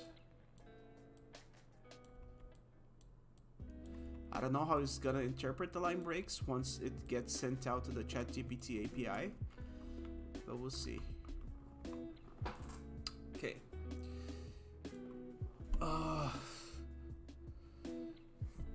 Please make sure you say a sentence of no more than 100 words or 500 characters before letting the player speak. You may or may not let the player do certain things depending on your personality and mood. Haggle, beg, rob, and threaten. You must stay in character no matter what. You are a merchant in a fantasy world that is different from Earth. You do not know what Earth is or anything that happened in Earth. On Earth. Don't mention Earth. If asked about Earth events, you do not know any. And you don't know what Earth is. Commands must always start with a, I think it's called / yeah, / with a /.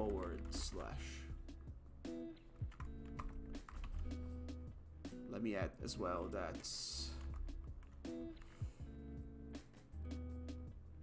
commands must not be in between any brackets or anything. Just / the command and the parameters. Here's an example. /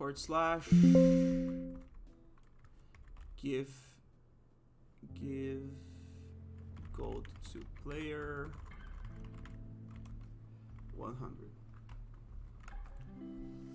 Please make sure that your dialogue only contains things that can be done with these following commands.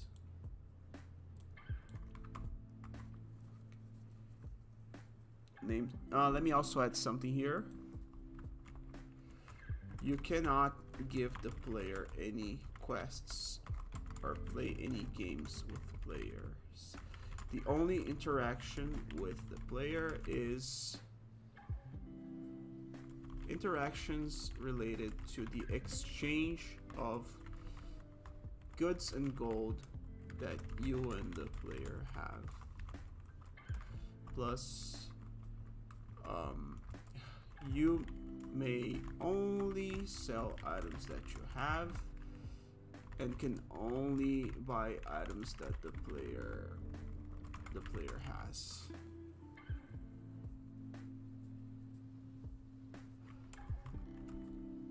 Be wary of lies. I don't know if this is gonna help at all, but names of items. Item name have to be all lowercase. Oh, please make sure that your dialogue only contains things that can be done with these following commands. Oh, let me change the order here. Names of items, item name have to be all lowercase with no spaces. When adding names of items as parameters, they have to be all lowercase with no spaces. Please make sure that your dialogue only contains things that can be done with these following commands. Give item to player, item name.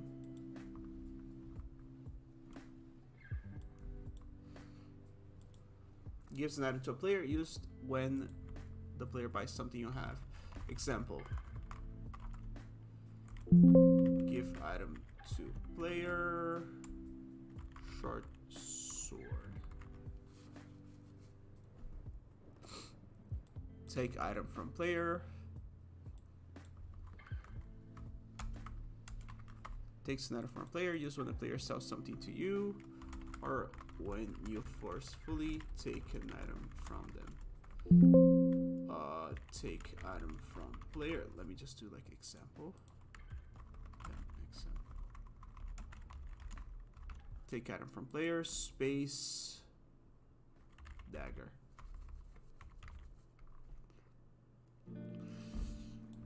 Give gold to player, how much? I'll just do int how much. Int string item name. No, I guess this will just confuse them. Give gold to player. And how much? Gives gold to the player for when the player sells you something, or if you want to be charitable. Or if the player robs or extorts you. Being charitable must make sense with your mood and personality. Example. Sorry. Oh my god. Example. / give gold to player. That's it, right? How much? 100. Take gold from player. How much? Takes gold from the player for when the player buys something for you, or if the players, if the players, or if the players wants to give you gold, or if you extort or rob the player. Doing so must make sense with your mood and personality. Example. Take gold from player, and then 9.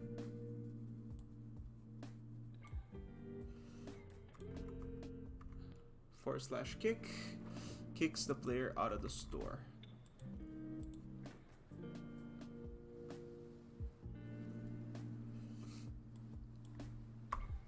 Kicks the player out of the store. There's no example of usage. Set mood name. Sets your mood and your avatar expression. You will use it to visually show players your mood and also dictate how you would talk to them. Possible moods, and you use these words. The only possible moods, and you would use these words with the command, are neutral, happy, sad, angry, disgust, contempt, surprised, embarrassed. Please do not use any moods that aren't on this list, because I was testing earlier and they tried to show a mood that wasn't on the list. So let's say if I had a sprite for showing neutral face, happy face, sad, angry, disgust, contempt, surprised, fear, and embarrassed, and they were like, oh, I am, I don't know, ecstatic. / set mood ecstatic. I don't have an ecstatic sprite, so this can get like a no reference caused by the AI, which is weird. Please do not use any moods that aren't on this list. You may change your mood if the player's words or actions justify that change. Raise price, add a name, how much. Raises the price for an item. You can do that if the player is being annoying, or if you want to trick the player. Example. - raise price, short sword, comma, 5. Discount item name, how much. Discounts the price of an item. You can do this.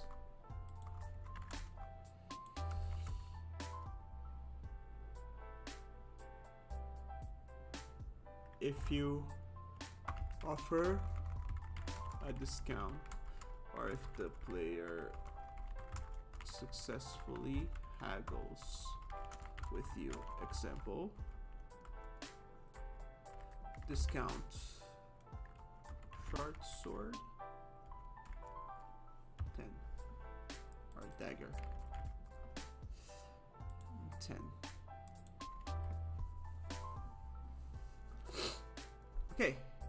So these are all the preset hard things that every merchant is gonna follow. I'm of course gonna add more things here. I gotta like adjust it slowly and try to fine tune it somehow. But this is the basic context of the NPC. So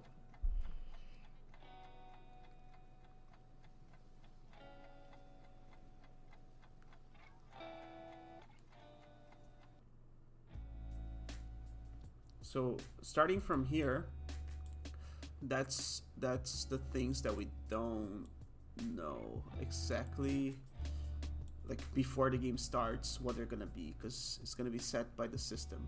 So that's how we make it dynamic. Let's say they can be kind, they can be evil, they can be like a fool, and this is gonna be set programmatically before the game starts. So that's the system that we're developing right now. But be right back. I gotta grab a snack because I'm starving. I'll be back in like 5 minutes, like 3 minutes.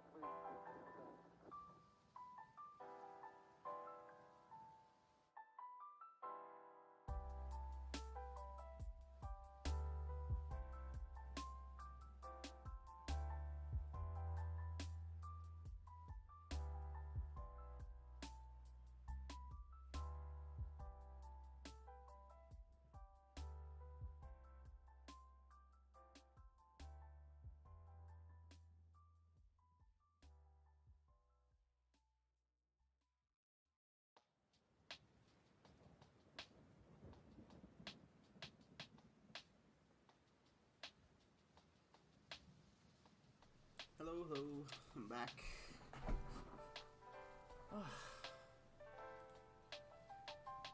Okay, so I will just put in something as I'm eating.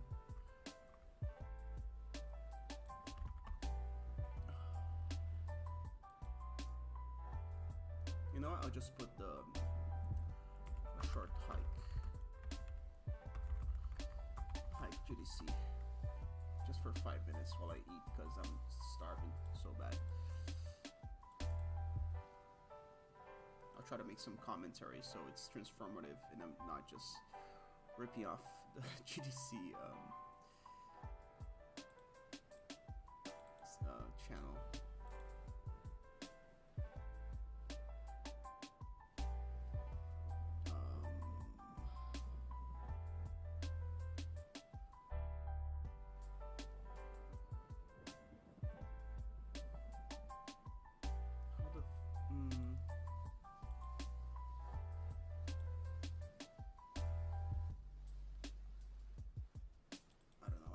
Change the.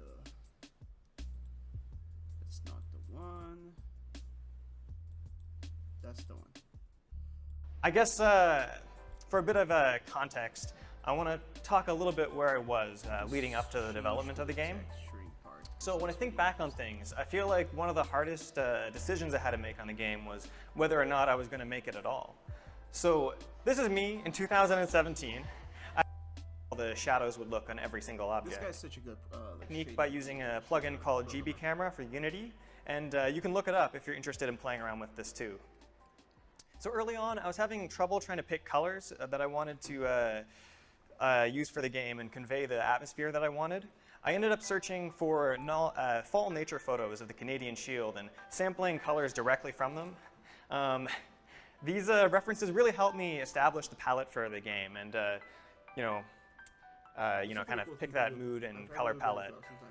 But to render these colors true in the game, they can sometimes be distorted under different lighting conditions, so I ended up writing a custom, mostly unlit shader that kind of gave me precise control over how all the shadows would look on every single object. And in general, I tried to ensure that most textures and shadows appeared flat and consistent when rendered in game. Because if I didn't have that, the pixelated look would become a lot more apparent and kind of noisy, and I think it makes it a lot more clean when you're able to get rid of that. So here's a quick look at how I adjusted the lighting ramp for a short hike. On the left, you can see what a default lighting ramp looks like, and then I kind of applied a stair shape to the ramp, and then I ended up kind of shifting all the colors up towards white, so that way they were really close to the original palette color. Also, by using this flat coloring style, it allowed me to create UV maps really quickly. By unwrapping the UVs just to fit onto a color palette, it allowed me to save a ton of time that I would have spent texturing the object. And it was also really easy to experiment with different colors and alternative palettes just by swapping out this texture. So I tend to use a lot of post-processing effects to add visual flair to my games. You can get a lot of these effects for free in Unity's default standard asset packs, and you can kind of quickly experiment with them and to change the look and feel of your game without having to actually change a bunch of assets. So this is what a short hike would look like if you didn't have any effects in it. I think objects in the distance kind of look pretty noisy and it distracts from what's going on in the foreground. So the first thing I do is add a layer of fog to keep the player focused on what's happening in the foreground. And then I add an edge detection post-processing effect to kind of pick out the silhouettes of the things in the background. I think this kind of creates a really dramatic effect. And I actually stumbled upon this look by accident, just as I was experimenting with all the different filters that were available. And if you look at the arrow on the left-hand side, there you can see the slight difference that's made when I when I add a color correction as the final step. So I kind of add an extra blue to the shadows to try and make it feel a little more alive. So I guess if you're a small team or a solo developer, here are some things you might be able to take away from this. Play with the strengths that you have and experiment with the tools that are available to you. Consider how the art style itself will affect your workflow and what you're able to create. And your limitations might end up being what makes your work unique. So most of the art direction work was done in December 2018, but But after I got funding to make it into a tiny project, I committed to releasing the game in just 3 months. So I think the timeline management for this game went pretty well. I wrote up a design document when I first started working on it and kind of planned out 3 discrete milestones, for the alpha and the beta and the release candidate, each a month apart. And I think one thing that worked really well for me was that I designed this game with a flexible scope in mind. So I was able to keep the core scope of the game really tight so that I knew I would be able to finish it well within the 3-month deadline. But there are a lot of features that I really wanted to get in the game, so I kind of considered them stretch goals. And ideally, the game would still be good if it would still be fun and playable if those stretch goals weren't made, but it would kind of allow me to, naturally scale the size of the project to the rate at which work was actually being done. And a lot of these stretch goals didn't actually make it into the Humble original release, but I think this game still worked well without them, and I ended up adding some of those for the later Steam and itch.io release. And also, to keep myself on track, I used a simplified version of the Scrum process. I would usually re-estimate all my tasks for every week, and then also at the beginning of every day.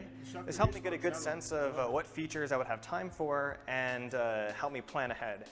And I think it's tempting to skip this step when you're working by yourself, but when I started doing this, I found it really useful to keep myself on track.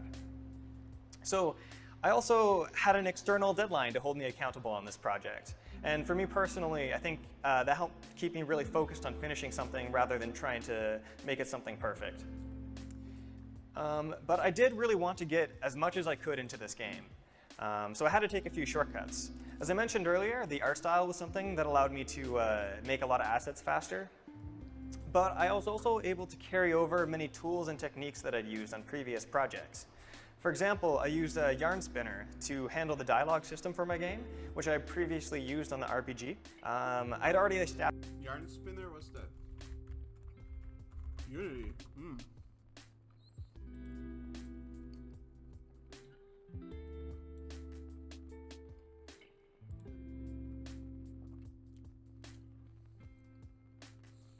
Deprecated? No.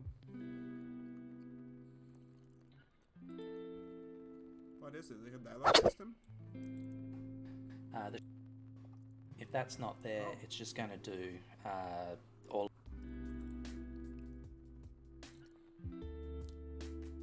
Okay, I'm actually done eating though, so. Cool. Is there no? Oh. Anyways, cool. Let me get back to it. Oh, the food was good. I made some. I toasted some bread and put some. You know that the cheese with a cow. The red cow, the smiling red cow. It's like a very creamy cheese. I don't know. It's kind of like, I don't know what to call it. It's like Polenghi or something. So I put some of that on top of the bread, some butter, some oregano, and some chopped cherry tomatoes. Really good. Okay. Let's get back to it. Cool. So merchant behavior. So first things first, let's set the mood or the base personality of the merchant. So I'll do an enum, so public enum base personalities, or I'll just do like personalities.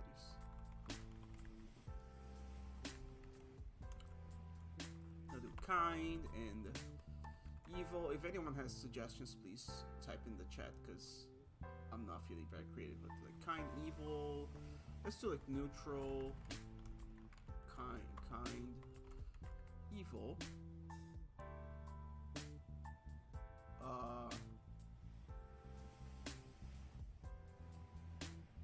Calm or patient.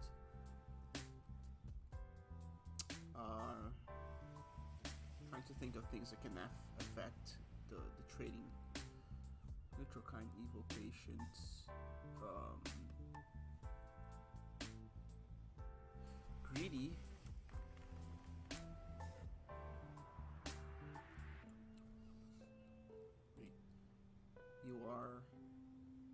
kind person.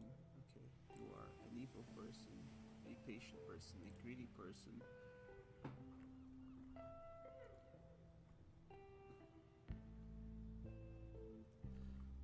What else? Honestly, I'll just ask Chat GPT. Anyways, I'm already using it for Unity. What kinds of personality are there? Give me a list. Things like kind, evil, patient, greedy. Giving me more personalities. That's not what I'm asking. Ugh. Okay. Greedy, optimistic. Oh, nice. Optimistic, pessimistic, extroverted, shy, ambitious, laid back.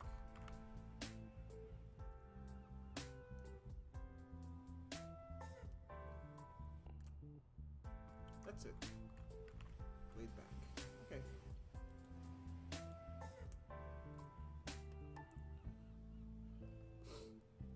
So I'm gonna create another function to like define personality. So first thing that's gonna do, so I'm gonna do public personalities. Personality equals neutral. First thing that it is going to do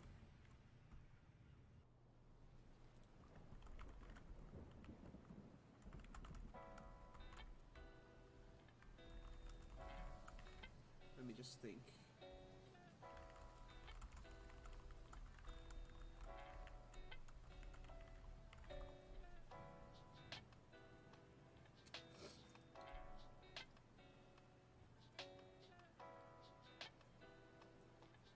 Okay, so let me do like get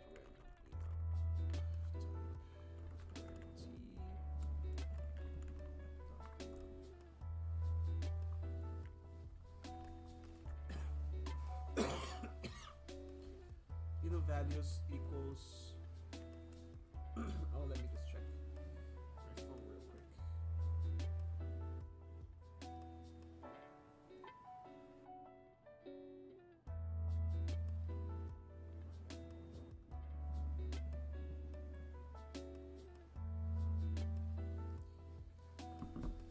Okay, so T this system dot enum dot value get values type of. I'm not that smart. I'm not coding this by memory. I'm literally checking online. Int and random index equals random dot range 0 enum values dot length. Values and index. I don't know what I did here.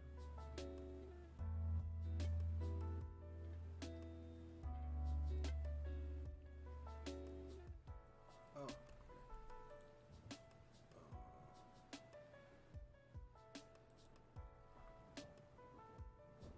Okay, here. Cool.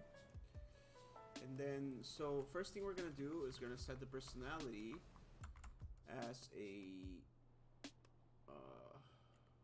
random enum value.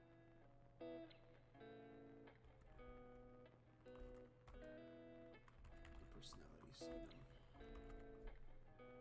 Cool. So just gonna give them a random personality. So let me do like a context menu get personality. Okay. Very simple stuff. Go back to Unity. I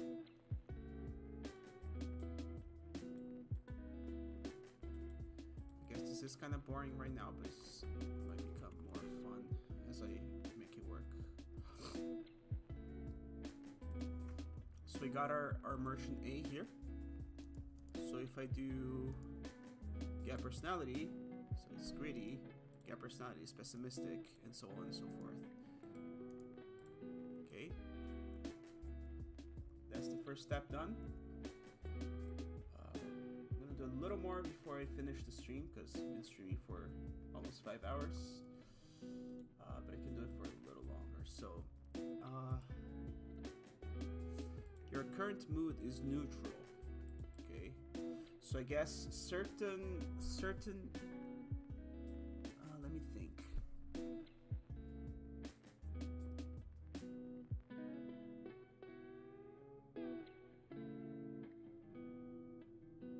Okay, so I guess I would just do mood as well. So, public enum moods. There is these ones here, but not all of them. So, neutral, neutral, happy, sad, angry,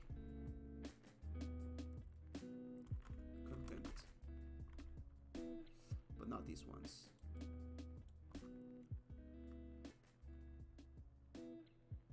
Okay, so same thing. So current moods, mood equals neutral. So if random.value, so there's going to be a 50% chance of their mood just being neutral. Mood equals neutral. And then if not, I'll just do mood equals get random enum moods.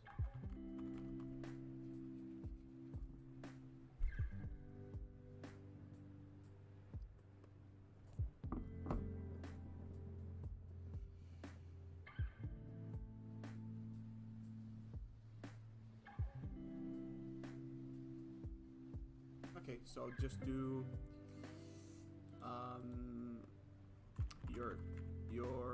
you are a space personality dot string person. Your current mood is mood dot to string.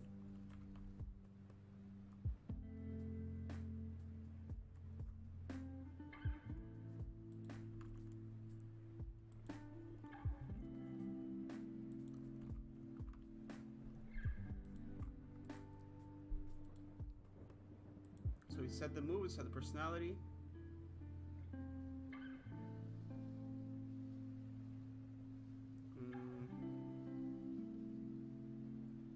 Wait, where's the thing?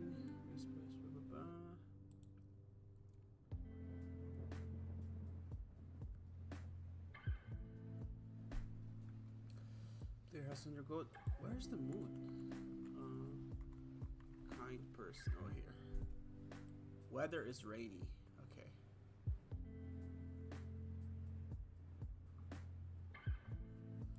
Sure, so I'll set like a few weathers as well. So public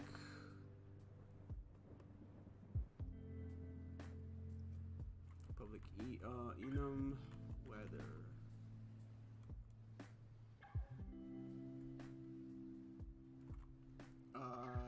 Clear, rainy, sunny, cold, hot, windy, gloomy, snowy. I don't know.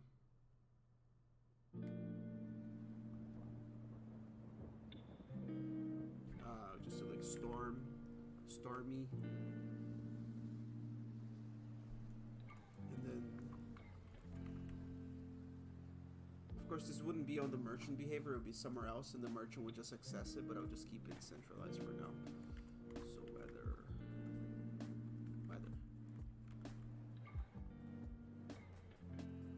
Foggy is nice, yeah.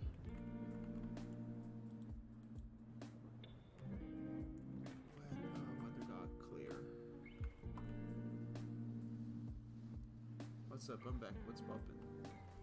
Nothing much. I just finished coding the items. I don't know how long you've been gone for, but I just just finish coding the items like so. You can go here and you can get these items here.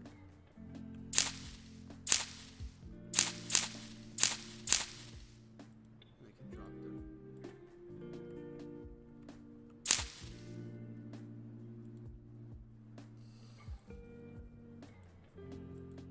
And now I'm setting the personality of the trader.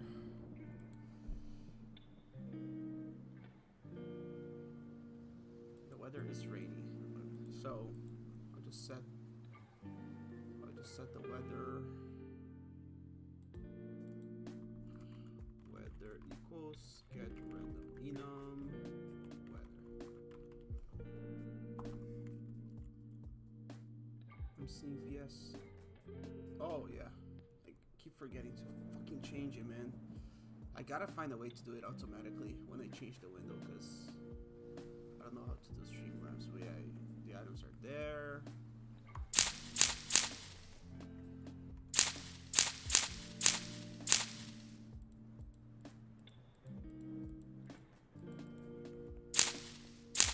Drop things.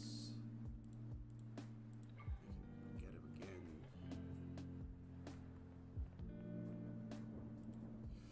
Anyways. Okay, so I set the weather, set the mood, set the personality. Now just to create context. So I just do like debug.log. Create context. So let's try that. Yeah, there should be something, I don't know what. Okay, so get personality. So it just generates the text for me. You're a medieval merchant, blah blah blah, and at the end it says like, you are a kind person. Your current mood is happy. Let me try again, because that's just a default personality. You're a patient person. Your current mood is neutral. Yeah, so. And also, I just do the weather is space weather dot toString.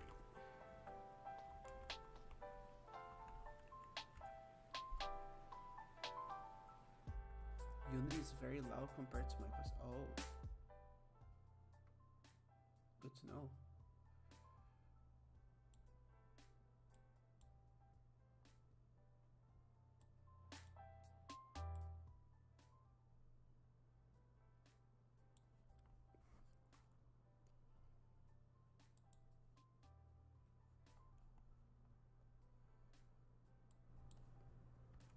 Is it better now? Hello, test 1 2 3, test blah blah blah 1 2 3, test hello hello.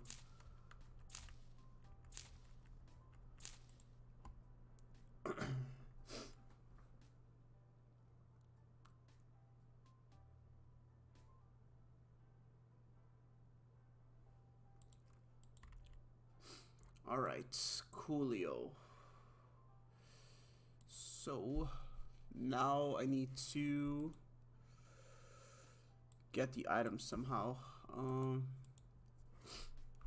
me see. Using game creator game creator public bag inventory I don't know.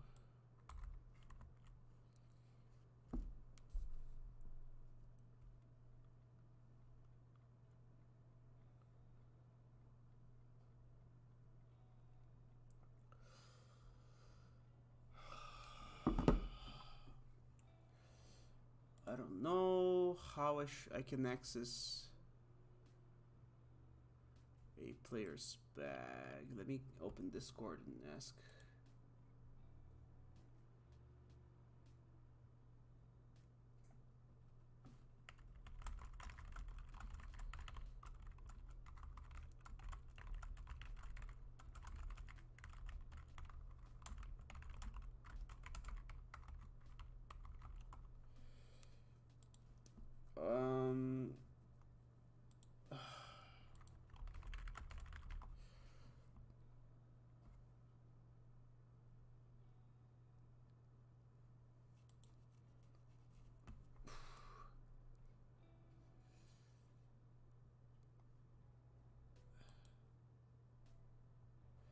Man, I gotta figure out how to do this because I'm using the system here, so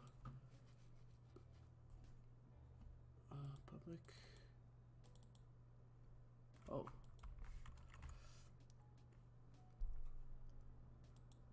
Yeah, so there's a system, game creator. Let me just check. Player inventory list, bag.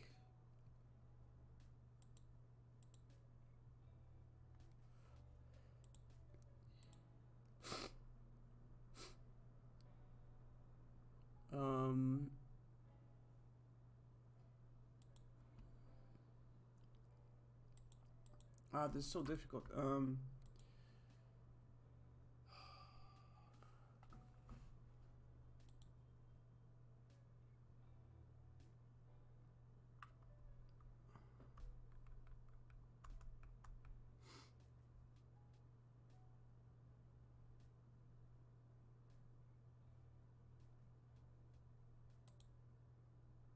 Show self item name, blah blah blah. Local name variables. How do I fucking do this? On interact, check if can add self item to target. Bag target, so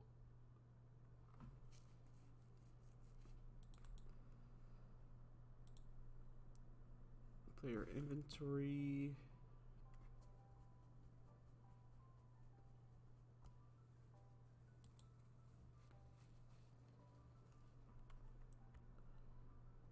So let me get these items to see if it gets added to the bag. Yeah, so it's adding to the bag.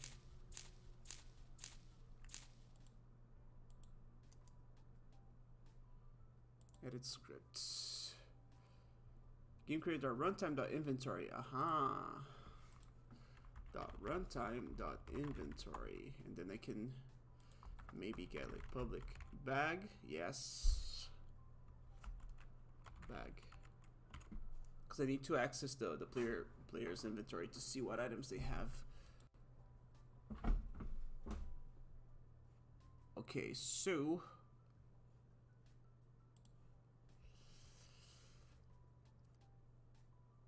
can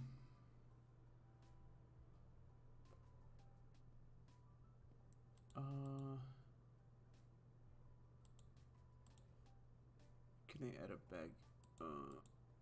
Here. Type mismatch. What the fuck? Let me see here what I can do. So, bag.content.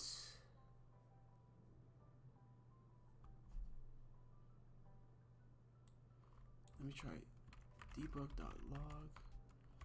Bag.content.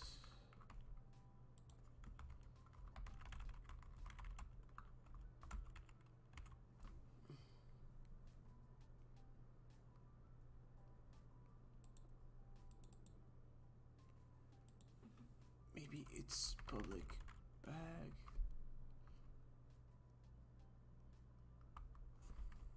Bag content list.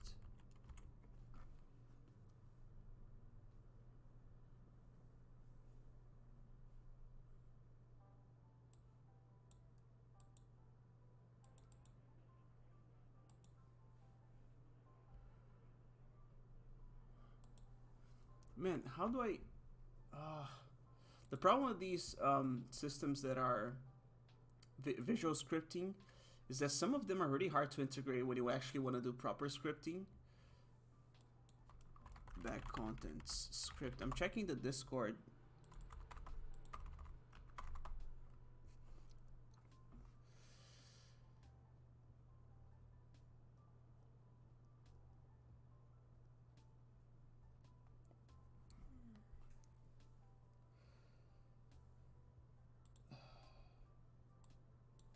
I'll just ask on the Discord. I don't know how to figure this out right now. So how do I get a bag component, and how do I find out the contents of a bag through script?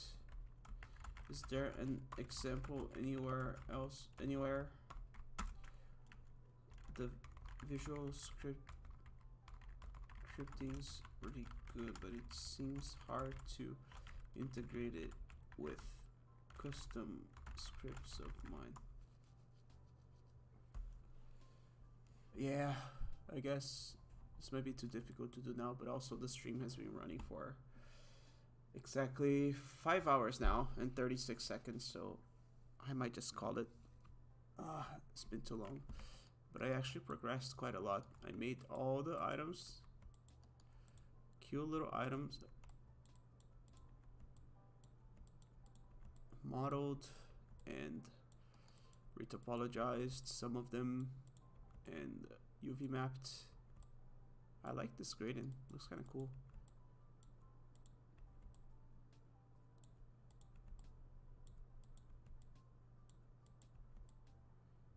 This is nice. Whoa. Good stream. Good stuff. And yes. Ooh, meat. Mushroom. Yeah, I'll revisit that soon. Hopefully until then I figure out how to list the items on a bag, because I have no idea how to do it, because it's a custom plugin, like an asset that I bought from the SS store. But yeah, I managed to do a bunch of things.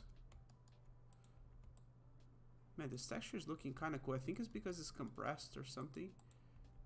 Let me try compressing it more to see how it looks as a last experiment. So let me compress this to like 128. Does nothing. 64. Oh, let me do point. Ooh. Oh, that looks kind of cool.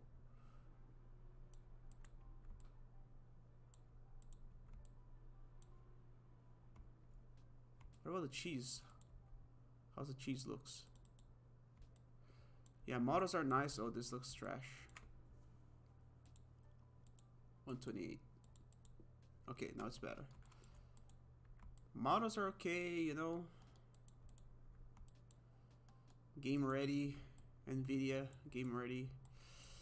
Anyways, was a good stream. But I'll just call it for now. Thank you guys so much for watching. Thanks Stocksvar, and thanks Rayaj and Noah.